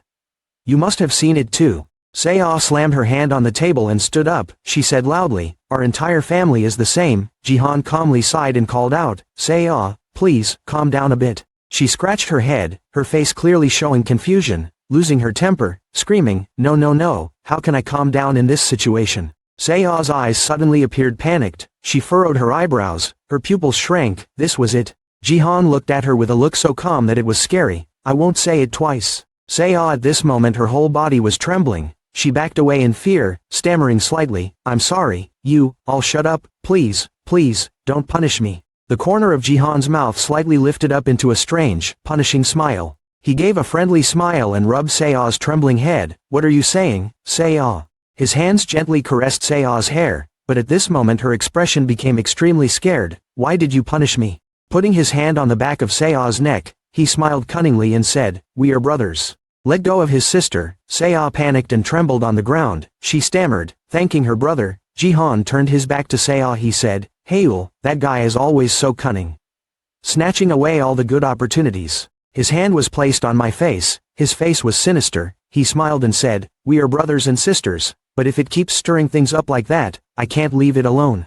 On this side, the battle between Haeul and Adella is exploding. Haeul's fire is strong, creating a huge explosion. Adella was no less competitive. She jumped up and chanted spells, used moves, moonlight bullets. She told Haeul, this time I won't be trapped anymore, because today I've watched your battle dozens or even hundreds of times. Remembering Haeul's battle scene, when he stood on the shield in front of the sun, Adella thought, in that match, you pulled the sun to your side, right, but tonight's match, it will be different. The moonlight is shining in the sky, as if witnessing the battle between two people. Immediately, Adella prepared her attack on Haeul. She thought to herself, I won't give you a chance to counterattack, then rushed into battle. Adella's magic arrows were continuously launched at Haeul. He quickly dodged all of them. But unfortunately, an arrow passed through Haeul's arm, injuring him. With a surprised face, Haeul commented on the situation. Consecutive moonlight bullets, the number and shots were different from the midterm review. Adella continued to attack non-stop. Haeul thought, it was impossible to avoid all of this. She told Haeul, magic users who focus on controlling skills will be weakened by simple long-range attacks. Adella's eyes were steady and serious. Her blue eyes showed determination to win over Haeul. Continuing a series of moonlight bullets, she said, this is your weakness. I will surpass you, skill, effort, everything. Adella's attack station rushed to one side of Haeul, creating a huge explosion. Haeul was currently being attacked by Adella. He gritted his teeth and let out a low growl. Then, he used the barrier wall to block the attack post. Haeul said, weak point or whatever. Haeul's eyes turned red, his mouth curled into a smile. He thought, this is just using pure force to force him into a weak spot. What exactly did he analyze and decide? Adella's face looked happy and proud. She was proud of herself. The moonlight bullets were still coming and Haeul was still blocking it with barrier magic. He analyzed, of course, even throwing all the resources he had in this battle. That was not something anyone could do. The heir of the prestigious Shinbiwi family was indeed different, right? Wiping his hand across his chin, Haeul grinned, and, this, he said, Adella, since when? But you have reached the 4th magic circle. In front of Adella, Haeul was still defending her attack, but he had put one hand behind his back, chanting a spell, applying ice. Adella's blonde hair fluttered in the wind. She stopped her continuous attack and continued Haeul's words. Sure enough, he recognized her immediately. Haeul was still preparing another attack from behind. He thought to himself, I need to cover up the attack with smokescreen. On this side, Adella stepped forward. She placed a hand on her chest, saying, I reached the 4th magic circle 4 days ago. Not only that. Adella closed her eyes. Standing under the moonlight, she took a deep breath, letting her hair flutter in the wind. A stream of power fell straight from the air onto Adella's body. She said, now, I won't fall for such an obvious trick anymore. Thunder surrounded Adella. She closed her eyes, preparing to attack. When she opened her eyes seemed to contain more stars at night. Haeul immediately realized, that is, mind-eye. He was a bit surprised. Not only mastered the 4th magic circle, but also mastered mind-eye. Isn't this going too far? About the mind's eye, that is, a secret magic possessed by the prestigious Steered family on the mother's side in Adella's dharma. Adella, standing among the pieces of blue crystal, her eyes, it is a divine eye of detection, like the ruby eyes of Kim Kong-in, the master of the Blue Tower. The current Adella combines the strength and flexibility of the family, with the ability to unleash the power of the Steered family, making her extremely formidable. Haeul stood in the smoke, one hand raised to wipe his mouth. He assessed Adella, this so-called monster in human form. Adella raised her hands to the sky. She created many magic circles around her, affirming, now, I will fight with everything I have. Opening her face full of determination, Adele said, I'm not stupid enough to hold back my strength in front of you. She created 4 magic circles in succession with huge power. She asked Haeul, the magic you used to defeat the Emerald Turtle, when are you planning to use it? Haeul's hair and clothes blew gently in the wind. In front of him was Adella's magic coming straight. Haeul confidently smiled. He said, I'm planning to use it. Haeul opened his red eyes wide, magic eyes, covering his face, leaving only his eyes exposed. Haeul began analyzing the data. Adella's Moonlight Bullet, Light Attribute Mana 27.74. Dark Attribute Mana 71.33. Water Attribute Mana 0.93, cast in succession for 12 turns using the Shieling Pearline formula, and concentrated through the spiral of the Ferdania equation. Interruption. Heol raised his hand to the sky, all of Adella's attacks were destroyed instantly. Adella's eyes widened in horror, she exclaimed, the Moonlight Bullet missed its trajectory and missed right before hitting the target. What the hell did you do, what happened? Only seeing Heol give a very satisfied smile, he replied to Adella, well, from your perspective, what do you think I did, can you see it with your mind's eye? Night falls, moonlight shines on the roof, at the mystical master's mansion. A man gently shook the glass of wine in his hand, he asked, Inhyuk, what kind of magic is that? After that, he stood up forcefully, causing the glass of wine in his hand to almost spill out. He asked again, what kind of ghost, capable of interfering with that seemingly absurd spell, was? Jet black hair, blue eyes, that was, the head of the occult council, Adella's father, W.I. Sangchul. The screen was live streaming the match between Heol and Adella. Mr. Inhyuk sat in the middle, said, I don't know. Sangchul stood next to continue, Heol didn't say anything to you. Heol's father closed his eyes and nodded, didn't say anything. Sangchul also responded with a face full of doubt, really surprised. Heol also hid it from him. Inhyuk frowned, smiled, his hand was on his face, he said, over the past year, he started to not be afraid of anything anymore, he is the head of the Wise Master clan. Father of Shin Heol, Shin Inhyuk. Watching his sons match together, Heol's father confided, now, he is hiding many secrets from me. Sangchul also sighed and replied, I understand, after all those years away from home, Heol must have changed a lot. Mr. Inhyuk sat with his legs crossed, his hands resting on his temples. He nodded in agreement, it has changed a lot, Adella's father replied. So isn't it true that if a man wants to grow up, he has to travel more? Raising his hands to rub his chin, Sangchul closed his eyes and nodded. Actually, I thought he was just lucky during the midterm evaluation. After that, he turned to look at Heol's father, smiled and said, well, saying this in front of you is a bit embarrassing. I thought, that kid, Heol will only be glorious for a moment and then fade away.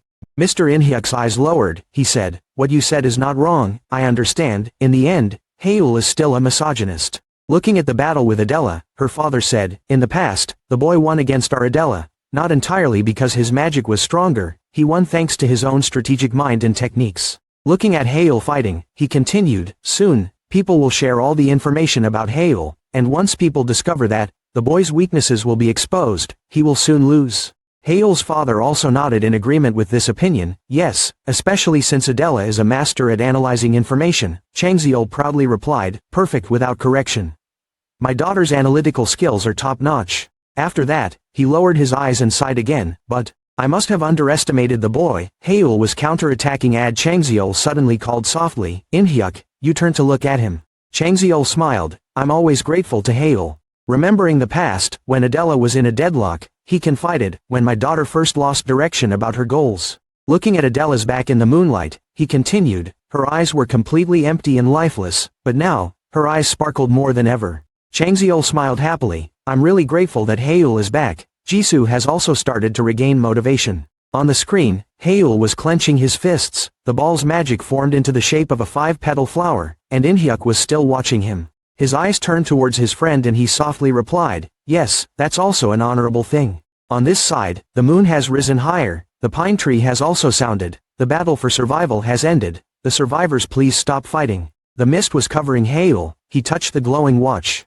Heol covered his wrist over his mouth, rolling his eyes and looking around. Heol and Adella stood facing each other in the smoke, they had stopped fighting. Adele seemed tired, she put one hand on her knee, the other hand gently wiped the sweat from her face. She breathed a sigh of relief. Heol looked at her, his face with a provocative smile and said to Adella, what a shame, if there was still time, maybe I would have won. Adella stroked her hair, she tilted her head and smiled, refuting Heol's words, no way, no matter how I look at it, I'm the winner. The two did not hold back, Adella crossed her arms and Heol kept his hands in his pockets.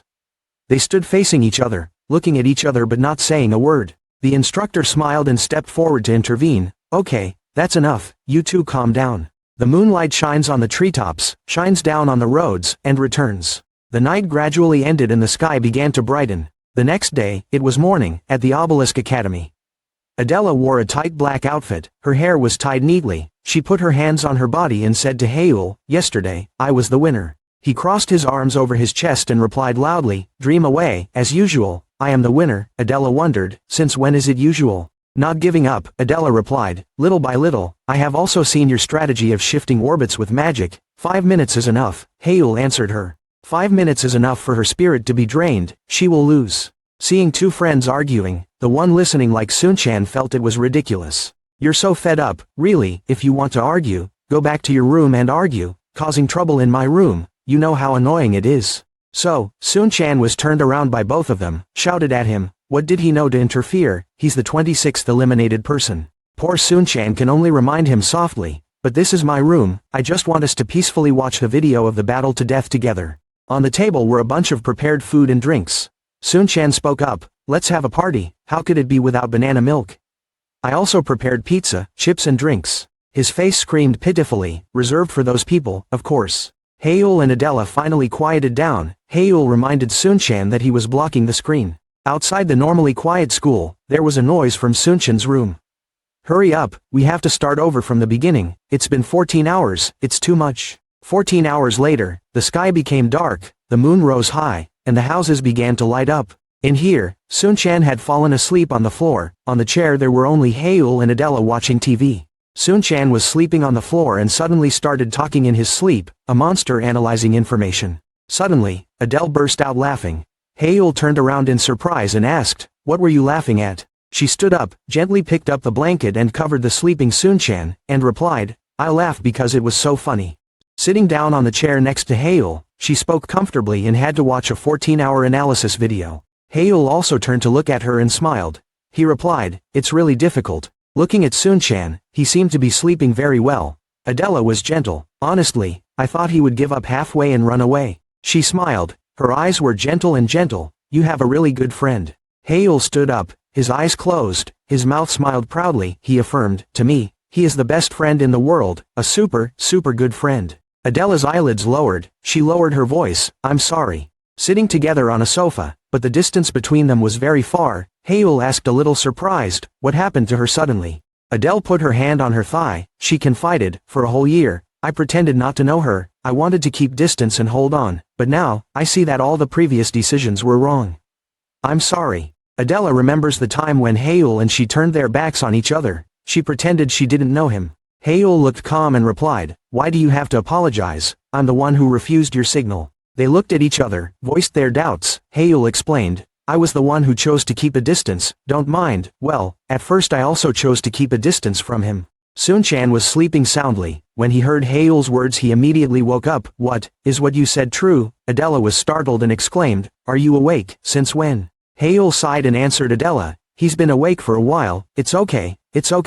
Holding his hand tightly, Haeul spoke up, now, I am no longer the same as I was a year ago, I have new strength. Sitting attentively listening to Haeul speak, Sunchan and Adella also opened their eyes wide in surprise. Haeul looked determined, his eyes hardened, he affirmed, he still has trustworthy friends, I have something to show you too. After that, Haeul cast magic, his surroundings were covered by green magic, and a condensed light formed in the middle. Adella suddenly opened her eyes wide and exclaimed, that's it. Sunchan was equally surprised, his forehead was wet with sweat, he said in surprise, no way. Haeul smiled at them, bringing that circle of light closer, that is, white moonlight. Sunchan finished witnessing Haeul's magical performance. He closed his eyes, stood up, screaming, you are truly a monster. Adella was diligently evaluating, and Haeul said, there is no need to explain again how to bend the trajectory of the white moonlight, right? After a moment of contemplation, Adella asked his own question, if the condition to use intervention magic was to completely understand the opponent's magic, then it wasn't that he had used intervention magic from the beginning, but that he couldn't. Hyan laughed loudly and replied, exactly, you understood quickly. Recalling the previous day's battle with Adella, Haeul said, in this battle, he focused entirely on using the moonlight bullet. Thanks to that I can analyze mana, of course, if you use it with other spells then I will be in trouble. Adele sighed. She continued, not realizing that using the moonlight bullet was fatally dangerous. Standing opposite Haeul in Sunchan's room, Adella wondered, does that magic have another weakness? Haeul replied, the mana analysis calculations are quite complicated. Haeul tested the magic again and continued, so I could only interfere with the spells right in front of me. In real combat, there wasn't enough time to calculate. so I could only slightly change the trajectory. Adella used her hands to demonstrate the action, then she asked Hael, what about turning the opponent's magic 180 degrees and returning it back? Hael patiently answered her friend's questions. There wasn't enough time, so that was impossible. Adella expressed regret. Really, what a pity, if it could be reversed. Its effect would be extremely great. Sunchan quickly raised his hand to interrupt. Now it's still too powerful a magic. Wait a minute. Sunchan made an angry face. He said loudly in Hael's face, you, sit still and listen to me. Why are you so comfortable revealing all this powerful magic? While Sunchan was clinging tightly to Hael's shoulder, he and Adella said with a blank face, don't you understand, don't you know? Sunchan's face was bewildered. What are you guys talking about? I don't understand anything.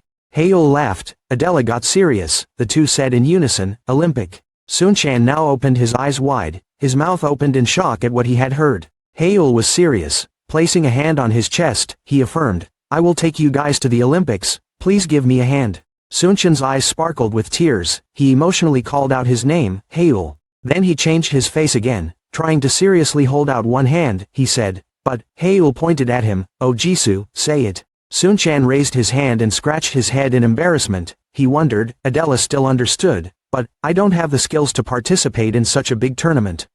Even third-year students participate. He raised 3 fingers and said to Hael, I mean, if it's a second-year student then it's still possible, but we have 7 classes of third-year students, so it's a bit difficult for me to reserve a student spot. Hael nodded to reassure him, don't worry, it's okay. Hael gave a scary smile that made Sunchan shiver in fear. He said, no matter what, I will make sure you participate. Adella's face looked very confident in the future.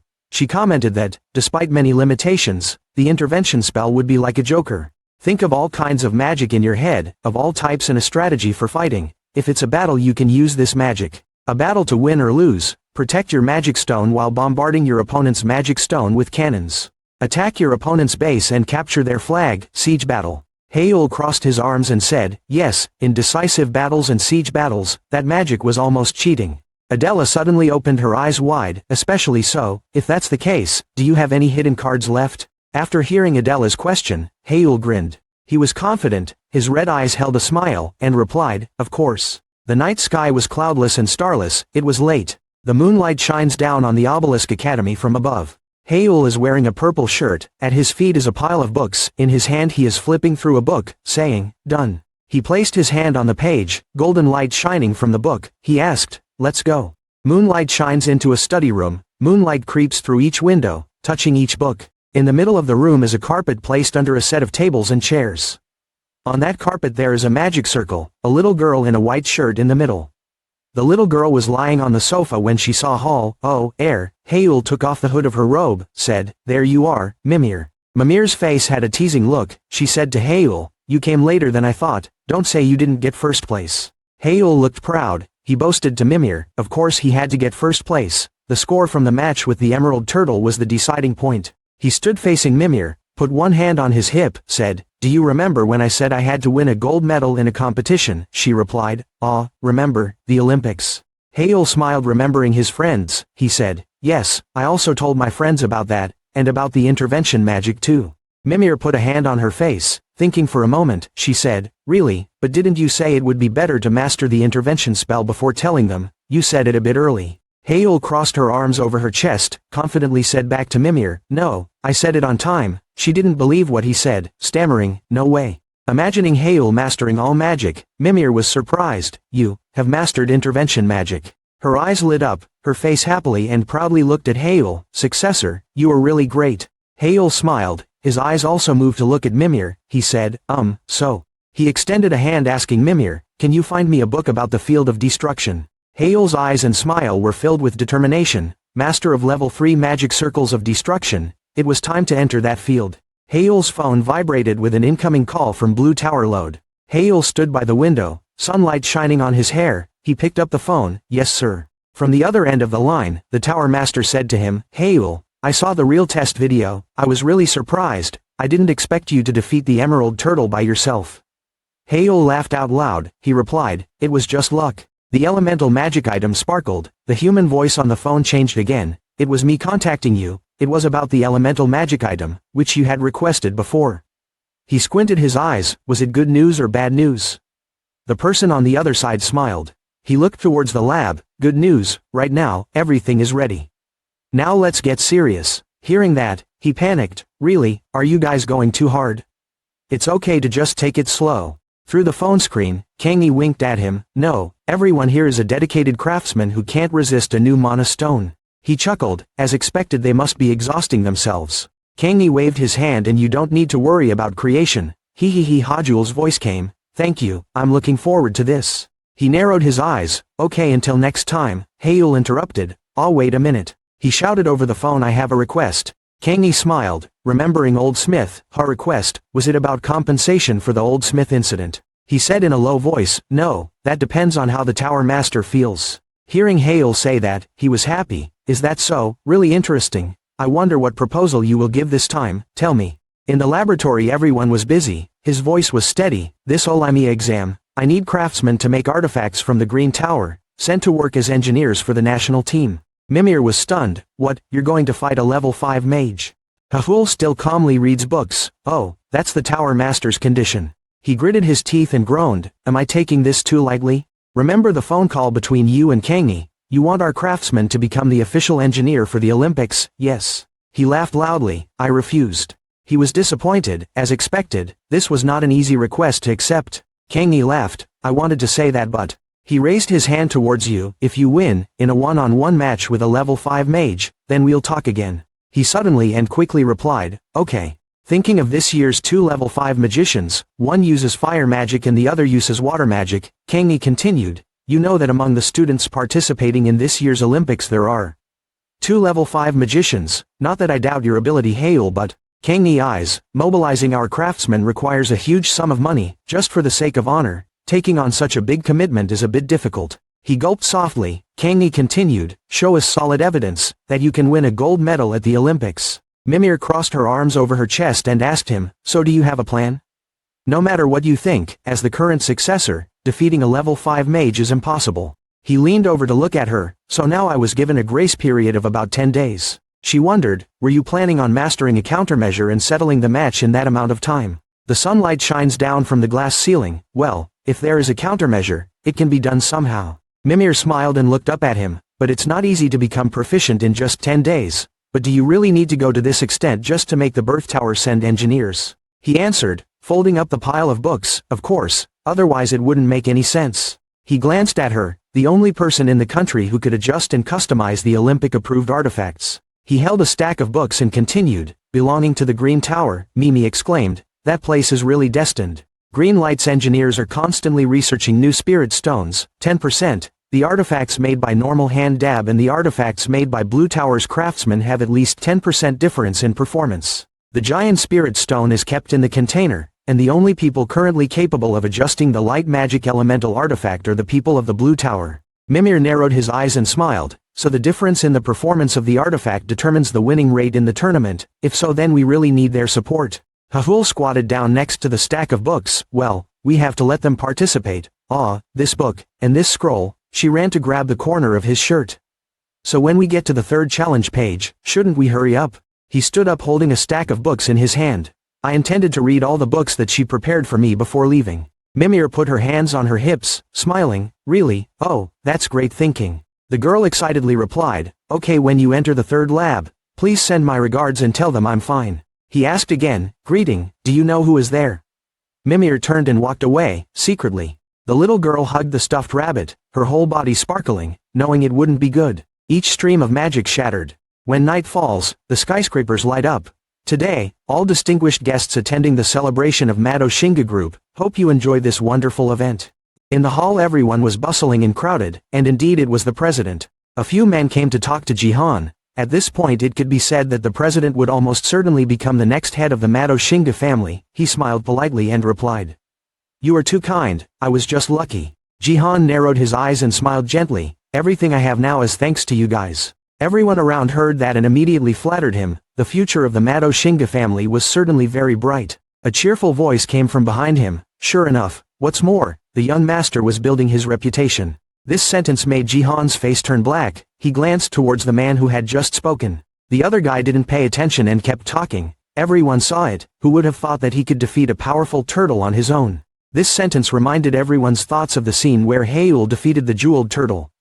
He continued, once a genius, always a genius, right? Jihan's hand holding the glass of wine stopped. That voice continued, did everyone see him fighting with Adella who had reached the 4th level? He reminded everyone of the time Haeul fought with Adella, confronting the secret moon magic of the Holy Guardian family. Even supporting himself is truly amazing. Haeul at that time, his eyes were sharp, his whole body covered with magic power. After witnessing that, no one dared to call him unsuitable for anyone anymore. If his face was covered, everyone would have thought it was a real magic match between adults. He spoke non-stop. Everyone around saw that and was excited. I was looking forward to Haeul's participation in the Olympics, so was I. Everyone talked non-stop. The homeowner was also extremely satisfied with Haeul's performance. Everyone around kept mentioning, Haeul, Haeul is, that Haeul, Haeul, without paying attention to when Jihan's face had darkened. A voice rang out, with this situation it seemed like the position of heir might be taken by his younger brother. This sentence made Jihan's face darken and his eyes turn red. Complaining in his heart, too noisy. Since Haeul was a child, he had a talent for magic. Jihan had always followed him. That guy, they just spoke freely as they wanted, they didn't like it at all. The image of Jihan as a child happily laughing and playing with powerful magic kept repeating in his imagination. The thing I hate the most is you, Shin Haeul. I thought I had knocked you down, now you are crawling back again. Jihan's secretary didn't see him anywhere, so he looked around to see where the president had gone. No one noticed the wine glass falling to the floor. When did he disappear? Jihan walked away with heavy steps. He angrily gritted his teeth and violently took off his tie. It was bad, he couldn't. Jihan stood on the rooftop of a high-rise building, hissing, that guy. He narrowed his eyes, smirked, needed to die. At the library, Haeul and Mimir are reading books together. He looked intently at the book in his hand. Around him are several large stacks of books. He closed the book in his hand and finished. Mimir looked up at him. Have you finished reading? He replied, yes, if this is all then I think it's over. The girl spread her hands and laughed loudly. So you have read all the books about destruction magic, so, successor, do you understand more about destruction magic? He looked at her with a very determined expression. Not at all, of course I don't understand, she sighed. Well, at least you've gone beyond the vague understanding, right? Haeul looked at the book in his hand and I could somewhat grasp the structure. Mimir happily held up the picture he had just drawn. It was normal for him not to understand. If you told someone without wings to flap their wings and fly, they wouldn't be able to understand. Right? The girl's voice was clear. Because he hadn't yet met the conditions, he couldn't understand the destruction spell. He exclaimed, the drawing is a bit confusing but I can understand it. Mimir pouted, that was a masterpiece. Haeul rubbed his chin, the conditions, so to meet those conditions, I had no choice but to go to the 3rd challenge page, as he said that he thought of the pages in the magic book. Mimir spread her arms wide towards the large stacks of books. Yes, all the answers were on the 3rd page. Haeul is empty, but the person you asked me to say hello to is the one who teaches destruction magic. Mimir crossed her arms over her chest. Well, if you're curious, go see it yourself. You've already read all the books. Haeul looked at the girl. So tell me this, is there some restriction that prevents you from talking about the 3rd challenge? Mimir half closed her eyes. It was not a prohibition. The little girl closed her eyes and placed her hands in front of her chest. Remembering the back of a girl with emerald green hair, the promise, we had a private promise to each other. The magic book spit out long ribbons and peonies.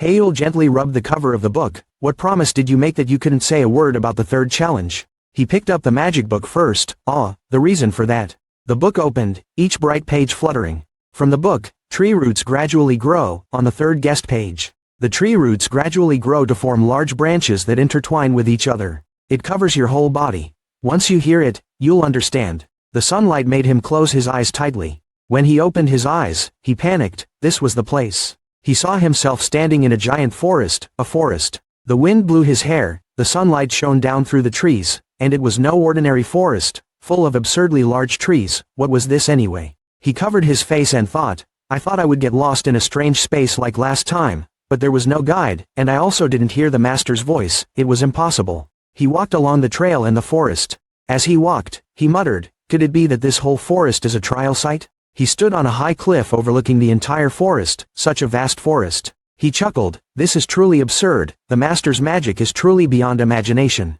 Deep in the forest a green light shines, no matter how far I go, there is no end. He stood in front of a large lake. What kind of test was this? Suddenly a violent vibration made him stagger. Heul rolled his eyes. Is there an earthquake? No, this is. From behind him, a dark shadow appeared. Something was staring at him. He turned around in fear. Behind him a red dragon glared at him. It gradually crawled towards him. Heul froze. This was absurd. His face darkened. His eyes widened. The red dragon roared so loudly that he couldn't stand. It was so close, but I couldn't feel anything. He staggered and fell into the lake. His hair is soaked. This. The dragon's eyes were bright, looking straight at him. Slit eyes, characteristic of reptiles. Its skirt is pointed upward. Its scales are like armor, as hard as a crocodile. Its claws and fangs are as sharp as swords.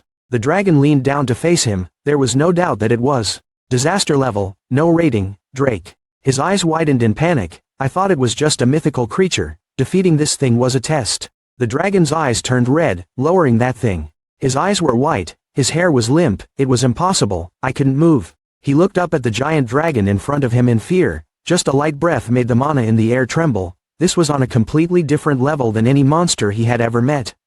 This thing saw him as nothing more than a block of mana, the best prey. He gritted his teeth and his face darkened, wondering if he could escape. His hand was hard under the water. The red dragon looked straight at him. Heul was scared and wanted to run away. There was no way, even at my current speed, I couldn't run away from a drake, but the bigger problem was, my body couldn't move. If that thing jumped up now I would be finished. The dragon gradually moved towards him. He was startled. Wait, that drake. It just stood there looking at him without moving. Why didn't it come closer? I wonder if something is stopping it. A voice came, impressive. He was startled and turned back. A girl walking on water. With a gentle voice and long hair, even when faced with a monster beyond his reach, he did not give up hope. His will was strong. Her elf ears moved slightly. Even in a pressing situation, he remained calm and collected. The sunlight shining down made the girl seem to shine. He had passed. Now he could move. He stammered, "Who are you?" The girl smiled. "My name is Elena Greenwood, once known as the Guardian of the Forest, a great magician, and an old friend of Ray." He froze, looking up at the girl behind him for no reason. Elena shrugged, his eyes staring at her, a star god. Elena narrowed her eyes and spoke softly, "Let me handle this first." I was dumbfounded. Huh. Elena turned her back on him, spread her arms wide and looked towards the red dragon. "While being seduced, you did not enter my territory, which is commendable." She waved her hand towards it. A silver light flickered in her palm. "Seeing that you had no bad intentions, even though you destroyed my garden, I will still forgive you." Elena moved her lips. "So." She gently blew a source of magic towards it. "Quietly return to where you belong, remnant of a fated family." That source of magic surrounded the entire forest. The whole forest seemed to be recreated. His eyes widened in surprise. The forest was resonating with each other. Elena closed her eyes and spread her arms wide, her hair flying with magic, as if they were trying to say that she was the dominant one here. Elena reached out to the red dragon. "If you don't understand what I say, return to dust." She half closed her eyes. The red dragon screamed in pain, each stream of magic cutting into its skin, causing it to bleed. He widened his eyes and gasped, "Where did those wounds come from?" A stream of magic from Elena's hand shot straight towards the red dragon. It screamed fiercely. There was no sound anymore, only afterimages were seen, like something slashed into the dragon's body. At extremely high speed. He was stunned. What the hell are you doing?" The wound on the dragon's body was red and smoking. The wound gradually healed. The dragon gradually became calm. Elena blinked, smiled. "My final warning, go away." The dragon turned and left. Looking at this scene, he still couldn't help but be surprised. The wounds healed immediately. He looked at the girl in front of him thoughtfully. That was a disaster-level existence, and this person, who could confront it so easily, just who was she? Elena smiled, turning her head to look at him. She spoke up, "Are you okay?" He was still confused. "Yes, I'm okay, thank you." Elena reached out to him. "I see you're a bit surprised." The forest behind her seemed to shine. She tilted her head and smiled. "Now, please follow me, successor." Sunlight shines down on the forest. At a big tree house. In the house, a steaming cup of hot green tea is placed on the table. "Try it, this is the type of herbal tea that Ray really likes." Bringing the teacup to him, Elena smiled. "You will become calmer when drinking it." Heul politely accepted the cup of tea she brought. "Thank you." Taking a sip of tea, he was surprised. "What is this?" This tea helps his mind become clearer immediately. He blushed and took another sip of hot tea. When the cup of tea was finished, he put it back on the table. Elena smiled softly. "How did you feel?" She squinted her eyes, wondering if it suited her taste. His eyes were shining. "Yes, this is the best tea I've ever had." Hearing that, she giggled. "It's good that you like it. Do you feel calmer?" He looked a little awkwardly at Elena. I'm sorry for being a bit rude. Elena smiled gently, the sunlight shining on her face. Oh, there's nothing to be ashamed of. Remembering when the dragon roared loudly, she was gentle. The fact that you did not give up in front of a dragon was very impressive. He rubbed his chin. So it really is a dragon, you can't run away from it. He remembered when the dragon stood still in front of the lake. Elena continued, even though it was the strongest creature in this garden, it still wouldn't dare come close to my territory. She put her chin in her hands and smiled, but maybe at that moment she was attracted. Haeul was bewildered. Attracted. She reached out to him. The pure, concentrated mana in his body was like lucrative bait for that dragon. Elena rubbed her cheeks and sighed. In her eyes, you were like a wonderful tonic. Her hunger and desire overwhelmed her fear of me. She smiled. Do you have any more questions? Haeul was a bit confused. Is this place really inside the Idrid book? He remembers the panorama of the forest when he looked at it from a high cliff, a very realistic place, not like being in a book at all. It took 15 minutes to go from the dragon to Elena's house. How large the forest was. The scale is completely different from the previous few pages of essays. This place, exactly where is it? The two of them faced each other. The light from outside the archway reflected their silhouettes. Here. Elena spoke softly, covering pages 214 to 232 of Idrid's book, the third trial page. Haeul glared, then. He slammed the table and stood up. That dragon, was it an illusion created by magic? Elena rubbed her chin, tilted her head slightly. Who knows? It's not real, nor is it fake. He was even more surprised. What do you mean? Elena lowered her voice. This space was created by recreating things from the past. The forest appears in the magic book, the world inside Idrid's book. Recreating the forest that once existed. She opened her arms towards him. He could understand that this was a copy of the original world, so, it was neither real nor fake. He widened his eyes in surprise. So, they built this world based on things from the past. It's getting dark outside, your voice still echoes in the forest, and put it in the book, right, but how? She said softly, I don't know anymore, the only people who understand and can do that are Ray and his heir. Haeul's cloak seemed to be covering the body of another person. The magic book glowed in his hand. That was him. When he reached Ray's level, he would understand how it worked. He wondered, so why did the master create this world? Elena replied, it was to pass on a type of magic to him. Haeul was surprised. What kind of magic? She blinked slightly. That is. Jade eyes slowly opened. He was stunned. Elena looked at him. She smiled. Baiten Yen's level 3 magic. A type of destructive magic. Eyes that could see through the nature of magic. Holy eyes. In the dark forest, a treehouse surrounded by yellow spots of light. Hanyul asked the girl sitting opposite. So what is the reason you created this space? Elena's tone was gentle. It was because I wanted to teach you a special type of magic. He was a bit surprised by that answer. His eyes were curious. What kind of magic? Elena nodded slightly. Yes. She narrowed her eyes thoughtfully. Hanyul opened his eyes, unable to hide his surprise. Her eyes curled with a faint smile. The secret of a Beitner-style third circle magic master. A type of magic essential to comprehend destruction. Eyes that penetrated the nature of magic. She squinted her eyes. Her eyes seemed to see through everything. Golden eyes. He was stunned and his voice was full of horror. It was a Beitner-style evil eye, a holy eye. Elena smiled, pointing at her eyes. Yes, but my holy eye is still not perfect. The only people who can completely control the holy eye are Ray and you, the successor. She extended her hand towards him as if giving him a mission written in history books. I was entrusted by Ray to awaken that magic, and thus, I exist, even if only as a retained memory. When returning to the urban area, the long limousine speeded along the highway. Inhyuk put his feet up, glanced at his assistant, and reported. Hyeon slowly replied, I will report on the matter you mentioned before. He scrolled through the report on his phone then began his mission. Young Master Minhyuk and Lady Minji showed very little interest in young Master Hanyul, and what was surprising was, in his mind, a classy and haughty girl appeared, with an arrogant and disdainful look on her face. Miss Saya also seemed uninterested. He leaned over and looked at the man next to him. It seemed like his command had a significant impact. The masked man hid to watch the boy. Indeed, Saya became a little gentler, but I don't think she would simply leave Haeul alone. Maybe she was just being cautious because she knew that your shadows were watching Haeul. The old man's face was gloomy. What about Jihan? He continued, talking about the handsome and confident young man in front of everyone. Young Master Jihan also seemed a bit wary, but that was all. Even the party held before was not suspicious. He still doesn't show any emotions, so what? He half closed his eyes. It seemed like they had both learned to separate personal feelings and common interests. He remembered Hael's appearance as a child. No matter what, don't let your guard down until the protection period ends, watch closely. From the tablet a stream of purple light reached Hyeon's hand. Yes, I see, a move was activated. Silence. A purple barrier covers the two of you. There's classified information, so I'll block the sound first, okay. He continued to report. This is a report on whether anyone in the acceleration colluded with the Black Tower or not. A ferocious dragon with twisted edges, along with dozens of suspected people, first with the elders who were dissatisfied with the return of young Master Hael.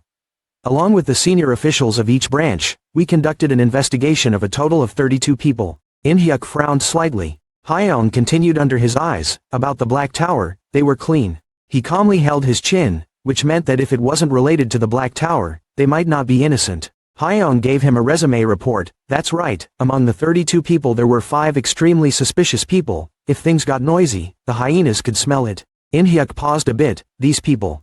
His face was sharp, his eyes were sharp. I will handle them myself. The small house in the forest still has lights on. Alina's entire body emitted blue light. Then, from now on. Hael sat in front of her, his face tense.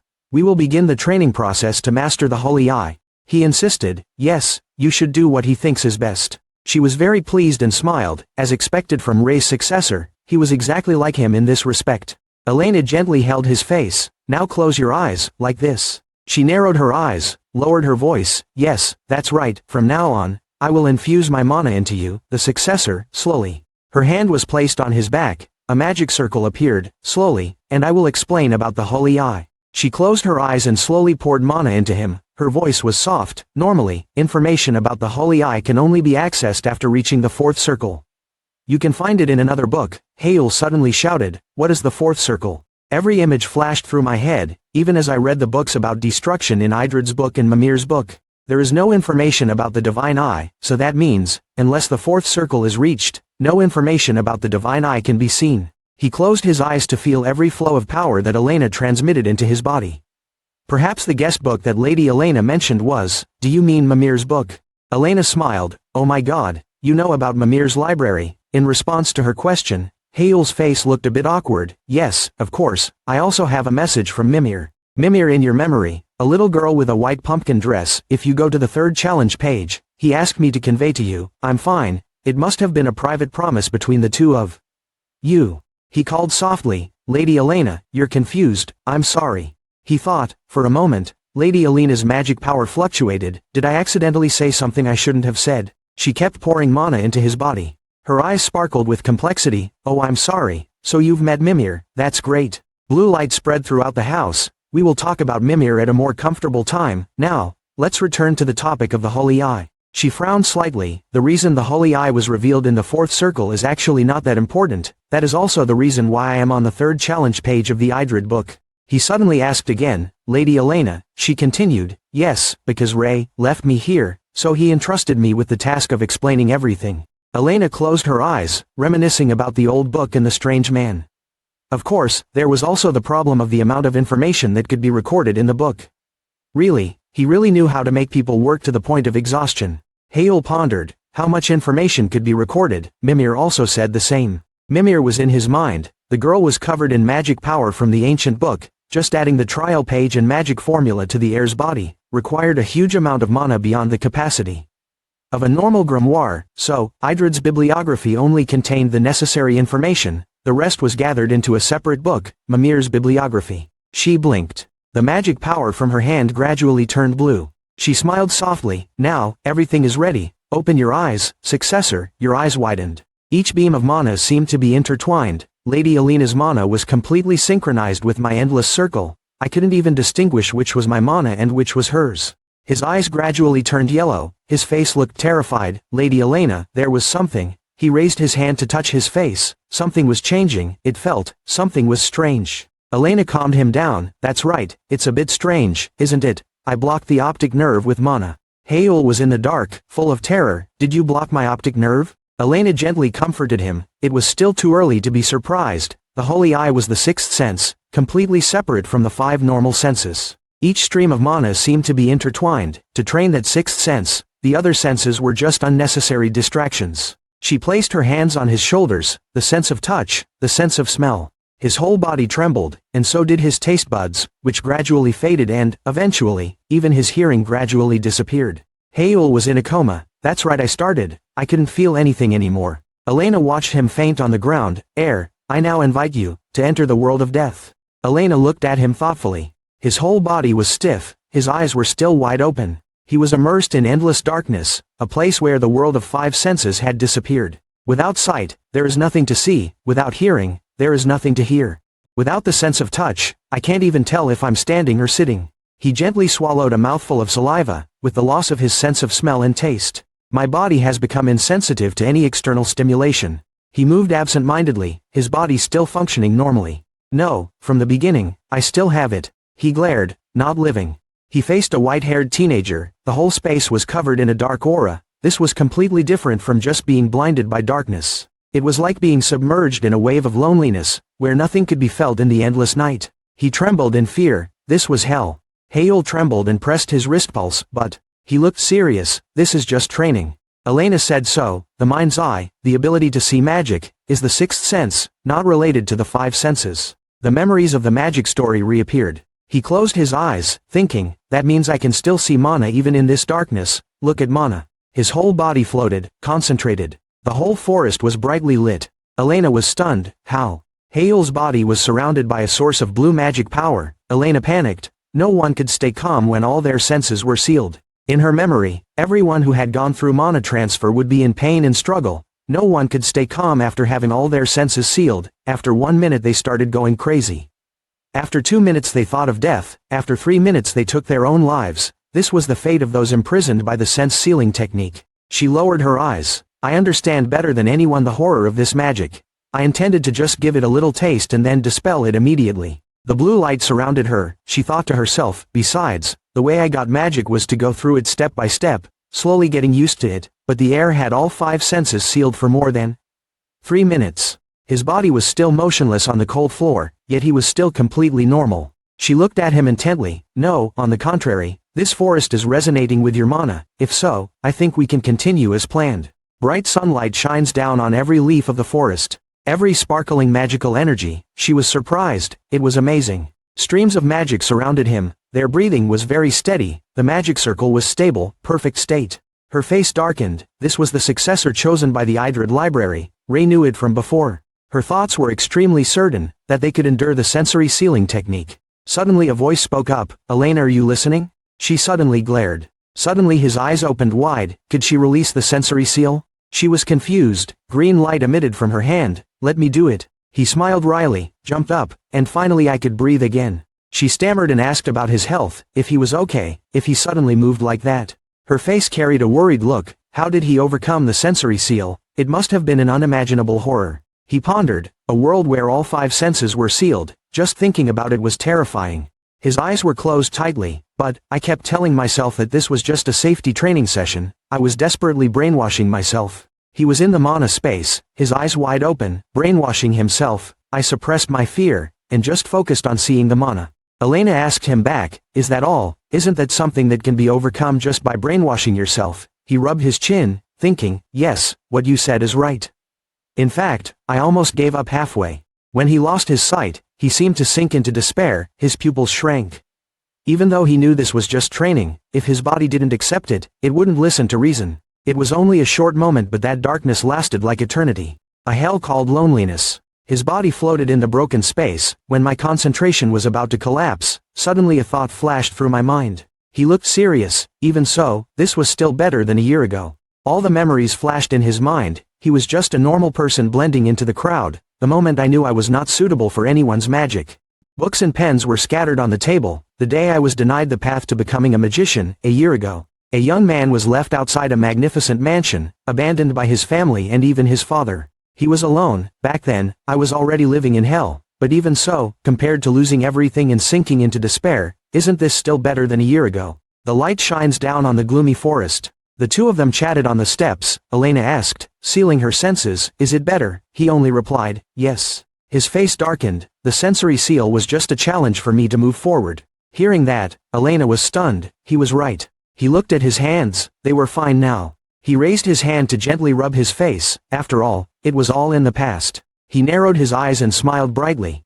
Now, I am grateful to have found my own special path. Her eyes filled with tears. A blonde-haired boy wearing a black cloak appeared in her mind, Ray. She slowly wiped her tears. Immediately seeing it, he happily looked at me and smiled, and Elena thanked her. Stunned, his voice was slow. In the darkness, where all senses were sealed, I saw your mana, Elena. Spirit-like flames danced in the dark space surrounding him. Her mana was really gentle. Thanks to that I felt reassured. He narrowed his eyes. Is it because I was influenced by you, Elena? Looking at him smiling happily before her eyes, she thought to herself, gently. The image of the strange man appeared in her mind again. She smiled gently. I didn't expect to hear those words again, Ray. The moon rises high and shines on the treetops. Night falls. A shimmering house like in a fairy tale on a tree trunk, surrounded by light from lamps and fireflies, making the scene even more magical. Inside the house, Haeul and Elena were sitting facing each other, enjoying tea and confiding. Haeul spoke up. I'm always going back and forth between Mimir's book and this place. Elena replied, I see, knowing Mimir is okay makes me happy. The two sat under the sparkling lights of the treehouse. Elena thanked Haeul, thanked him, thanks to him. She heard this good news. Haeul answered her, it's nothing. I was just passing on the news. Think back to the scene where Mimir smiled and sighed. Elena has long green hair, long ears and curled eyelashes. She holds a cup of tea, smiles at Haeul. If you have met Mimir, you must have heard about me in the Greenwood Forest. Haeul's face was silent. He slightly lowered his head to answer Elena, no, not at all. She said she had to keep her promise and not tell me anything. Elena's blue hair reached down to the floor. She closed her eyes and replied in a soft voice, so Mimir still remembers that promise, but I can't keep it anymore. Haeul opened his eyes wide, his face bewildered and confused. Miss Elena. Using her smile to lighten the atmosphere, Elena's expression was gentle. Sorry, I suddenly made the atmosphere heavy. Haeul's hands rested on the teacup on the table, so did Elena. She held the teacup in her hand. Haeul said, it's okay. Elena continued, by the way. Elena's face immediately changed to a laughing state. She covered her hands and laughed out loud, saying, you mentioned the promise, it seems Mimir likes you. Haeul was bewildered and didn't understand what happened. Elena's hands holding the cup of tea placed it back on the table. Her eyes lowered. She wondered, am I wrong?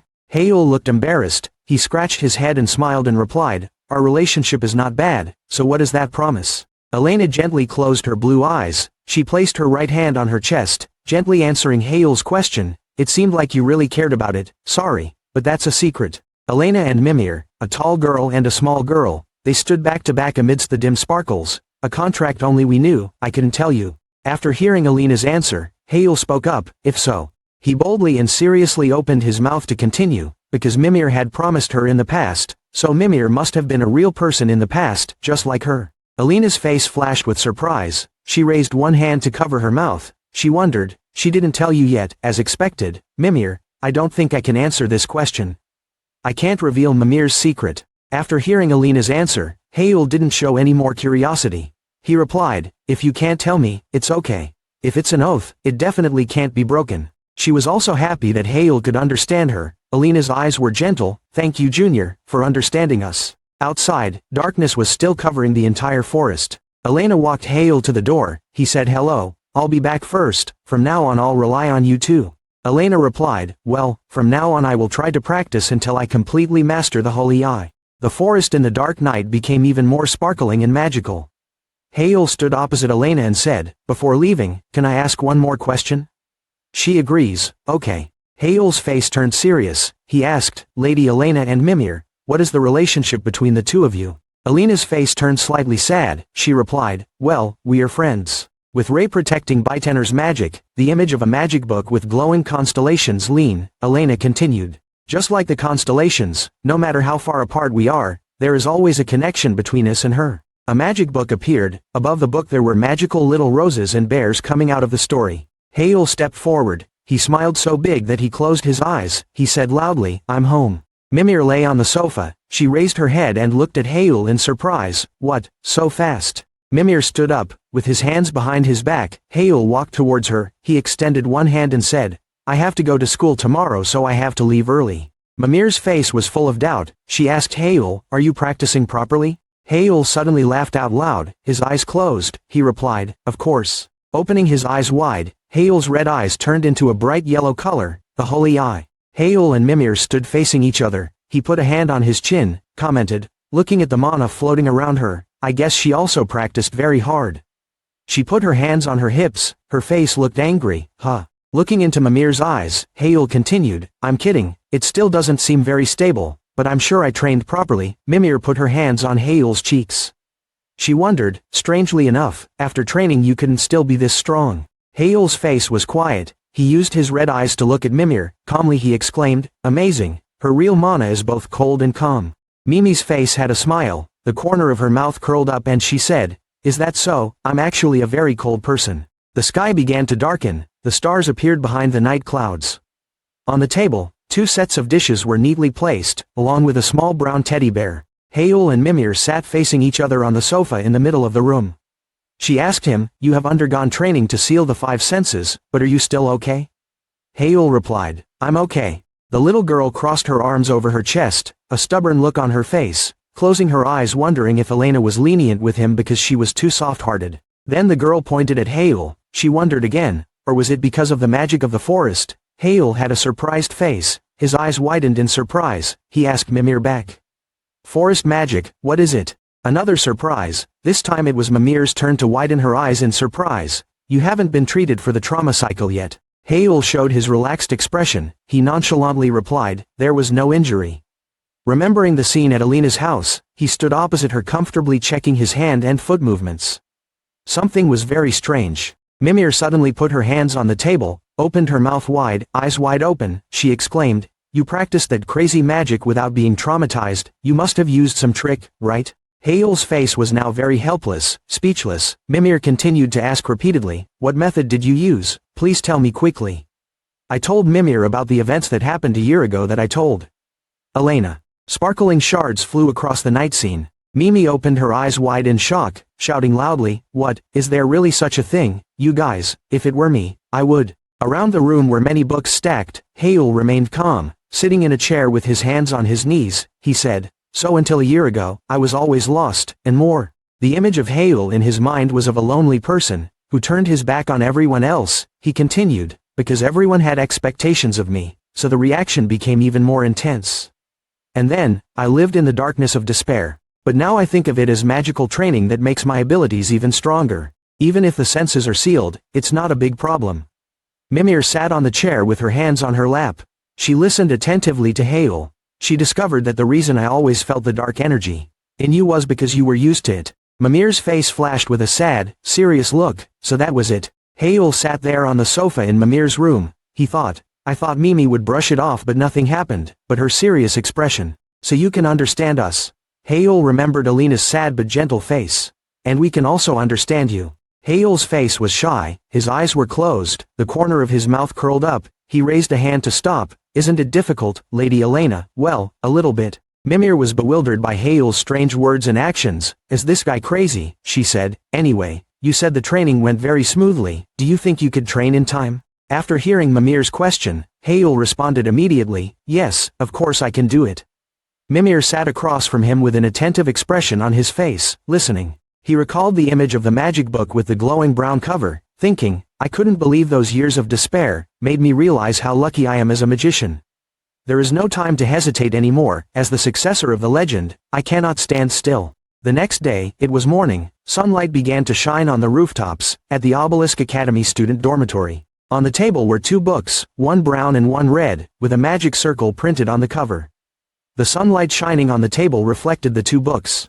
Haeul was lying on his bed, but he did not sleep but opened his eyes wide, thinking, according to Lady Elena. He remembered that eye, the holy eye, a demon eye that would grow with an infinite magic circle. Countless magic circles and different types of spells appeared in Haeul's mind. With a level 1 magic circle, one could see the color of mana. In the second level magic circle, the holy eye will recognize the broken structure of the magic formula, and in the third level magic circle, we will see through the nature of magic. Once we are completely fluent, we will see mana whenever we want. After thinking about it, he raised his hand and tried to cast a type of magic. Judging meant using his eyes more freely. His eyes were a bit worried, a drop of sweat appeared on his face. I can do it, right? While thinking, suddenly his phone vibrated. The phone screen displayed a message from the master of the Blue Magic Tower, Shin Haeul. The level 5 mage he was about to face had been assigned. I have attached their profile. Hoping to see a good match, he thought, okay, today there is news from the master of the Blue Magic Tower, So my opponent, the level 5 mage, has been decided. Look at the profile, it's a guy with long brown hair, thick eyebrows, blue eyes, Jew Hanwook, age 29, blood type B. Laying on the bed, after looking at the file of level 5 magic, Hael was a little surprised. This is. The next morning at the Obelisk Academy, the cool air and warm sunlight filtered through every window of the academy. Inside, at the indoor magic training ground, attack moves were launched continuously. Suchin was now drenched in sweat after practicing. He sat cross-legged on the ground resting and lamenting, "Are they human?" On this side, Adella is fighting Hael. Around her are magic circles. She is casting moonlight bullets. Adella's attack was aimed straight at Hael, who was facing the rapid rush of the moonlight bullet. Quickly, Hael cast magic. He used the barrier to block the attacks. Adella's eyes widened. She wondered to Hael, so in the message from the Blue Tower Master, they also sent strategic guidance. After finishing speaking, Hael's attack rushed forward, causing Adella to quickly create a shield wall. Hael's face was calm. He fought while answering Adella's question. "Well, I told you, that's not a profile, it's a strategy guide." On this side, Adella quickly avoided Hael's attack. She jumped up, fought and replied, "If so, this strategic data." A background scene with the main color being blue, along with many scattered white spots. It gives the impression of sparkling shards of magic. Adella stood up. She held the phone in one hand, the other gently pulled the towel around her neck. She wiped away her sweat after the match just now, Adella said. "It's true, this is more like a strategy guide than a profile." Adella approached Hael. She returned the phone to him. Hael said, "Right." At this time, Sunchan also ran to bow. He raised one hand to wave at the two of them and said, "I want to see too." A blue analysis panel appeared on Hael's phone screen. Adella was placing a hand on her face, thinking. She spoke out her comments, analyzing the data perfectly. The image of a tall tower appeared. In front of that tower was Kim Kangni. Adella said, "Instead of focusing on analysis, focus on your skills. Perhaps this is how the Blue Tower Defense Tower cares." Hael nodded. His face showed that he understood, and replied, "Probably, but, because I was at a disadvantage, they also gave me a little favor." Hael and Sunchan stood facing each other. At this time, Sunchan was holding one hand on his hip, the other hand answering Hael's phone. He felt, after all, it was a good thing, right? We didn't even have time to practice. Hael conveniently held the phone, saying, "Yes, but." After that, Hael and Adella turned to leave. As he walked, he looked back and said to Sunchan, "Okay, break is over, okay. Let's just practice rather than speculate." Adella also continued, "Oh yeah." Sunchan was stunned. "Break time is over. I haven't even had time to breathe yet. Let's rest for 5 more minutes." Hael said back, "You have to practice in this condition to build your endurance." "Okay Sunchan, let's jog for an hour." Sunchan was punished for jogging. In his mind, Hael was considered a monster. He thought to himself, "Shin Hael, you evil person." As he was running enthusiastically, suddenly a loud explosion rang out from behind Sunchan, making him startled. It turned out that it was Hael and Adella fighting. Seeing that the two were still enthusiastically fighting with no signs of stopping, Sunchan shouted loudly, "Those idiots are in the house." At this time, the ceiling of the fighting room had a large hole. Several cracks appeared around it. Smoke was billowing out. Sunchan regretted. Why did he keep using magic in the indoor training ground? The sky has become dark. The night clouds have gathered. At the Obelisk Academy, the student dormitory, Adella let her hair down. Her hair was long and straight and shiny. She wore a long, gentle dress, and opened the door tiredly. Throwing her bag on the ground, she immersed herself in the soft bed, her body relaxing. Her eyes were tired. Lying on her stomach next to the bed, she told herself, before going to sleep, she had to change clothes, but fatigue had invaded her mind. Good night. She closed her eyes, thinking in her head, his moonlight bullet. Even faster and stronger than her own. She remembered the image of Hael with his magic. As if realizing something, she opened her eyes wide. Wait, slowly. She was angry. Her hands clutched the bed sheets, not caring, so annoyed. She worked so hard, but still couldn't keep up. Adele sat up. She looked down and grabbed her collar. She told herself, "I can't keep doing this forever. I have to try harder." She raised her face, opened her eyes wide and looked determined. She said, "Having tried to get this far with visual magic, at least I can't lose to Shin Hael's moon magic." Adella angrily stood up. She walked towards the bathroom, her mouth angry. I can't sleep now. I need to take a cold shower to wake up. Yes, I need to watch today's training materials." In the middle of a blue background surrounded by white snow, a magic book is opened. Inside are characters along with a magic circle. The night moon rises high, illuminating the treetops. Hael closed his eyes and walked to the greenwood forest with a thoughtful face. I didn't expect that so quickly I would no longer need the magic to seal the five senses. Arriving there, Elena was already waiting in front of the door, the house. Hael walked over, he softly called, "Miss Elena." She looked at him, her eyes carrying a smile. Placing a finger on her temple, she said to Hael, "It seems you have completely mastered seeing through mana." Hael wore a purple patterned shirt and looked serious. The scene behind him was a forest with dim light. He replied, "Yes, if I look at it for too long I still get a headache.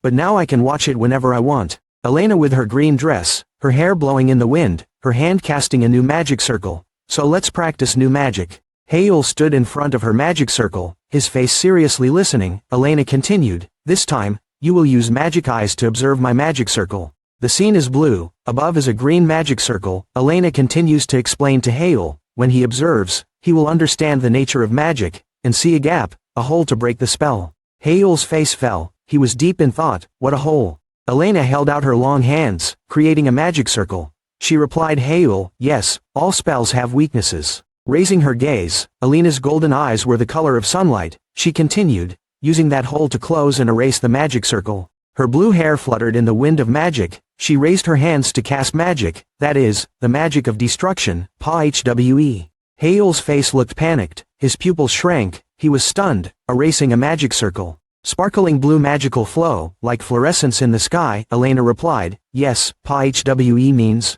open your magic eyes wide to neutralize the magic." Elena's eyes were unwavering, her expression was calm, her hands were still performing magic. She told Hael, "Try it, you will surely understand immediately." Hael stood facing Elena, he listened attentively to her words, and also carefully observed Elena's magic. She raised her hand, creating another green magic circle, surrounded by sparkling magic dust. Hael's eyes turned from blue to yellow. He was using clairvoyance. Observing the magic circle, he said, "What is this?" The magic circle also had sparkling magic strips around it.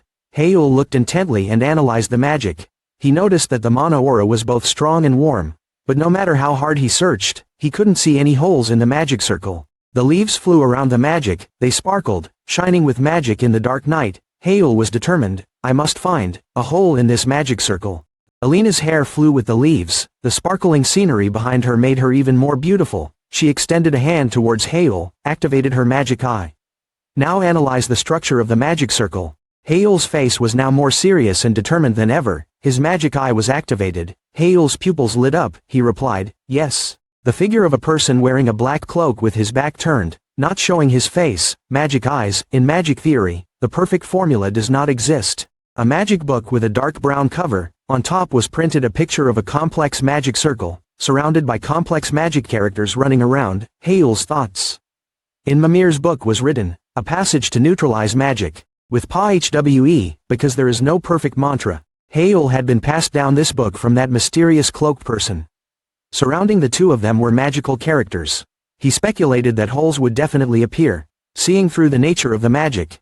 The person had golden eyes and gray hair, reaching forward, continuing in Hael's thoughts, listening to the sound of mana. Finding holes in the magic. Hael had a surprised face, he looked in a certain direction, said, and then. Elena continued to perform magic as an example for Hael. Her face was gentle, her hair was as long as in a fairy tale. Hael stretched out his hand, casting magic towards Elena's magic circle. From then on, magic was no longer magic, destroying, breaking and neutralizing.